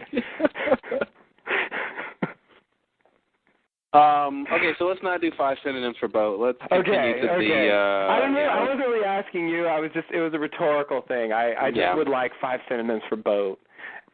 Perhaps someone listening can provide me with 2 of these. Mm-hmm. Someone who has access to the internet? Yeah, perhaps. Mm-hmm. Sure. And can go to TLLD.net and register. Mm-hmm. If they already haven't. If you already haven't, and make a post there. Or send me an email, lostlowdown@gmail.com. Yeah, I wish there was a website they could visit. So do I. If there were a website, it would probably be thelostlowdown.blogspot.com or thelostlowdown.com. That'd be the second best name for it. Yes. I would like that. There's a comment section there that one could use if it existed. No, but here's my question. Can people comment there? I believe so. Oh, whoa, that's the purpose crazy. of this comment section. Oh, okay, well, I've seen comment sections where you're not supposed to comment. I have too. This is not one of those. Okay, good. This is Just a wanna comment make that section clear. where commenting is allowed. All right. Yeah. Yeah. I like that. We got the plugs in.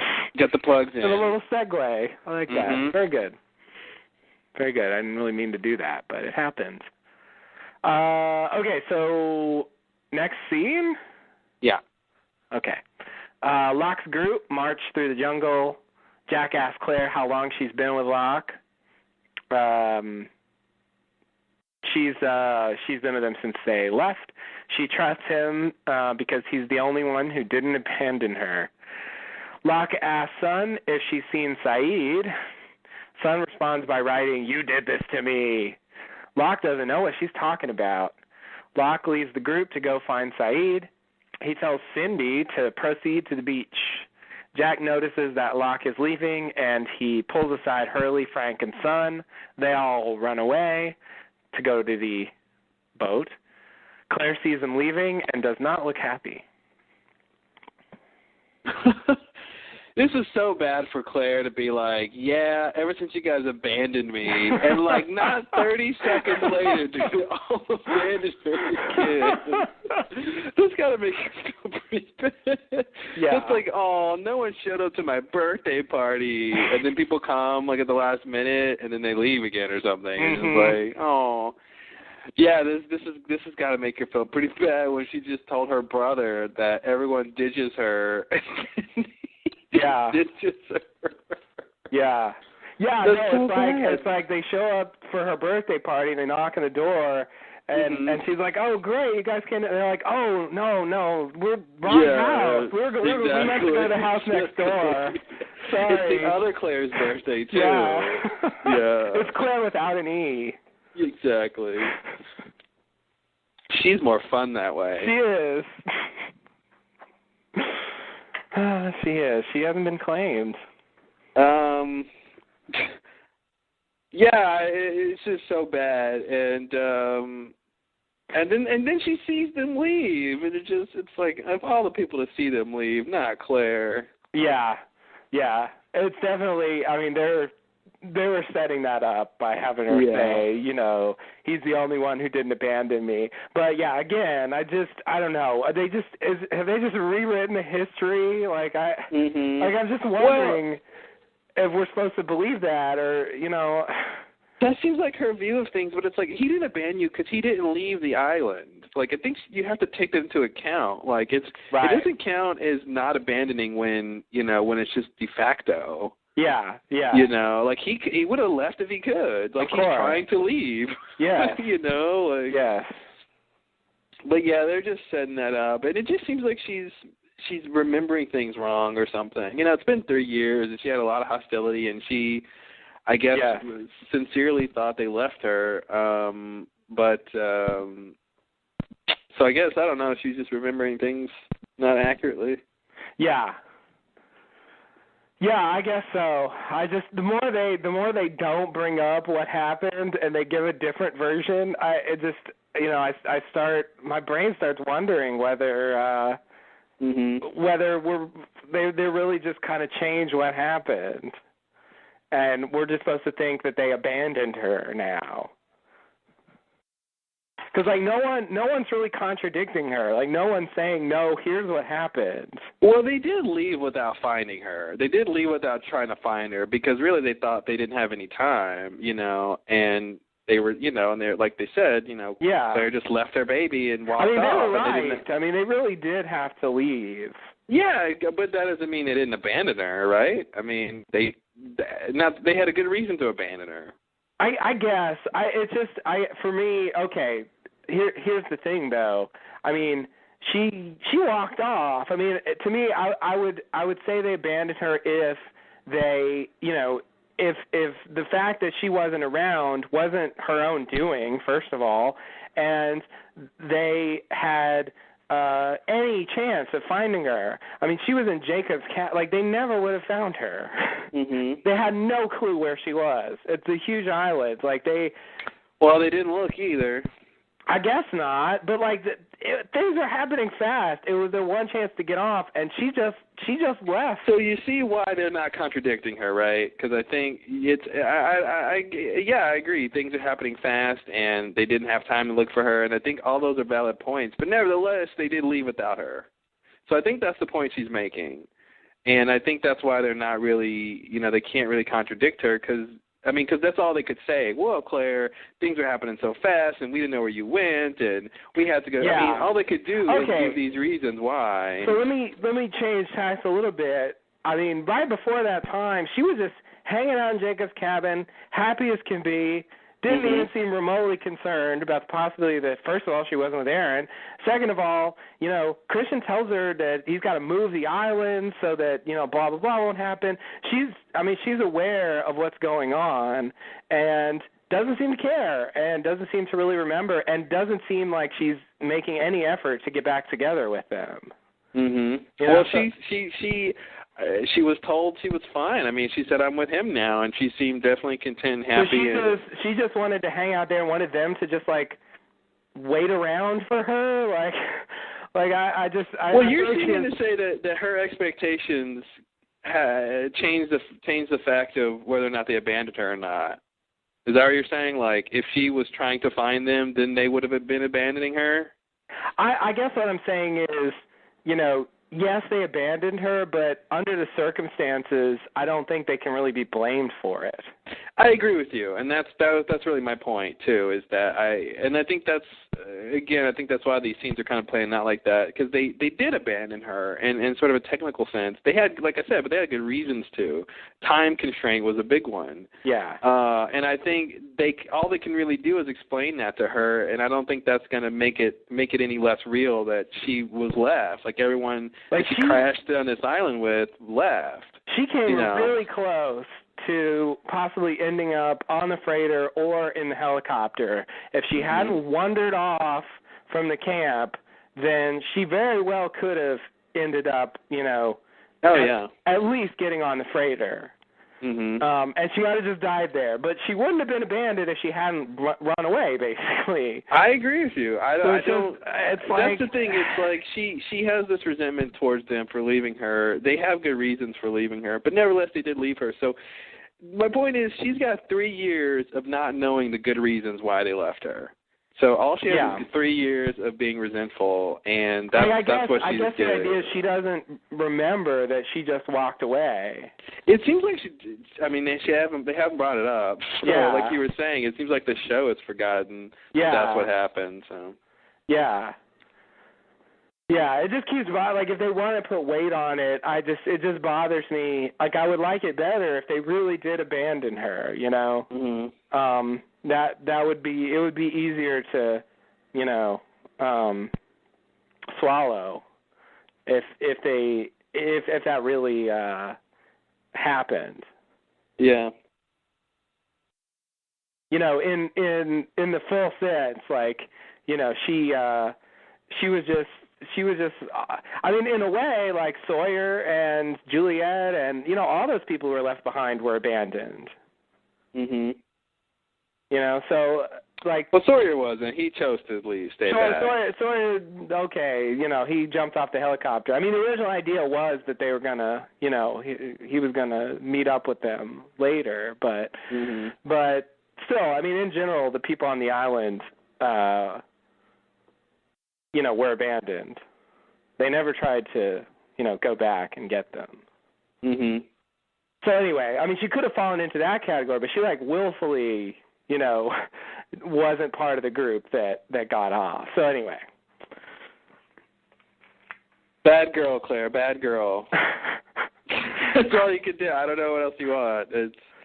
I don't know what they're doing with the circumstances of the people leaving the island, and she's blaming them.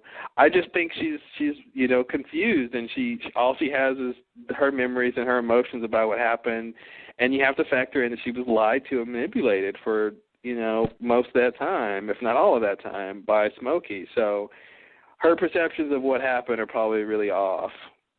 And that's all I can really say for that, because I don't, no one is disagreeing with her, Yeah, I think they feel bad that they left without her. I think they feel bad that they didn't have time to find her, but that was just the circumstance they were in. You know, and you know, they can't really, you know, they don't have to shoulder all the blame, but they you know, but they did leave without her, so you know, that's still true. Yeah. So, but I mean, it's up to her to whether or not she feels abandoned by that. You know what I mean? Yeah. Juliet didn't feel abandoned. You know, so that's the thing. Claire's, you know, you could say she's reading it the wrong way, but that's how she's reading it. Yeah, I guess. Yeah, it's just to me like, you know, someone hides from you in such a way that you can't find them.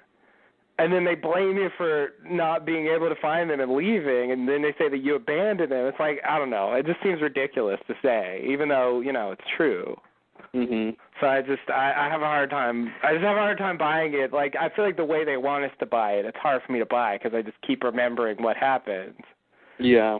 You know, but okay, whatever. She believes it, and I guess that's, you know, good enough for the drama.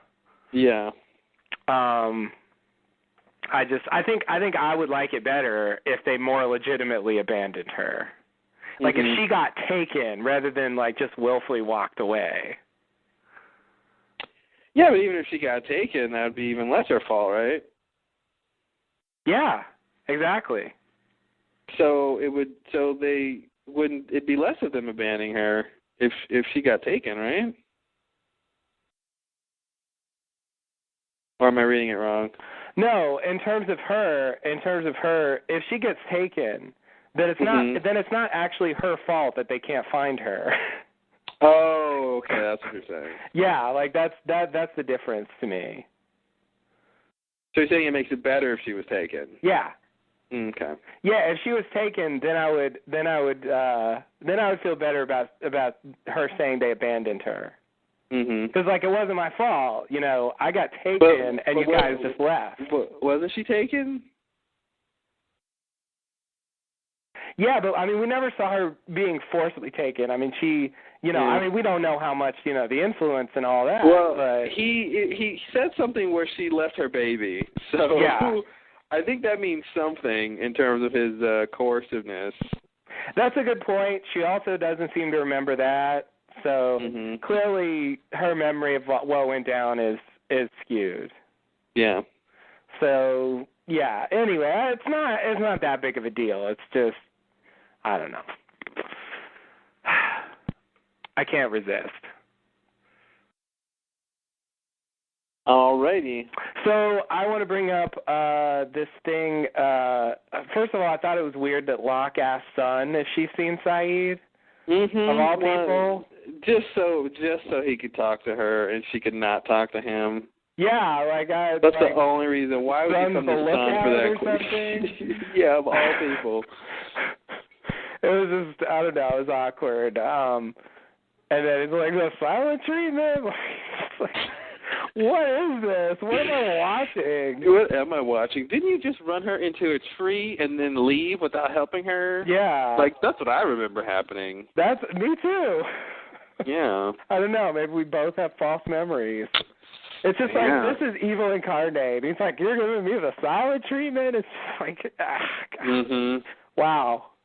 Wow, evil incarnate. You're just kind of lame-o sometimes. I didn't do anything to you, son.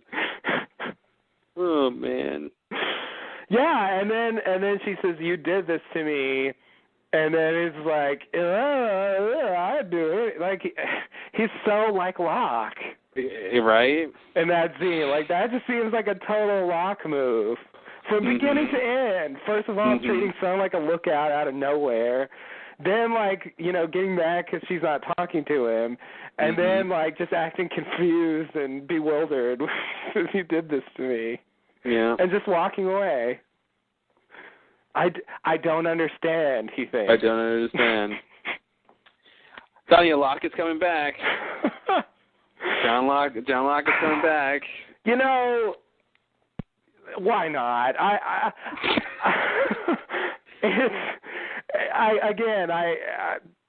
As good as your crackpot theories seem to turn out to be, I'm tempted to just throw in with this one as well. Why John Locke's coming back? Sure, I'm on board. I like it. Count me in. I get some credibility for my crackpot theories. Well, if enough of them get proven right, it just becomes rational to start believing you. I don't know like what it. else to do. I like that I have a track record. It's good. Yeah, you got a really quick, nice track record. Because I want to sort of add to my crackpot theory, and I don't know if I said this before, but in terms of this idea, this crackpot theory that Locke is going to somehow resurface or take over that body again or something, I'm wondering if it might be predicated on the Flash Sideways Locke coming back. Yeah. And the fact that he's unconscious right now, I'm curious about what's going on with him while he's in surgery. Yeah, that's a good question. They're definitely going to do something. I do think it's, they've kept, there is a Locke that's alive, so I do expect them to do something with him. Yeah, and since his body is buried, that body's not going to be resurrected. Yeah, I think that body's out for a possibility. But yeah, I do feel like it would be, as you said, also having Smokey harp on this, being degrading towards Locke, just kind of makes me think, like, why are they doing that, other than to reverse that on him later. Exactly. Yeah. The first time he was like, Locke's last memory, and he was broken, and I'm like, okay, well that's a sort of general objective judgment, and this is what we're supposed to think about Locke, and that's the final story. But when he keeps harping on it, and it's just like, something's up here. The guy you're saying is nothing is going to like come back and like bite you in the ass. Like that seems to be what the natural conclusion is. Yeah. Exactly. That's kind of what. Well, that's what I'm expecting now. I wasn't before, but yeah, it's looking plausible. So it'll be. I think we'll probably learn what's going on with Locke pretty soon, and I mean the Flash Sideways is coming to a head, I think. Yeah. Definitely. Okay, we get a brief glimpse of Cindy here for no particular reason. Yeah, just to show us she's still around. I guess so, yeah. Cindy's going to outlive everybody, by the way.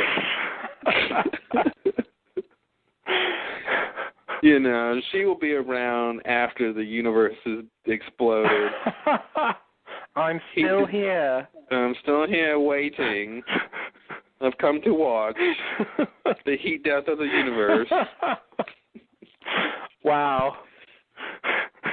Cindy is, you're right. She will not die. She won't die. I saw a shot of the kid with his little teddy bear. Oh, really? Yeah, he's still around. Is that Zach? The sister.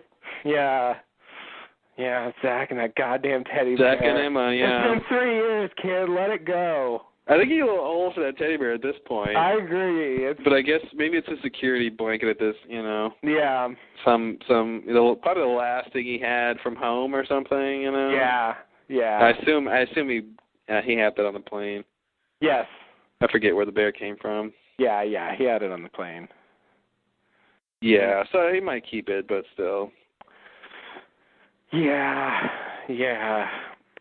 Those kids must have nightmares every night. Oh, God. Eat your vegetables or the smoke monster's going to get you. Oh, God, I'm going to eat all this broccoli right now. And all these delicious carrots. All this lovely squash. And other vegetables you can find at your local Albertsons. Wow. Well... Two produce ads in one podcast. Yeah, hey, this is the next segment. I think that's your second coup de grace. I'm going to look that up later. Yeah, look it up in the dictionary to find out what I refer to. Nice. Just don't usurp me. Yeah, no, I wouldn't. I can't. You're clearly in power in this podcast. All right. Well, what were we talking about? Oh, Cindy. Anything else in this scene? Let's see. Yeah, it's clear that Hurley's not in charge. He tells Jack, I think we should stick to Sawyer's plan or he'll be pissed. It's like, yeah, Hurley, you're really not in charge. Wow. Yeah, good point. You're telling one leader to follow another leader, then you're number 3 in that equation, and you're not the leader. Yeah, you're right. Sawyer's the leader of the new group. Mm-hmm. So floor part 2. Yep. Yeah, that's what it is. When you say it out loud, it seems obvious. Yep. Okay, so are you ready for the next scene? Yeah. All right. The next scene, we have Saeed walking through the jungle. Locke appears by him and asks what took so long. Saeed says, I just shot an unarmed man. I needed a moment. Locke is unsure and says, did you kill him, Saeed? Saeed says, of course I did. Go and check if you like. After a moment, Locke says, come on, we have a boat to catch. Locke should have went to check. Yes, he should have. So I guess, what am I going to conclude from this? I guess I'm going to conclude that Smokey maybe can't scan when he's in human form. Mm-hmm. Because I guess I feel like if he did a full scan on Saeed, he would know he was lying. It would be too easy if Locke and Black could scan people. I think that'd be too much power for his character to have. He would always know when someone's lying. He would always know, like, these things, and I think that's a little too much power. He's already a smoke monster. Right. You know. Just stop it right there. Yeah, you don't need to give him too much more than that. Yeah. So it looks like Saeed convinces him enough that... Well, he told him to go and check. Anytime you tell somebody you did something and they don't believe you and you tell them to go check, that convinces them you did it. Yeah. Because then why would you tell them to go check if you didn't do it? Right. You know? Classic. Right. Classic. Yeah, I imagine him going to check and Desmond just sitting down there with his shirt off.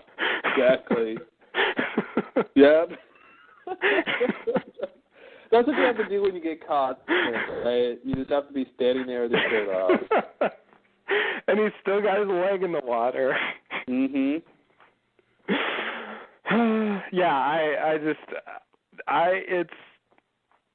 I totally agree, and it's just interesting that Saeed doesn't kill him. I really think that means that I don't think Saeed's going to be 100% redeemed, but I think he might be able to basically pull a Darth Vader. Yeah, and I always thought he would, at some point in the end, he would be the guy who helps the other people get off, or he does something very valuable in the right moment that matters and redeems him to a certain extent. Yeah. Like, I don't think he's going to get a happy ending for himself. Yeah. But I think he may be able to do something good for other people, and that's the kind of ending that I think sort of makes sense for him now. That he's actually decided to, refrain from doing something bad. I was just thinking, what if this whole idea of evil incarnate, what if, like, what Jacob did, or what the scenario is that evil has to be trapped, like, in a person, and Jacob had it trapped in the Man in Black. But maybe that's why the Man in Black doesn't know he's evil. Oh, I see. He just sort of put it in him.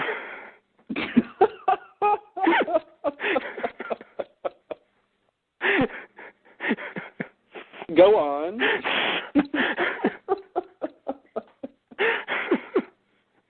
Sorry. I immediately Thank you, pronoun. I immediately wished I hadn't chosen that word. The evil, I mean, of course. Mm-hmm.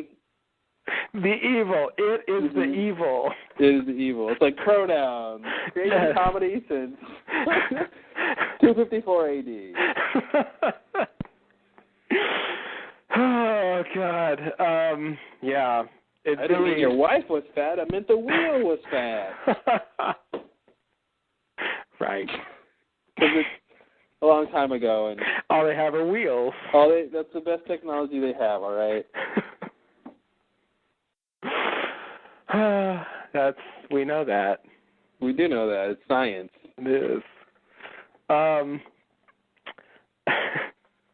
Okay, sorry. I want to take your theory seriously without, I don't know, using unfortunate words to describe it. That's not fun.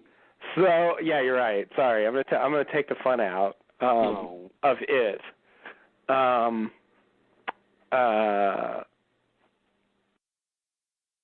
So what you're saying is that the evil was sort of there, and he made the Man in Black embody that evil somehow. Mm-hmm, mm-hmm. And it wasn't that Man in Black came fully equipped with the evil. Yeah, it's not like he's really evil, or he has necessarily memories of being evil, but somehow the evil is attached to him, and that's why he can't leave. Okay. And maybe that's why he, when he says Jacob took my body, like maybe that he's seeing the effect of that through that. Yeah. Okay. I see. And that would be a good explanation for why he doesn't think he's evil. Mm-hmm. Because he's just sort of been unwittingly filled with evil. Yeah. Jacob put it in him without him knowing it.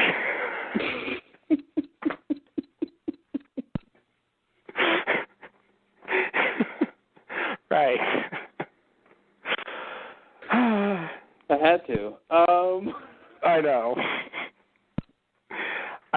I don't blame you. This is like the 5th, 6th hour of the podcast. All the kids are in bed by now, right? Yeah. That's right. This is late night. Last Lowdown. Last Lowdown after dark. After dark. Where we make jokes like 12-year-olds. We're naughty. Question mark. Question mark. All right. So yeah, that's sort of my. I don't want to call it a crackpot theory, but that's just something I was just thinking about. That maybe that's what the situation here is. That somehow he's just not aware that the evil is attached to him somehow. And Jacob didn't tell him. Jacob doesn't tell people stuff. And it could be maybe true. some situation where the Man in Black did do something. He committed some crime or killed someone or something. Some event happened, and that is why he was sort of chosen for this. Maybe So maybe it's, right. It's not like he's just a victim 100%. Yeah. But yeah, I'm wondering if it's something like that where he just doesn't know. Yeah. I wonder how bad the thing they're going to have him do is that he gets to be the embodiment of evil. Not pay his taxes. Zing. Wow.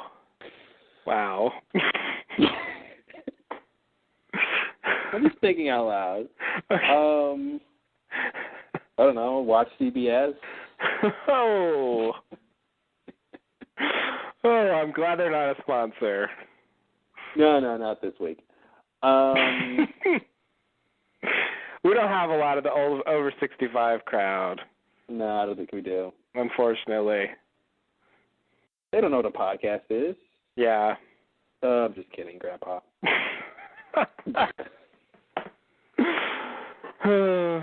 Not the grandpa you're thinking of. Oh God. It gets deeper. All right, are we talking about something here? Yeah, we're talking about this scene, right? Well, what are we saying about it? I don't know. Oh, you were talking about Locke because we are specifically talking about this scene with Locke and Sayid. Okay. So can I shift to Sayid now? Yes. I wonder. Yeah. Oh, we were talking about that. If it gets redeemed. Yeah. I'm curious to see if maybe this will be. He's reached his lowest point, and now he's on the way back. You know. Yeah. Now that he has a reason to want to go to the light side. Right. Right. If he really sees that even if Man in Black gives him what he wants, that's not necessarily going to be a great thing for him. Mm-hmm. If he's really sort of realized that, then he doesn't really have, the motivation to just do whatever Man in Black says anymore, and he can just sort of do what he thinks he should do. Yeah. I was thinking that Sayid just left Desmond down there, but now I'm thinking he helped him out. I think that's very possible. Because I don't know who else is going to get him out of there. Yeah. And I don't think they want to waste time having someone go, oh, yeah, he's in a well, and having someone actually have to go get him. Yeah. So I would imagine he helped him out of there. Yeah, I think you're probably right. The well was not as deep as I thought it was, obviously, since I thought I killed him, or was supposed to kill him. But it was too deep for Desmond to just climb out himself, probably. Mm-hmm. So, yeah, probably. Now that it looks like he tried. I think you're probably right. Sayid just helped him out of there.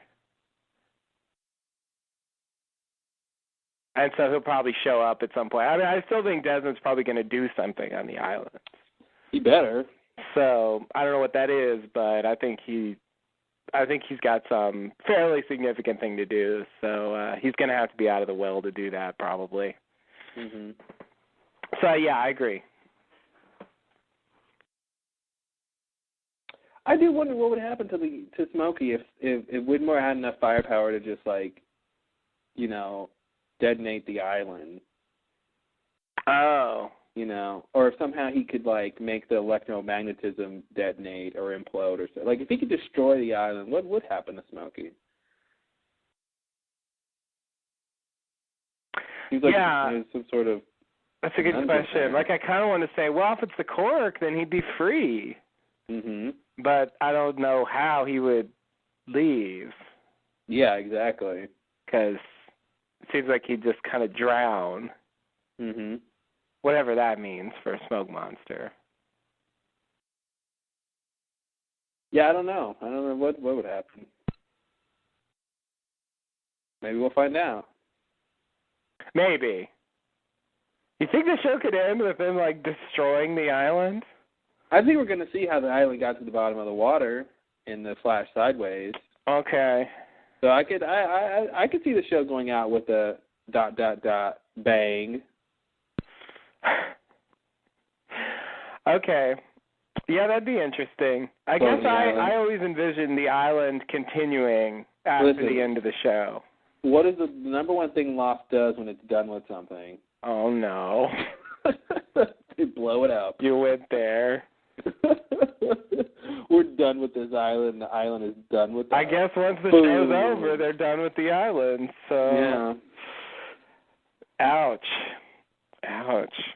I could see the show. They defeat the evil or something weird like that, and then they just have someone take Jacob's place, and they kind of get over the major battle at the end, and then you get those sort of the last couple scenes, and it's they talk about what they're going to do now, and they're on the island. I could see them doing that, but I could also see the show. I feel like the show it'd be more likely that they would, whatever the Losties are going to do, that there's the finality to it. Like they came to do something big, and it's not just to keep the smoke monster on the island. I think it's something bigger than that. Yeah. Yeah, I agree. I guess I've never considered the possibility that the show would actually end with the island destroyed. Mhm. I really thought that the island was, the key thing was going to be where the characters end up, but the island would still be there. Yeah. I'm thinking some of the characters will end up getting off the island, and some of them will end up staying there. That's possible.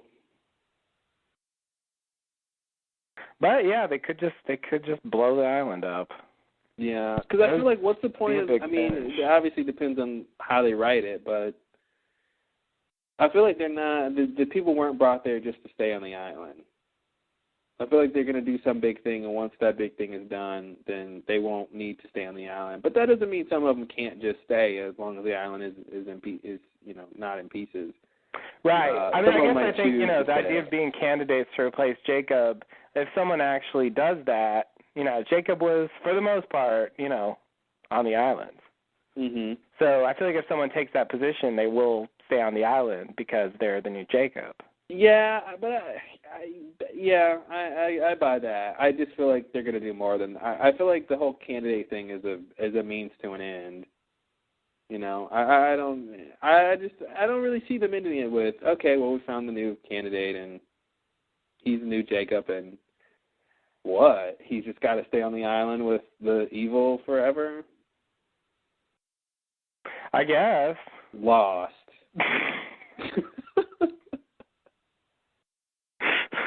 I don't know. I feel like they're going to do a bit more with the candidate thing. Like I said, I imagine the show ending with a little more finality than that, than just somebody takes over Jacob's spot. I think there will be more to it than that. I agree. But I guess I feel like that could be a part of the story. Mm-hmm.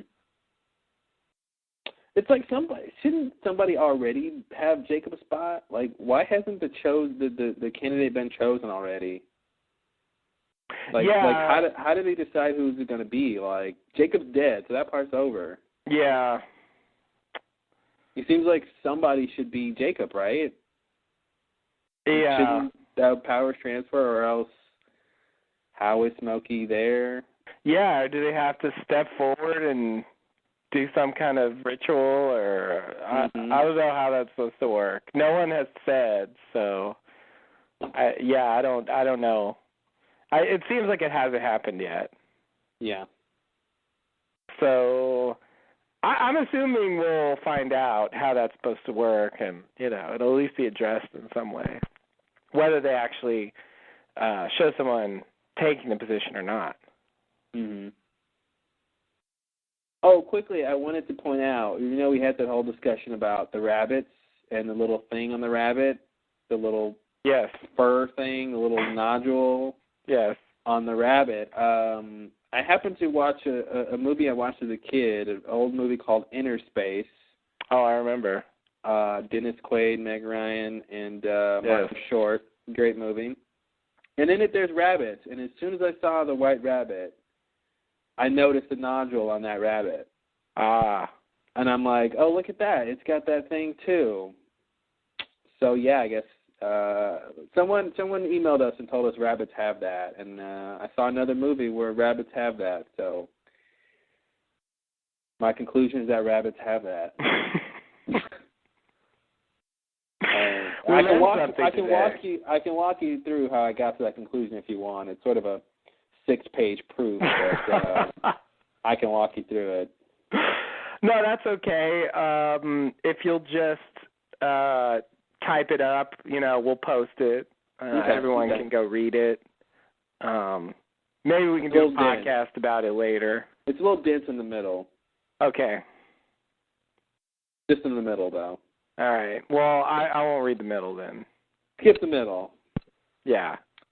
Anyway, I just wanted to mention that I got confirmation that rabbits have that. Rabbits have that. Proof that God has a sense of humor. Remember that, everyone. If you see a rabbit and it's got a confusing nodule, don't be afraid. Don't press it.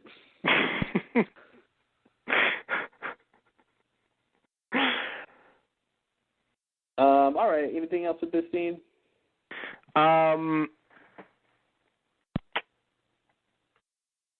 No, I think that's it. All right, let's go. We got a boat to catch. Yeah, we do. Next scene, Jack's crew run through the jungle. Hurley sees the dock. They can't leave on the boat because they don't have a bearing. Just a little cover for why they don't just leave the island in the boat. They're going to take the sub. As everyone begins to board, Claire comes out of the jungle with a gun. Kate tries to talk her down, explaining that Locke is not Locke. Kate offers Claire to come with them. Kate says Claire should have raised Aaron instead, and she's why Kate came back. Claire lowers her gun and walks towards the boat. Kate takes her rifle away, and Claire says Locke's going to be mad. Locke's going to be mad. He's going to be mad.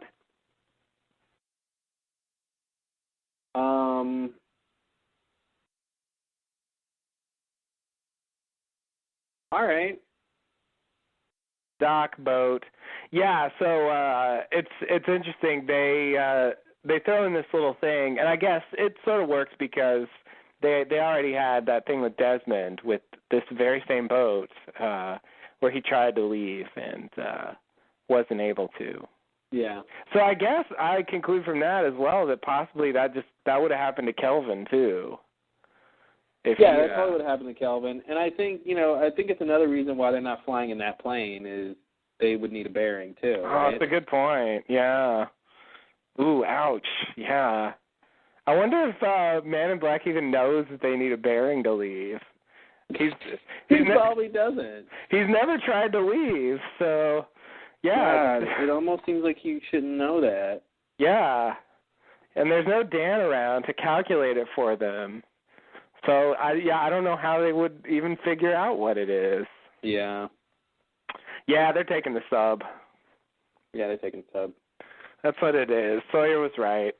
But yeah, in this little bit, they just throw this out to cover their ground. But I didn't even think about that possibility. It was only after they set the line that I thought, oh, yeah, they could just take the boat and try to leave. So sort of like that. They were a little bit ahead of me. Covering their bases, but it works. In this case, it's not just bullshit. Yeah, totally. They established that that's the case. Let's see. Yes. So Claire, so here we have Claire talked into coming with them. I really feel like that's a bad idea, but, I guess she had a gun on them, so, I'm not unconvinced that Claire is being a spy. Oh, you think Claire might be a spy? I think she might be spying. Interesting. I think, if I was in Claire's situation if I was in Claire's situation and had allegiance to Locke, and these people are leaving with the boat that he needs, I could try to shoot them all, even though they have guns too. And these are people I sort of like, even though they abandoned me. Or I can tell them, I'll go along with you and just be a spy, and then that way she's got more leverage that way. She can get them by the element of surprise. She can find out information. So, I don't necessarily think that's what's happening, but I want to leave that door open. I'm not convinced that she is 100% with them. Yeah, okay. I agree with you mainly because I don't trust her in general. Yeah, that's it. I don't really trust her. Kate's line of "I never should have raised Aaron," I really didn't like that line because, her line of "it should have been you." Okay, I agree with that. Yes, all things, in a perfect world, it should have been Claire, but this isn't perfect. And it just seems like her regretting raising Aaron should be the wrong takeaway message from what happened, right? Because it seemed like that was the whole point, was who was gonna take care of Aaron. They could have handed him over to the authorities and had him go to foster care. That would have been it, really. And then they would have done whatever else with him that they thought they should have done with him. Well, there's Claire's mom. Well, they didn't know about Claire's mom. And I think the authorities probably would have contacted her mom, and Aaron probably could have gotten into her custody eventually or something like that. But I'm just saying in terms of, like, when they left the island, what are they going to do when they, when they get rescued? Are they going to say, this is some other lady's kid, or this is my kid? I just feel like we got invested. They made us become invested in Kate's in Kate's decision to take Aaron, and it made sense at the time. And I just don't like that she's regretting that, because she's regretting it, but it's like the circumstances haven't changed. The circumstances of what happened didn't change. It's like, yeah, I know you feel bad that Claire didn't get the razor, but nevertheless, the events happened the same way. So what were you going to do differently? Yeah, I guess I was taking it as her saying that that the main point was that Claire should have raised him. Yeah, I agree, and that's what I said. That is her main point, and that's the point that makes sense. But I just the smaller point of I never should have raised him. It just negates all the stuff that we were invested in. Right. Yeah, I don't want to say that she's actually saying under the circumstances I shouldn't have raised him. Mm-hmm. Like I feel like she's saying this. It shouldn't have been that way. It shouldn't have been where the best option was for me to raise him. She should have said, I never should have had to raise him or something like that. Yeah. I guess that's what I want her to say. Yeah. I really think that's what she means. But yeah, I'll buy she means that. Because I agree. It would be a bit much to come back and have her say I just shouldn't have raised him at all. I should have given him up or whatever. Mm-hmm.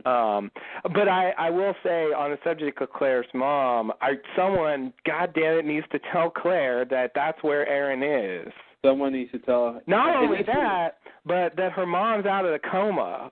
Well, I mean, she didn't know that either. Oh man, she's gonna have two mind explosions. Yeah, like Jesus. Well, and this is the perfect scene for Kate to say, "Come with us, Claire. I can take you back to Aaron. He's with your mother." Yes. This is the perfect, and that would have been such a big idea to tell Claire to make her be convinced. That would have been perfect. Yeah, maybe exactly. Maybe they're saving that. That's I'll give the writers the benefit of the doubt and say maybe they're saving that reveal for a very important time. Yeah. Maybe that's the reason they haven't done it yet. That's the best reason I can think of, because this is such a natural opportunity to use it. Mm-hmm. And I guess, if they have a bigger scene later where they need it more, then the scene where Claire reveals she's a spy and she's about to shoot them all and ruin their plans. That's the scene. Yeah, that's the scene. You're probably right.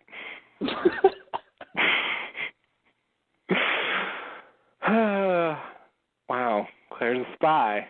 All right. God, it must be nice to just have all right theories all of a sudden. Yeah, I don't think it's gonna happen where we have all right theories. I never. I know. I mean, not literally, but somehow I believe all your theories now. I like it. Now you're somehow convinced, and now, yeah. Did I also tell you my crackpot theory that it's all Hurley's dream? Oh God! Okay. Sorry, no. This far, no. I cannot go that far. All right, good. I just got to test my balance. Let me see what you'll believe. That's not going to work. That's not going to work. I mean, you have to meet a certain minimum level of reasonableness. Okay. Before I'll believe it, but within bounds, I'm pretty much going to believe your theories. All right.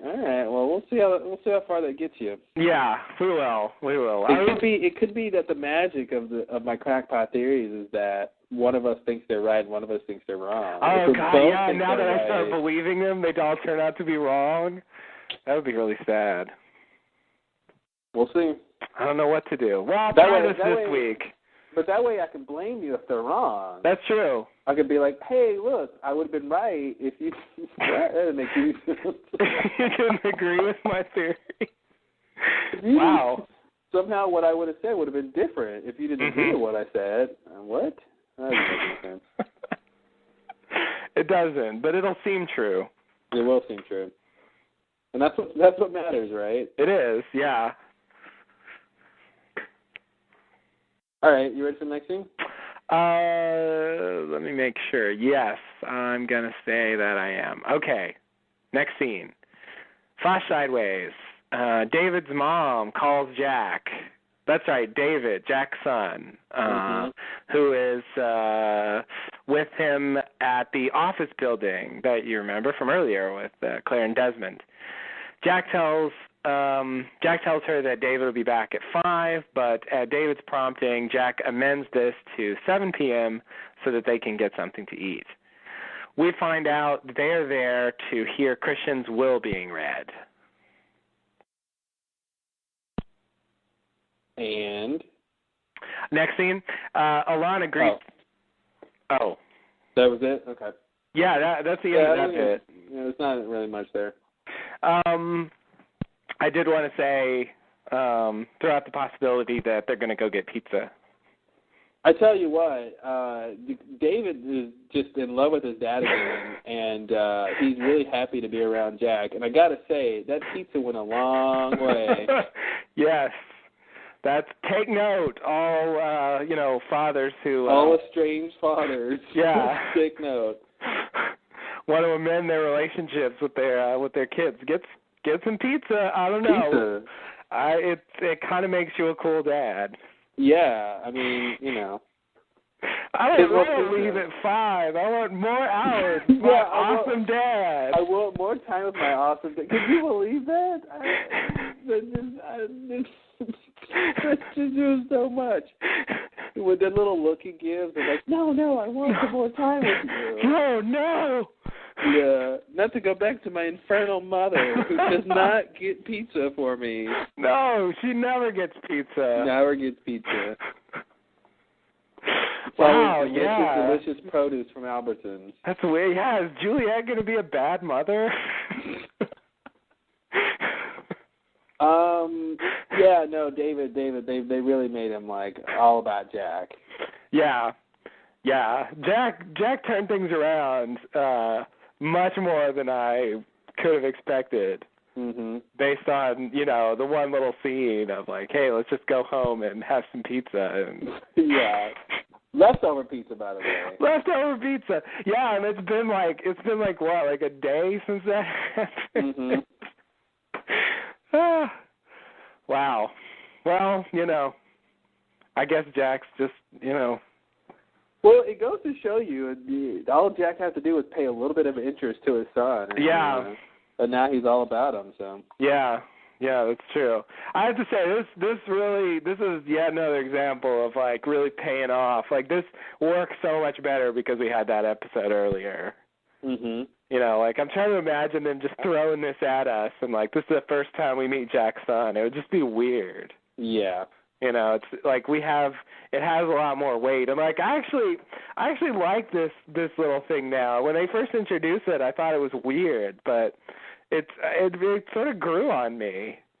The whole Jack and his son thing? Yeah. Oh, yeah, that's cool. Yeah, they pulled it off. I really thought when they introduced it that it was a bad idea. Mm-hmm. But, I don't know. They won me over. Just like Jack won over David. Exactly. Wow. I like it. That's what they did. Are you ready for the next bit here? Yeah. It just continues from the next scene. Alana, who is, of course, Jack's lawyer as well, greets them in the lawyer's office and tells them she has a surprise. She reveals Claire Littleton, whose name is in the will. Jack and Claire shake hands. Jack asks Claire how she knew Christian. Claire says, he was my father too. Jack is stunned. Jack grabs his forehead. Then Jack gets a call from the hospital. There is an emergency, so Jack's going to have to reschedule. All right. That's it. Boom. I want to point out in this scene you can see the name of this law firm, and Alana is apparently one of the partners at the law firm. Oh, really? Yeah. Very nice. Congratulations, Alana. Well done, Alana. Done. You've got a very good career in the alternate timeline. You and Desmond, you're like you should be a power couple or something. They would, it would totally be a power couple.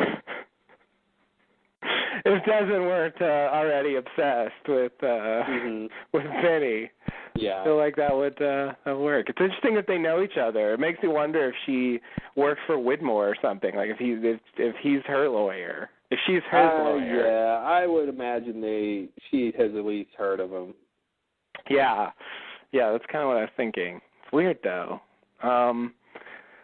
I also think it's interesting that so earlier we didn't really make much of it because they didn't make much of it, but Jack finally meets Claire again after finding out that they're related, and so now we've had, and then in this scene alternate Jack finds out about it and meets her in the same scene.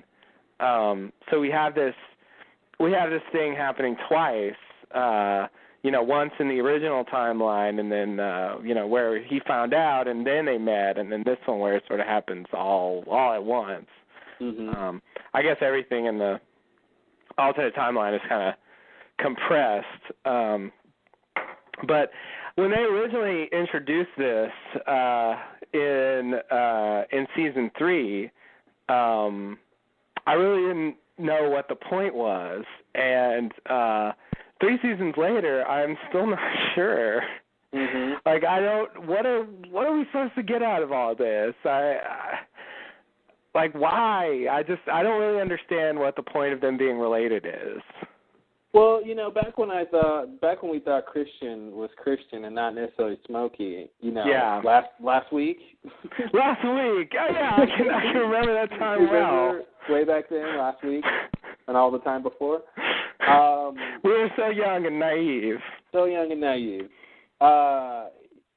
It seemed to me there was some connection that Christian, went and grabbed Claire, and then obviously he's got connection to Jack. And it seemed like, okay, there's something there that they're related, and then they have this connection to Christian, this sort of apparition of Christian that, I feel like it made a little bit more sense when Christian was Christian. I see, yeah. And now that Christian is Smokey, you get, even that's taken away from it. Yeah. So I don't know what it's supposed to be said about, what they're going to say about the fact that they're related. It was such a non-big deal in the Flash Sideways when they found out, and I, kind of see what his reaction was going to be, and it was just kind of a regular reaction, and I'm just, it just seems like, okay, they're related. It almost seems like it doesn't matter. Yeah, exactly. It's another coincidence, that these two siblings who didn't know they were related and ended up on the same plane and crashing together, and and maybe something to do with Jacob getting both of these people, Mhm. Yeah. But it was a little weird, I guess. As long as we've known it, this episode in both universes is the first time the characters have a chance to actually see each other with this knowledge. Mhm. I don't know what I expected to happen, but what can you do? I mean, I agree. It's like, okay, we're related. Where do you go from there? Yeah, exactly. I don't know where you go from there. With the dad being dead. Yeah, exactly. It's just strange. I guess I expect it to go somewhere, but I don't know. They didn't even really know each other that well, so it's just I don't know what to make of it. Yeah.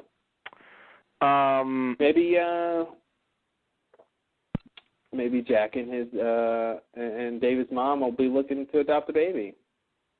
Oh. Yeah, that's what happened. I think they're divorced though, so. 2 divorced people can't have a baby together?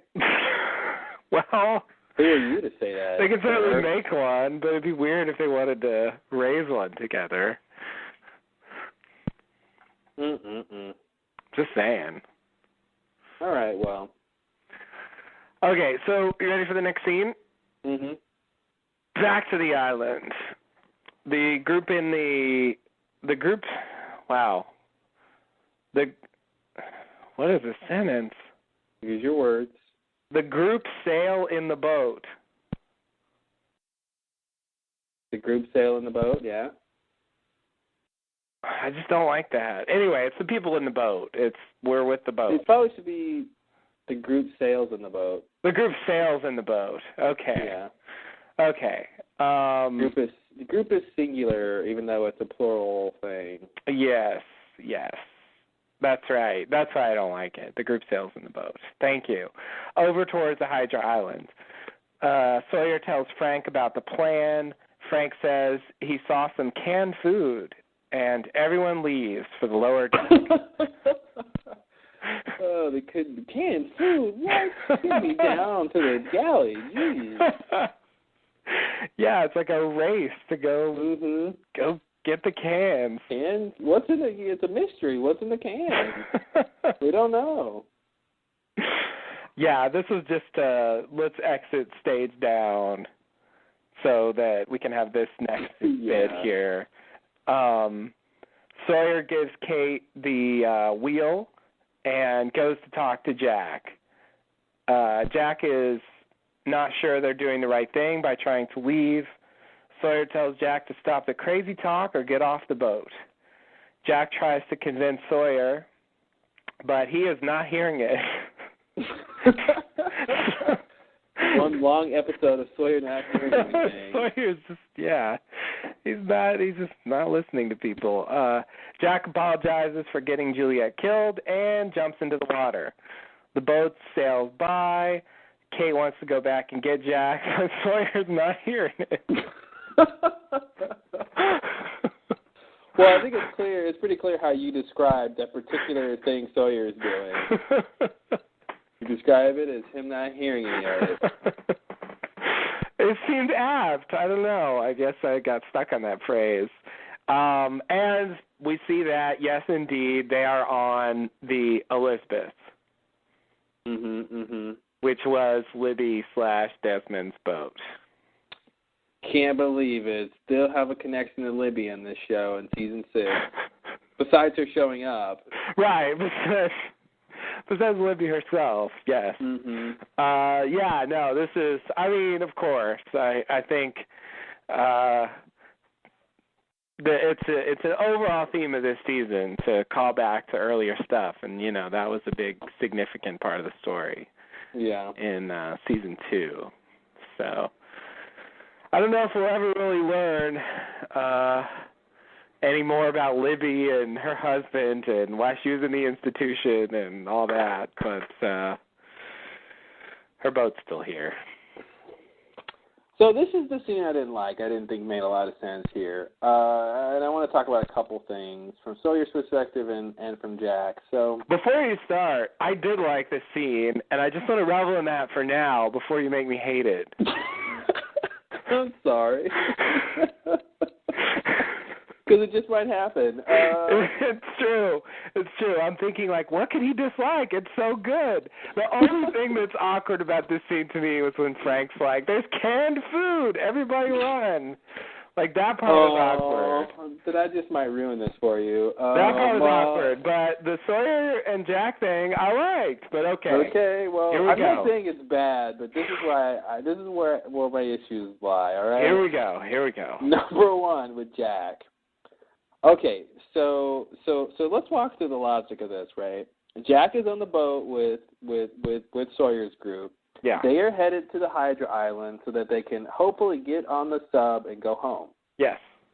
So basically, Jack being on this boat means he's going to get off the island, right? Yes. And he says, "Oh, this doesn't feel right." Mhm. So he decides to jump off the ship to do what? To go be with the person who wants to get off the island? Yeah. What sense does that make? Both groups want to get off the island. So by going to Locke's group, he's just trying to find a different way to get off the island. He's not actually staying on the. He's not making a decision to stay on the island. He's making a decision to go off the island with another group. I don't think so.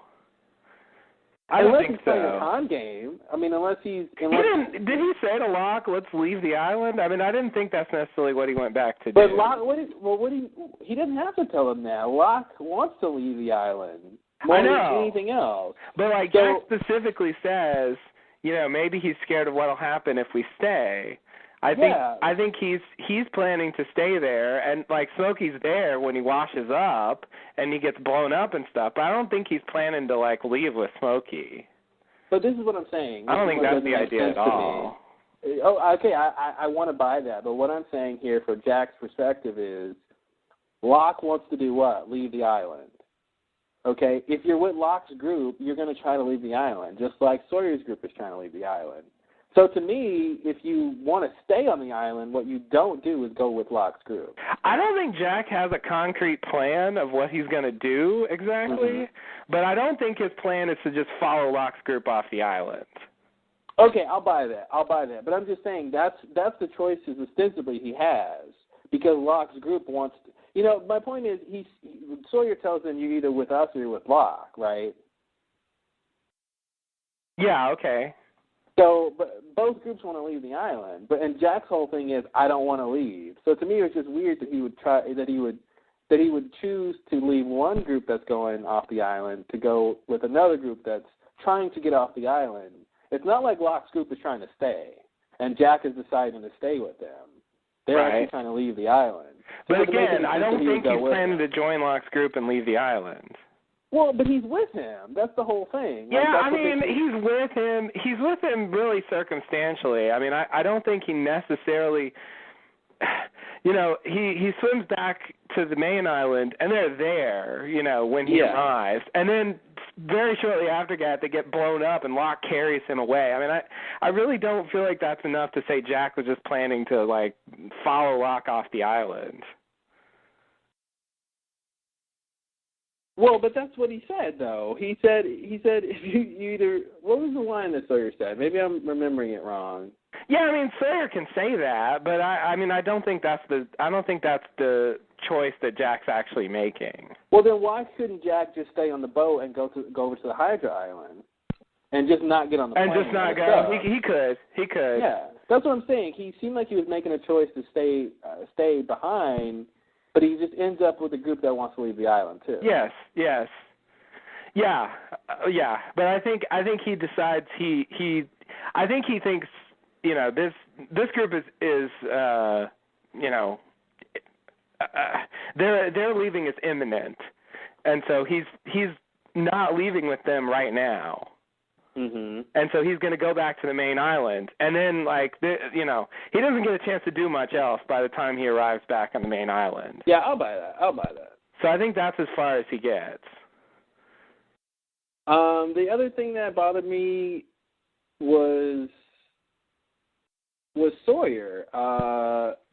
Jack tried to tell Sawyer, we're brought here, we're supposed to do something. And Sawyer was shown the cave walls. He didn't get to see the lighthouse, but he did get a sense that, okay, and he knows Locke is Smokey, and he knows all these crazy things. So I feel like he's past the point of being incredulous about the fact that they were brought there for a reason. True. And yeah, he didn't get to leave the island when they left, so he doesn't really know the pull that the island, I guess has to bring you back or something, but I just didn't. Yeah, it just seemed like he's not taking into account the fact that he was convinced at some point. He saw some convincing information. But I think even when he was in that cave, he agrees with Locke that they should leave the island. Mm-hmm. Well, that's the thing, because Locke is saying we want to leave. Yeah. But I think he knows that he's brought to the island for a reason, but I don't think he cares. I mean, I think he's not interested in in the reason the island brought him there. Like, he's just beyond that at this point. Well, that's what I'm saying is he should be interested, because it's like I wouldn't say he's beyond that, because he was never under that. Like, he's never been convinced that he was there for a reason he should do anything about that. And I feel like this should be the point where he is starting to become convinced about that, right? Yeah, I mean, I guess the best I can say is that he ended up going along with Jack's plan to blow up the hydrogen bomb. Jack was telling them a story about that being their destiny, and Juliet ends up getting killed. And I think that's sort of as far as Sawyer goes with following Jack and destiny and stuff like that. And he just wants to abandon the place altogether, regardless of considerations about destiny and fate and stuff like that. Yeah. And the pull of the island, and that's what I mean by sort of beyond that. Like, he's just not willing to listen to Jack talking about those kinds of things. Yeah, but he was never willing to listen, though. Like, he was, but I feel like you're saying there was a time when he bought that stuff. Well, he did go along with the plan to detonate the hydrogen bomb. Well, that's what Juliet told him. He basically did it because of Juliet, yes. But I think he's much less susceptible to listening to Jack now because the one time he went along with Jack, it ends up getting Juliet killed. Yeah, that's enough. That's enough time. Yeah.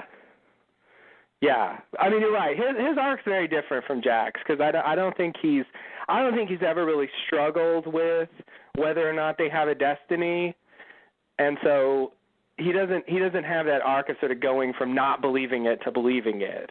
Yeah. He's always been kind of just aloof about the whole thing. Yeah.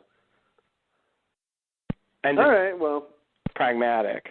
Those are good rebuttals to my problems with this scene. So.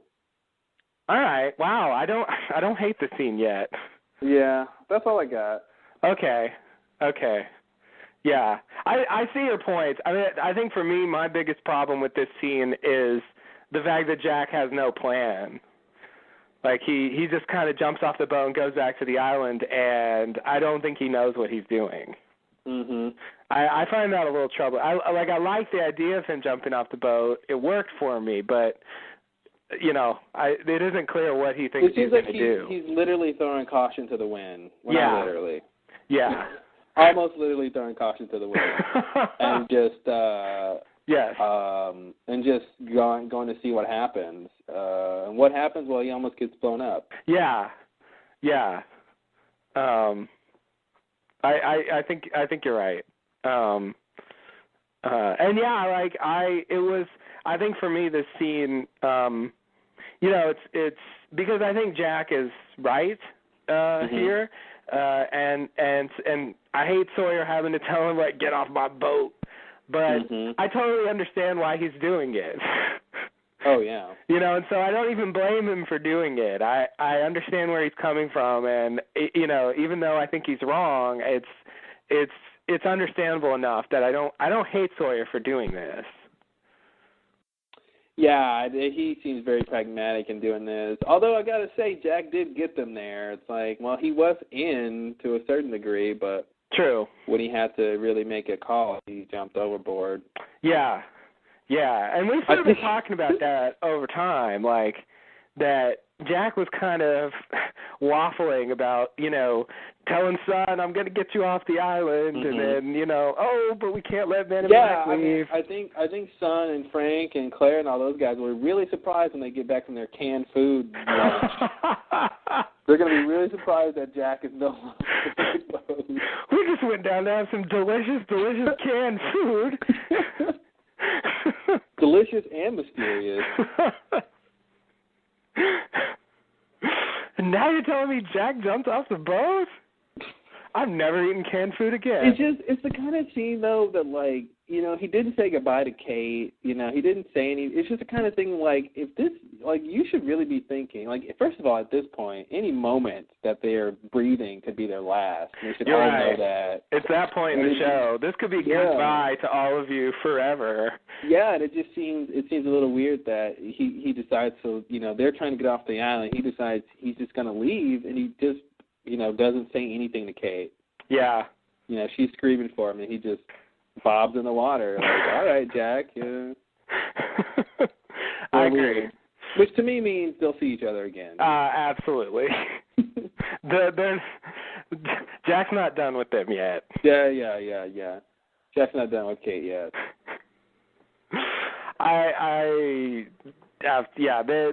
There's definitely more there. I do think it was notable that having Jack actually say, obviously that's been his arc for the show, and I guess they've just made it gradual. Having him say what? The island's not done with us yet. Oh. Yeah, it's the kind of thing where it's like we were brought here we're supposed to do something, but maybe you already did it. Like, how do you know if you already did it or not? It's true. Alana didn't know she did it. Yeah, the hydrogen bomb could have been it. Yeah, true. That's true. Although Jacob did tell Hurley, that's another thing about Hurley. I kind of feel like Hurley should be a little bit more not wanting to leave than he is. Because Hurley's getting like direct messages from Jacob. Jacob specifically tells Hurley that Jack has to do something. Yeah. So he knows that they're supposed to fulfill a purpose, and he's letting Jack just come and leave with them. Apparently, like does he really think Jack's already done the thing Jacob was referring to? Maybe he was talked to Locke. Oh, okay. I'm kidding. Yeah, I don't know. I don't think Hurley's thinking right now. Yeah, it seems like Hurley forgot about that.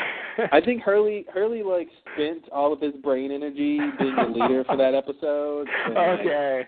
He's done, dude. He's done. Okay.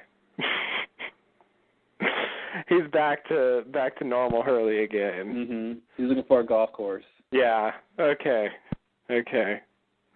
Well, one episode is more than I thought we'd get of Hurley as the leader.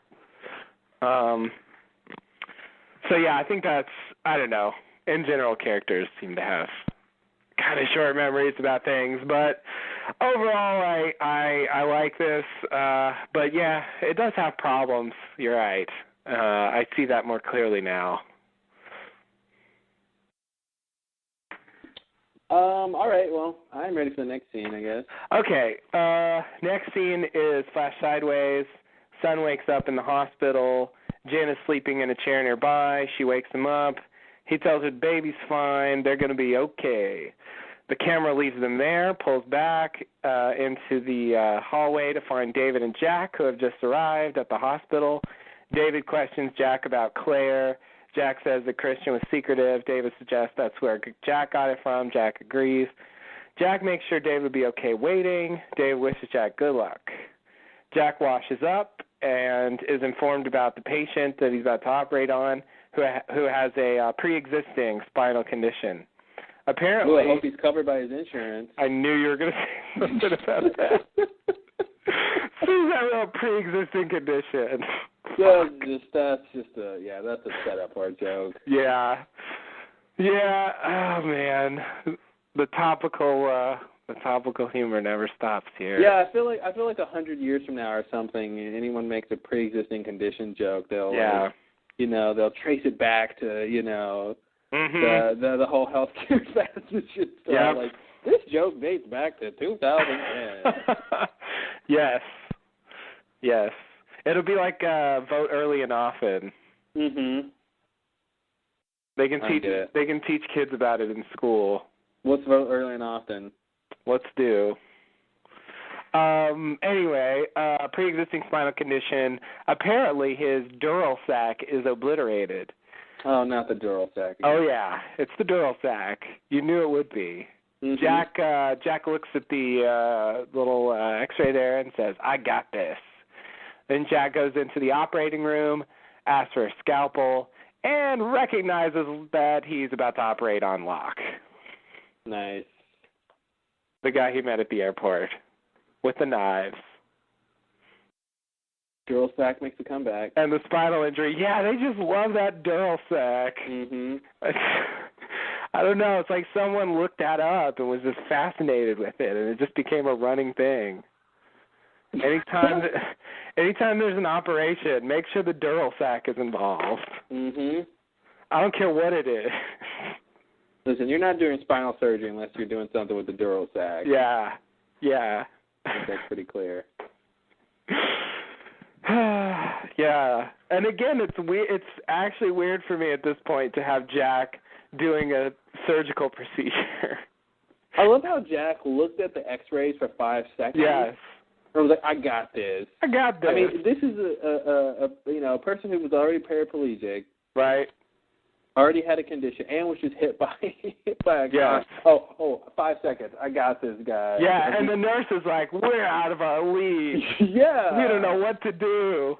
Like, they called him in as a specialist, and he got it in 5 minutes. Yeah. I love it. That's what I call a specialist. Don't even show me the X-ray. I'm just gonna go do it. Exactly. I'll feel my way around and figure out what's wrong. The scalpel will decide what to cut.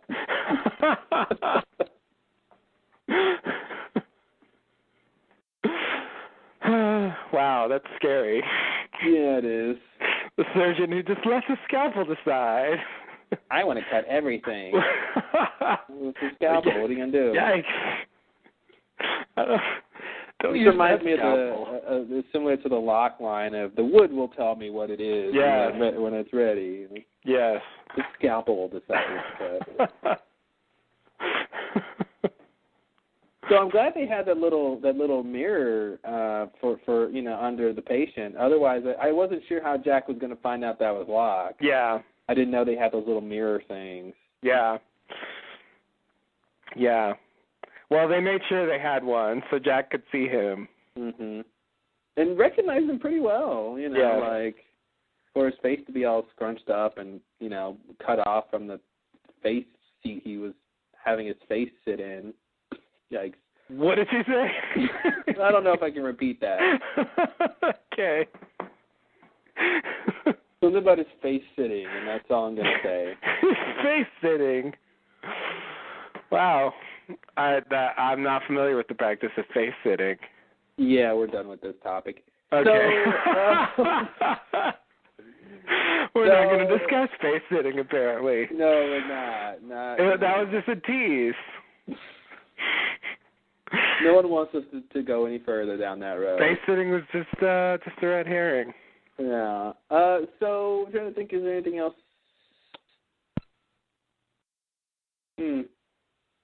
Yeah, so Son and Jen are fine. They're problem. Fine. Not a problem to be found. I forgot about the baby. Oh, the baby's fine? Oh, okay. Well, good. The baby's fine. The son's fine. The Jen's fine. Everybody's just so fine. The whole Kwan family is doing A-okay. Yeah. Well, the only problem is that Son's dad wants to kill Jen, but... Yeah, I forgot they're not technically married, so... Yeah, other than... Yeah, they're not really the Kwan family, I guess. No. Yeah, but I'm guessing, they'll run away together or something. Well, I guess they won't, because this is a flashback universe. No, I think you're right, Justin. I think Son and Jen are going to elope, and we'll never see them. Oh, God. I forgot this is like the end of their story. I really thought this was it for them. I think they do that. They run away, and they go have their honeymoon. And then all of a sudden, their reality starts to disappear. It's just like, oh, don't you guys know the rest of the Losties went back to the real universe? And that's when the Langoliers show up. Oh, no. You know the Langoliers are coming. As big of a fan of Stephen King as don't make me believe that theory. Who's going to eat up the alternate timeline if it's not for the Langoliers? Tell me. Who's going to eat it? You got a point.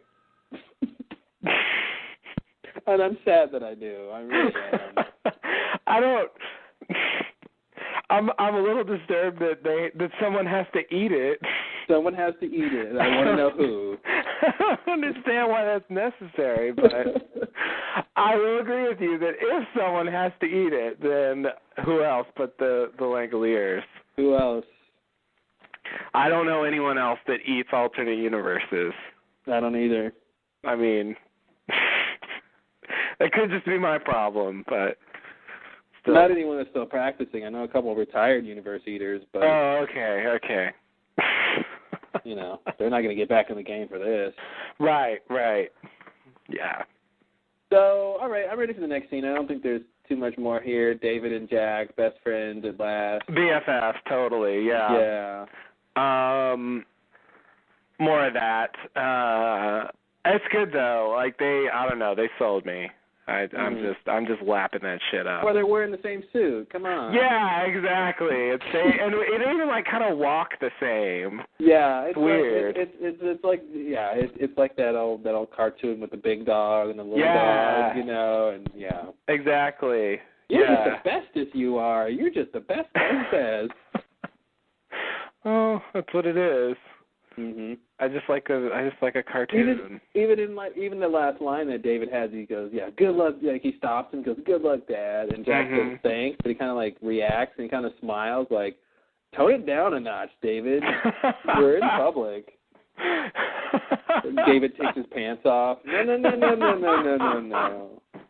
Whoa here, whoa. No. Damn. You took it there. Hey, David took it there. All right, fair enough. I just kind of the spotlight on it. You're right. The quality mag light. You're right. You took it the only place it could go from there. And yes, you should buy a mag light. Mag light. Are you ready for the next scene? Mhm. Back to the island. Jack arrives on the shore of the main island. Locke is there. Locke realizes that Sawyer took his boat. Jack confirms. That's it. We're going to go back there later, though, so do you have anything to say about this bit? It's very short. Mm-mm. Okay. Back on the Hydra Island, the rest of the boat people arrive. The rest of the boat? Oh, besides Jack. That's what I mean. Widmore's team come out and make them drop their weapons. Zoe explains the situation on the walkie and says to turn the fence off. Then Jin comes walking out of the jungle and sees Sun, and Sun sees him back.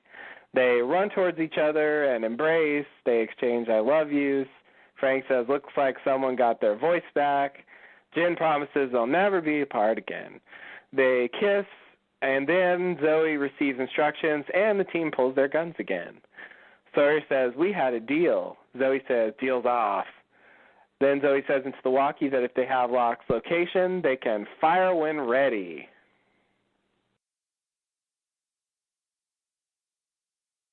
Yeah, you want to keep going? Yeah, okay. Back on the main island, Jack and Locke's group stand there. Jack realizes a missile's coming and tells everyone to get down. The missile arrives, throwing everyone to and fro, including Jack. Jack lands on the ground, everyone except Locke. Locke runs over and picks up Jack and carries him into the jungle. Another missile hits just behind him. As missiles continue to fire, Locke sets Jack down by a tree and says, don't worry, it's going to be okay. You're with me now. Law. All right. Well, they did it, folks. Sun and Jin finally reunited. Oh, man. They have not seen each other since There's No Place Like Home, Part 3. Yes. 29 episodes ago. 29 episodes and about 3 years. About 3 years. And how many universes? Yes, and some time travel in there, too. Yeah, some time traveling and some meeting of French people. And yes. Man. The stories they could tell each other. Wow, yeah. Well, Jin has a lot of stories. Sun has some stuff. Sun has a little bit. Sun, yeah. Jin's stories are better. Sorry, Sun. Yeah. That's why Jin's a candidate. Jin time traveled. I mean, it's hard to beat that. Yeah, it is hard to beat that. I mean, and he didn't just time travel. He time traveled to some really interesting stuff. Mhm. Like he saw stuff no one else got to see. Yeah, totally. Well done, Jin. Anyway, yeah, when Jin came out, I kind of freaked out for a second. Because I didn't actually expect it. Really? I actually forgot that Jin was over there. Oh, good for you. And then he came out, I was like, oh yeah.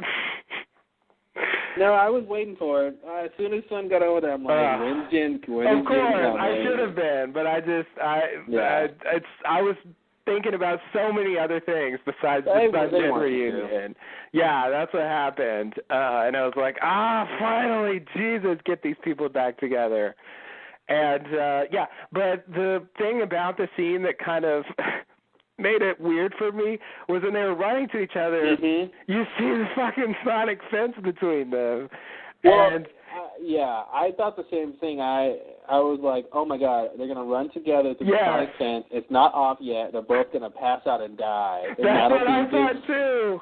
So they're never gonna reunite because they're just gonna die. I thought it was either gonna be that or it was gonna be they run towards the sonic fence. They realize it's not off yet, so they have to, they can't embrace yet. And they can't, And then something happens to where, like, their reuniting is postponed. Like, I thought it was either that or because they ran right into between two pylons. Exactly.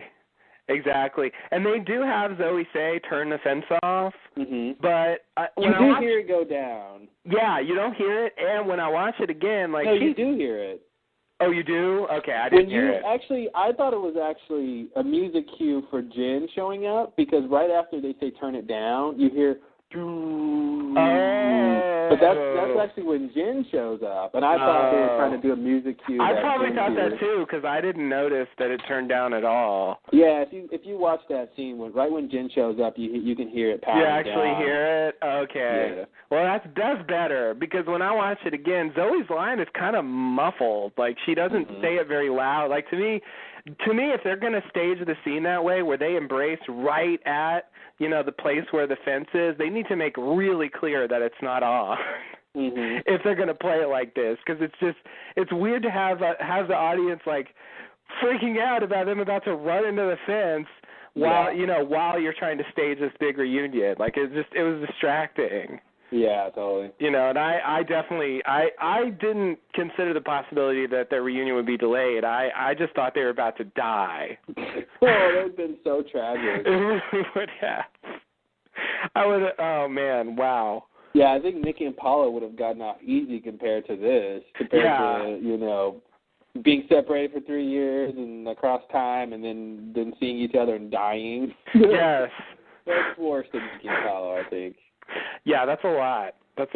I just wish they could have staged the scene somehow where they didn't have to have the fence kind of right at the point where they meet each other. Yeah. Like I wish somehow it could have been obvious earlier that, the fence wasn't a problem. Yeah. So I don't know. That was unfortunate. But I'm glad they got it over with. But again, it's like, okay, let's move on. Yeah. I know it's been 3 years, but we got stuff to deal with.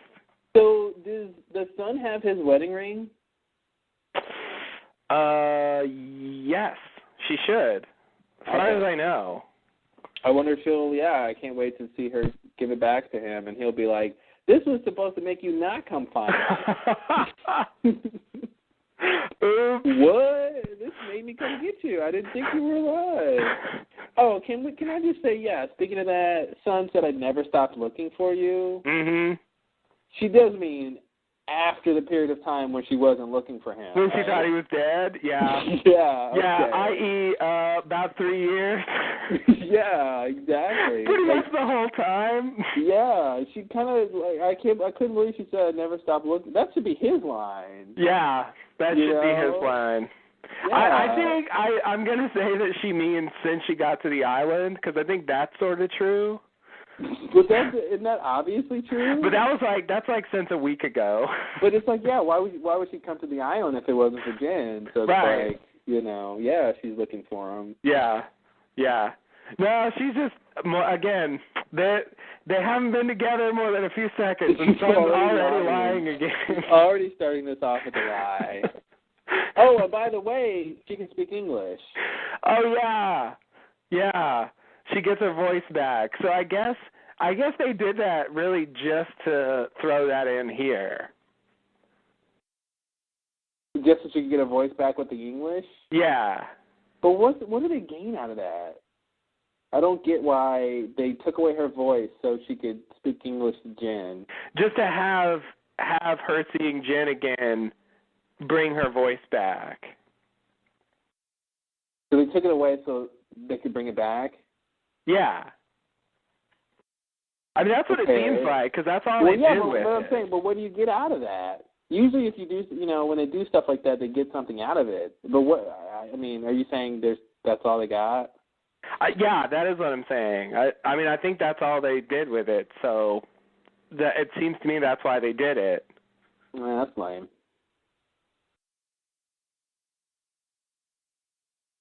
To me, then it's needless. Then it was just it's a contrivance and not an actual story element. Well, yeah. I mean, I don't see that they got anything else out of it. I mean, all those scenes where she's writing, they could have just had her say those lines. Mhm. I mean, it just seems like I want to take to mean that true love brings your voice back. Yeah. But what that means nothing. That's nonsense. Well, yeah. I think that's it. I agree completely with that nonsense. It's nonsense. I think your nonsense is on the right track. I want to get some coherent statement like that out of these events, and I can't get one. That's the best I can get is true love brings your English speaking voice back. True love brings your English voice back. Yeah. Yeah. That's the message. Well, Romeo and Juliet knew that, right? Yeah. All right. I won't harp on this. But anyway, Sun and Jin are back together. At least that's done. It's been so long. Yeah, I thought it was a little bit off that they're speaking English to each other, because I think what I've always heard is that in, very emotional moments you revert to your native language, and I just really expect them both to be speaking Korean in this circumstance. I just think that would be the natural thing to do. It's weird to have them both speak English, and also, like, Jin's not even supposed to be speaking English. Like, Sun should be really surprised and impressed that. I was expecting her to say your English is superb. Yeah. Yeah, like, she doesn't even seem, I don't know. She didn't even seem surprised. It was weird. I mean, I guess she sort of knows what happened, and so she's aware that he speaks English, maybe, but I don't know. She'll mention it later. Yeah, she'll have to. But I just think I mean, they can speak English to each other in general, but I feel like this moment, it should have been Korean. But they wanted her to get her English voice back. Exactly. That's why it's in English, because they want her to speak English. Why did they do that? Now you see my frustration. What are they getting out of that? I don't understand. I don't understand the point. It was pointless. That's I guess they, oh, God. Yeah, they should have taken her Korean voice, but I guess that wouldn't have mattered to anyone. Yeah, not the same. Yeah. How about they not take her voice at all? Maybe they just could have. Okay, well, that'll work. Yeah. That'll work. I think, it just seems like they wanted to add something to this scene. They wanted more to happen than for them to just reunite. They wanted it to have some larger impact. I just want Sori to be like, "Wow, babe, she's speaking English again." I just at least make it obvious to, Well, they do have Frank say, "Well, I guess she got her voice back." Oh, I forgot about that. That's basically that line. Then I stand corrected. They did have that line. Still doesn't help me. But I guess that's it. She got her voice back, and that's it. Yeah.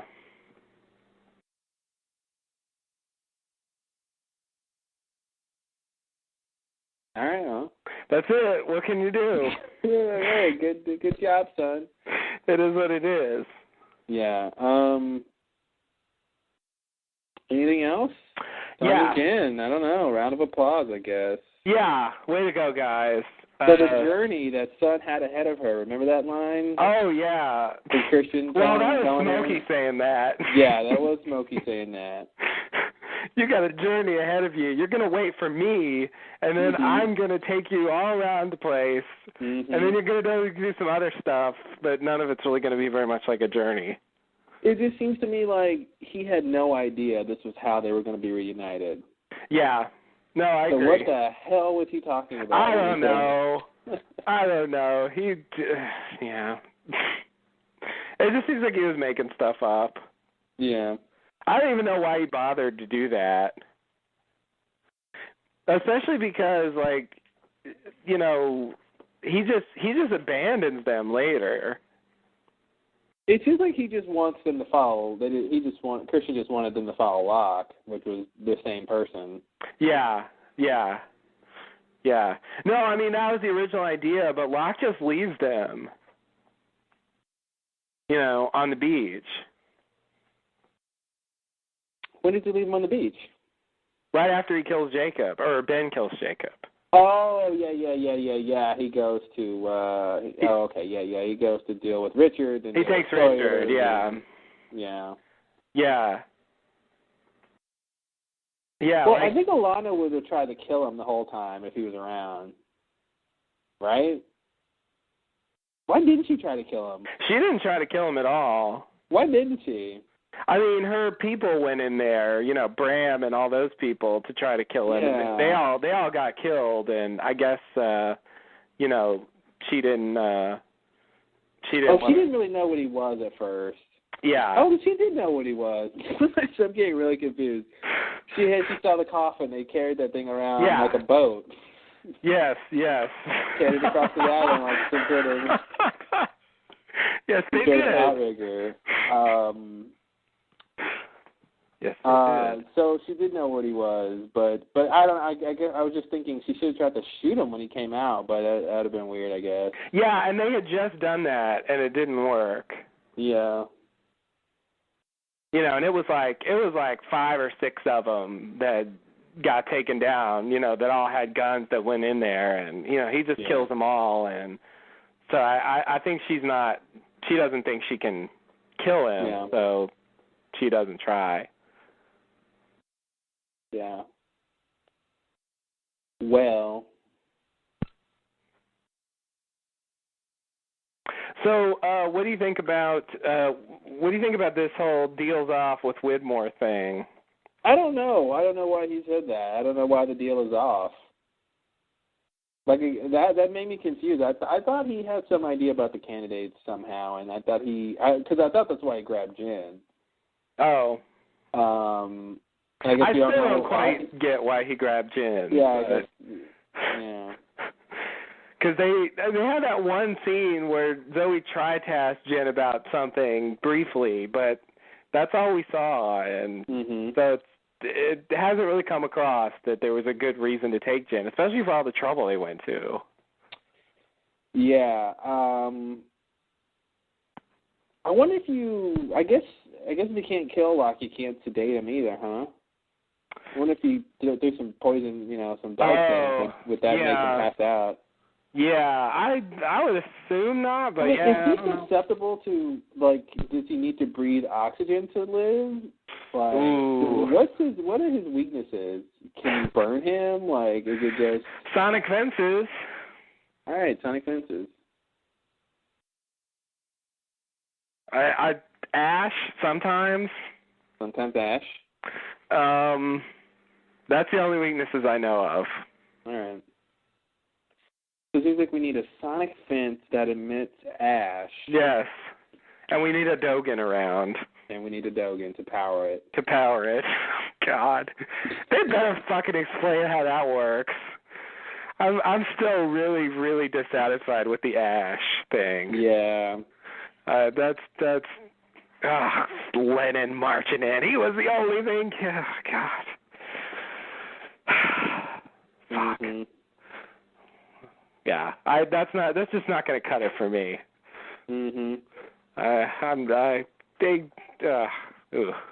Especially for something they showed working in season 6. That's just too recent for them to say, you know, for me to say, oh, they changed their mind about the ash.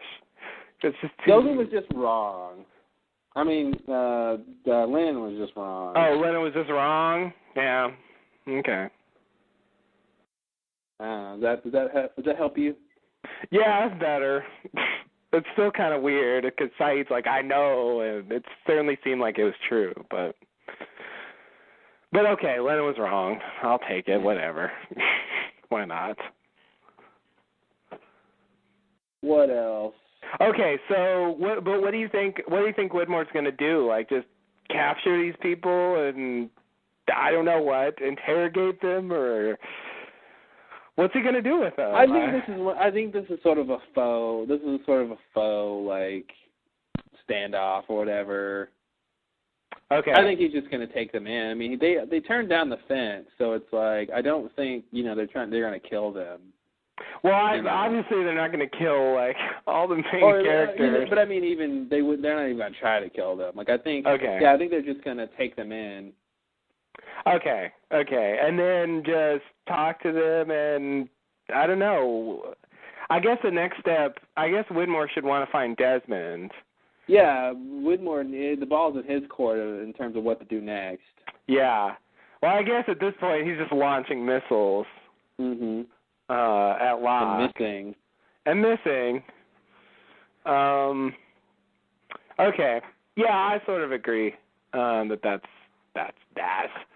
Okay, so yeah, missiles hitting people.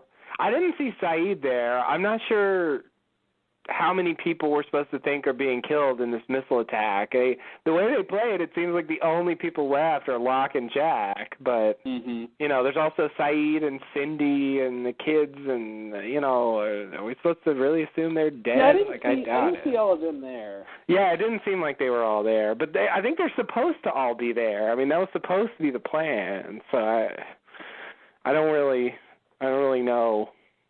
I don't really know what to do with this. But, yeah, maybe they're just somewhere else and we'll see them later or something. Yeah. I mean, they're not going to kill Saeed like that. No. Just like they, wouldn't kill Desmond off screen either. Yeah. I mean, I'm thinking, this isn't the spot where they were supposed to meet up, where Jack lands.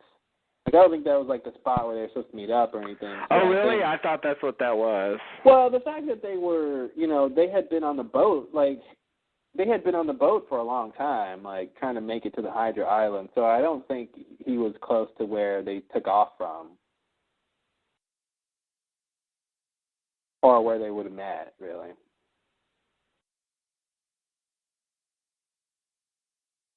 Oh, but I guess I thought not Widmore. I thought Locke said that they would sail down and meet them in another location.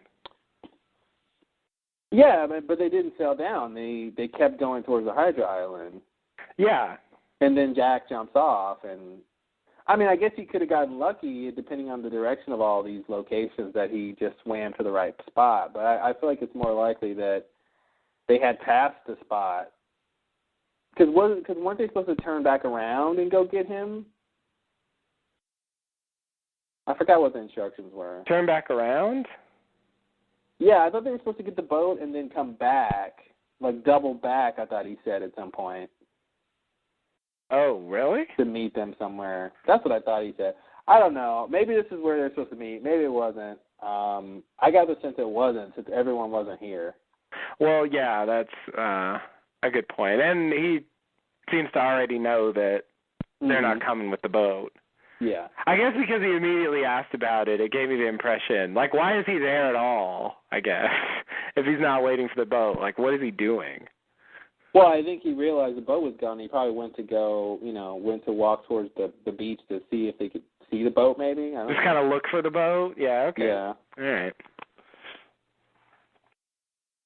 The boat watch. Boat watch, sure. Why not? That's fine. Okay, so, yeah, Jack really takes a pretty big fly here. Mm-hmm. Fly? Can he take a fly? Is that a word? I said yeah. Okay, he did say At this point in the podcast, it's possible he took a fly. Okay. All right. I'm glad we're that late in the podcast. It was just really, he got a lot of air. More than usual for an explosion. Oh, you're saying when he exploded. I didn't even know what you're talking about. Okay, I'm glad you didn't even know what I was talking about. I didn't even know. And you went along with it. I thought you were talking about I thought you were talking about the fact that he kind of made a leap of faith again. You know, I thought you were talking about that, like his decision to go with Locke was a fly. It's sure it's a fly. Taking a fly. Mhm. That's nice. It's like No, a coined a phrase. Yeah. When the missile goes off, he goes flying, definitely, really far. And, yeah, that's what I meant. Yeah. Okay. All right. So it makes a little more sense that he took a fly from that point of view, hopefully. Yeah. It's normally you don't see, especially people who aren't going to be killed, sort of go flying like that. Non-stunt actors? Yeah. Yeah. Usually those are the kind of people who do crazy big stunts. Yeah. But seeing Jack do it looked weird. It did. It did. I was shocked by that. Yeah, so, I mean, we talked about this You're With Me Now thing earlier, so I don't know what else to say about it except, to again wonder how much they're going to make of that if Jacob and Man in Black are just going to be revealed to have supernatural abilities to talk people into things and bring them under their spell or something. You want to hear a crackpot theory? Oh, no. It's not a real one. It can't be real. Are you just telling yourself that, or do you mean Well, it? I just think it really shouldn't be true. Okay, you really mean it. The crackpot theory is that Jack is dead. He died in this explosion. Now he's with Locke. Oh, my God.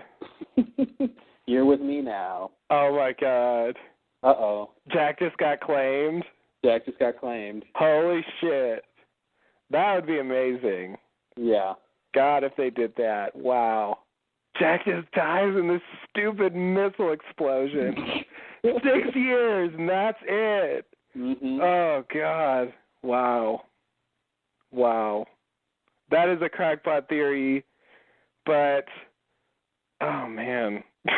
It hurts. Mm-hmm. It's a painful crackpot. The sharp crack. I don't want to believe it. That can't be true. It shouldn't be true. I mean, it really shouldn't be true, but I have to say it, so. Yeah, you really did. Okay. If you're right about this one, I give up. Yeah, no, if I'm right about this one, I give up, too. Give up my day job, and I'm going to start predicting lotto numbers. Yes, absolutely. You missed your calling. 15. Oh, wait a minute. Oh. Yeah, those better not work. I don't really think he's, I don't think he's dead. Listen, if Claire didn't die from that explosion at her house. Oh, God. Which I guess you're saying she didn't, right? She's too real. She's too real to be an apparition, right? Oh, I guess the idea is she could have been claimed. Oh, that's right. She could be like Saeed. Yeah. And come back. That would be the idea. That'd be a very quick comeback, though. Saeed took a couple hours. True. Yeah, she would have been dead like, I don't know, 30 seconds or something. And there's that whole thing where she claims she saw Charlie. True. Yeah. What's that supposed to be? Just some kind of near-death experience thing? Yeah. Something. Oh! Conference is scheduled to be broken down automatically in 5 minutes. To extend the time by 60 minutes, press star 8. I didn't expect him to be back. Do we need 5 more minutes? Or should I say, do we need an hour? I think it's worth doing it just to be safe. Do it is. But we are pretty much wrapping things up. I don't have anything else to say. Okay. All right. Well, in that case, we will leave you the idea that Jack was claimed. Jack Sorry. was claimed by Smokey. Sorry, everybody. That's just the note we're going to end on. Yep. So Lost is not on next week. Oh, right. Good point. I was about to say we'll be back next week. Yeah, we might be back next week. I think we could probably bust out a podcast next week anyway. I think at this point it's a nice little break. I think we can have time to go back and look at the entire season thus far. Yeah. Maybe piece some things together and get some fresh eyes on the early part of the season when things were so crazy. Right. Before, they got crazy. Right. So, yeah, we'll hopefully have that next week. And, I'm excited to see what happens when the show comes back. It'll be, I think, 4 episodes, right? Like 3 episodes and then the finale? Is that right? Yeah, I think that's right. That's really not a lot of show left. No. No, we're really finishing the show. Yeah. Here. That's what I said. I mean, I think this is kind of starting the finale. Yeah, it definitely feels like it. I mean, they even had that sort of like, Trek Through the Jungle music. Mm-hmm. It just, a lot of stuff was happening, and we got missiles. I mean, we got missiles. How do you get missiles in a non-finale? Yeah, the whole thing about the war coming, I didn't know what it would look like, but now that Widmore has firepower like that, it seems apt to call this a war. Yeah. It doesn't seem like Smokey has much, except the fact that he's Smokey. Mm-hmm. Like, I don't know what he's going to do to get Widmore back. I don't know. We'll see. We will probably see. But, yeah, Lost is off next week. But that's all right. This season's been relentless, and really, I'm getting kind of, I'm not that happy that it's going to be over. I really enjoy. It's going to be cool that they end it, but at the same time, it's just kind of sad. I'm going to miss this show. It's a lot of fun to watch. No, it's going to be pretty sad. I think we have less than 5 or 6 hours of the show left, and that's not good. That's not good to hear. Yeah. Just I don't know.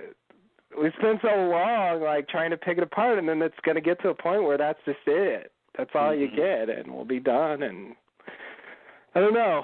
Until they did a movie. Oh well, yeah.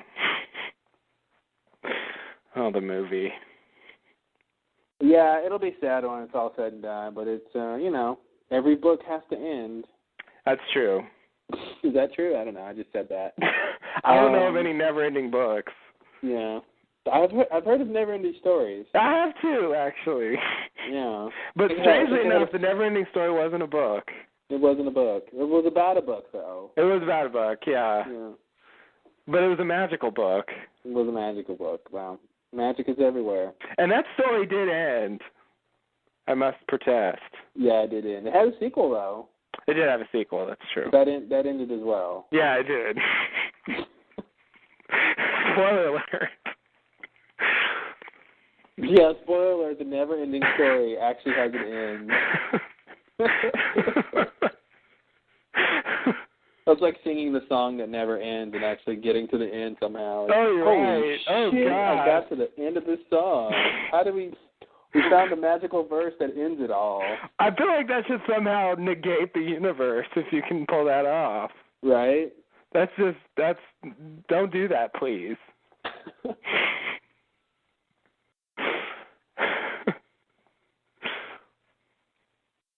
All right, well, anything else about this episode? No, it was good, though. Thumbs up. I enjoyed it. 2 thumbs up. This show is great.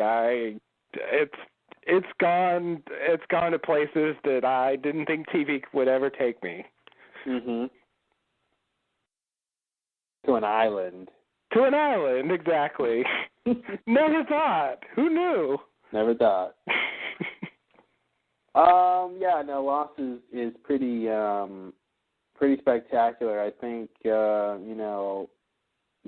luck finding another TV show that's going to be this interesting ever.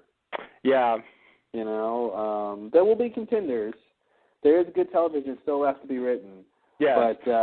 But something like this, the story of someone getting stranded on an island will never be the same.